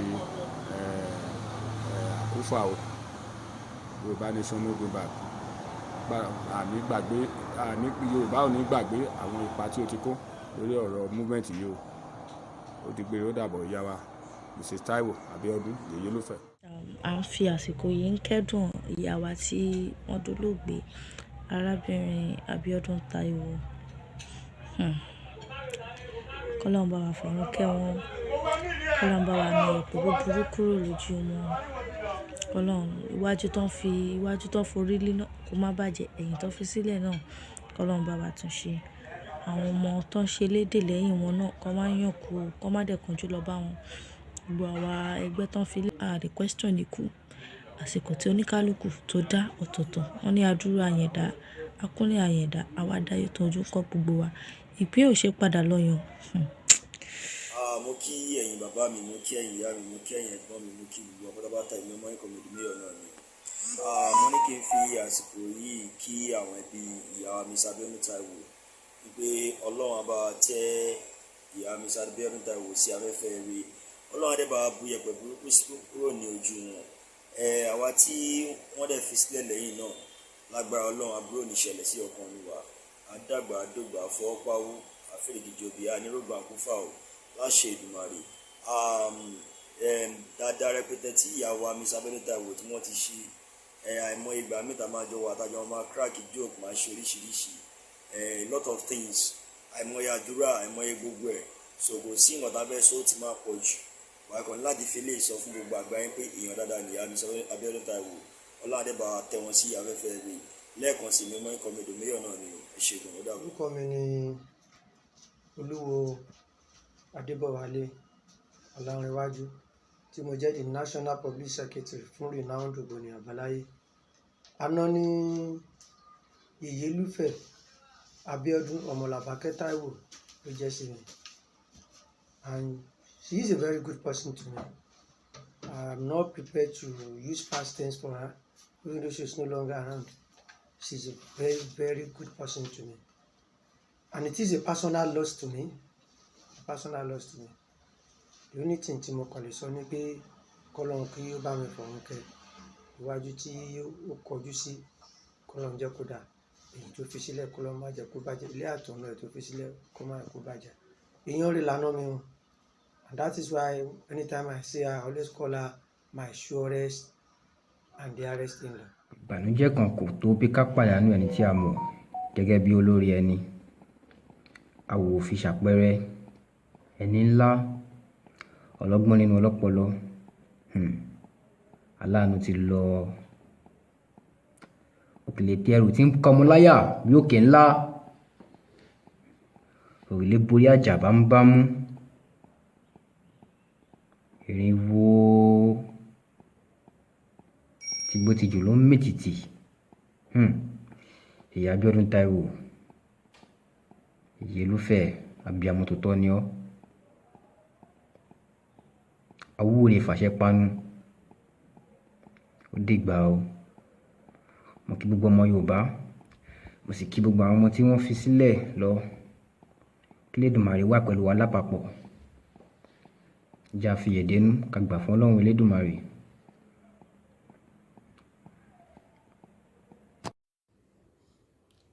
Orúkọ tèmi ni Kudus Olúwaṣẹ́gun Adébánjọ, ọmọ olóògbé Tawakalitu Abiodun Taiwo.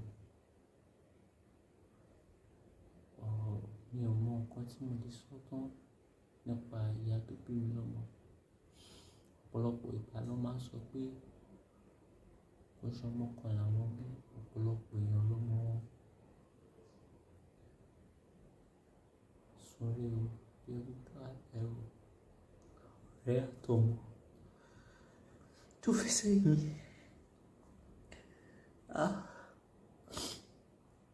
Mi ò mọ̀ tí mo lè sọ. She was mother. She was. Ẹ káàsán, orúkọ mi ni Àyànwọlá Olúwadámilọ́lá. Ẹ̀gbọ́n Bámiṣé tí ó kú sínú BRT ńgbà yẹn. Mo kí gbogbo ẹ̀yin ìyá mi, ẹ̀yin bàbá mi pátápátá ní diaspora àti ní ìlú wa Nàìjíríà ń bí. Yeye Lufe jẹ́ èèyàn kan tó jẹ́ pé wọ́n ṣe abiyamọ. Wọ́n ṣe abiyamọ gidi gan. Kì í ṣe ọmọ tí Yeye Lufe da ẹ̀jẹ̀ lé lórí nìkan ni Yeye Lufe ṣe abiyamọ fún. Yeye Lufe, you stood by Àyànwọlá's family. You are always there. Whenever we call, ẹ fìgbà kan feel reluctant rí. We love you, but God loves you more. Rest in perfect peace, Yeye Lufe. Ikú Mrs. Abiodun Taiwo ó jẹ́ kan tó ní agbára tó dẹ̀ fi mí gidigidi. Torí èmi àti Mr. Abiodun Taiwo ti ń bàbọ̀ láti 2020 nígbà tí a bẹ̀rẹ̀ struggle Yoruba nation. Àjọ à ń liberation ni. Nígbà tí liberation dàrú, Mr. Abiodun Taiwo ló tó. Ìta fi padà sí Telegram títí ìta tún fi padà sórí WhatsApp lẹ́ni. Kò sí ohun tí òye owó tí ẹ fún Abiodun Taiwo àfi jíṣẹ́. Abiodun Taiwo obìnrin bí ọkùnrin ni. Mo gbàdúrà wípé àwọn ọmọ tó ń fi sílẹ̀ Ọlọ́run á bá dá ọmọ náà sí. Ọlọ́run á fún ẹlẹ́mìí gígùn àti àlàáfíà. Ọlọ́run á wá wọlá wàhálà Abiodun Taiwo lórí Yoruba nation, àgbà Yoruba nation fún wa o. Ká tó rí erin ó ti gbó, ká tó rí ẹ̀fọ̀n ó ti ọ̀dọ̀, ká tó rí irú Yeye Lufe Abiodun Taiwo tọ́ Ọlọ́run bá wa kẹ́ wọn.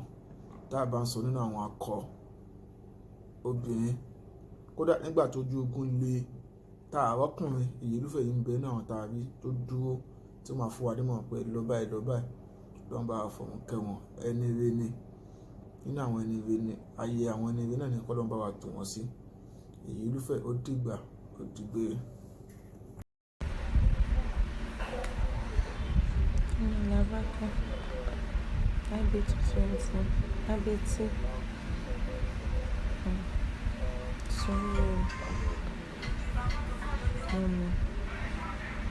She's a great mother. Everybody wants to have.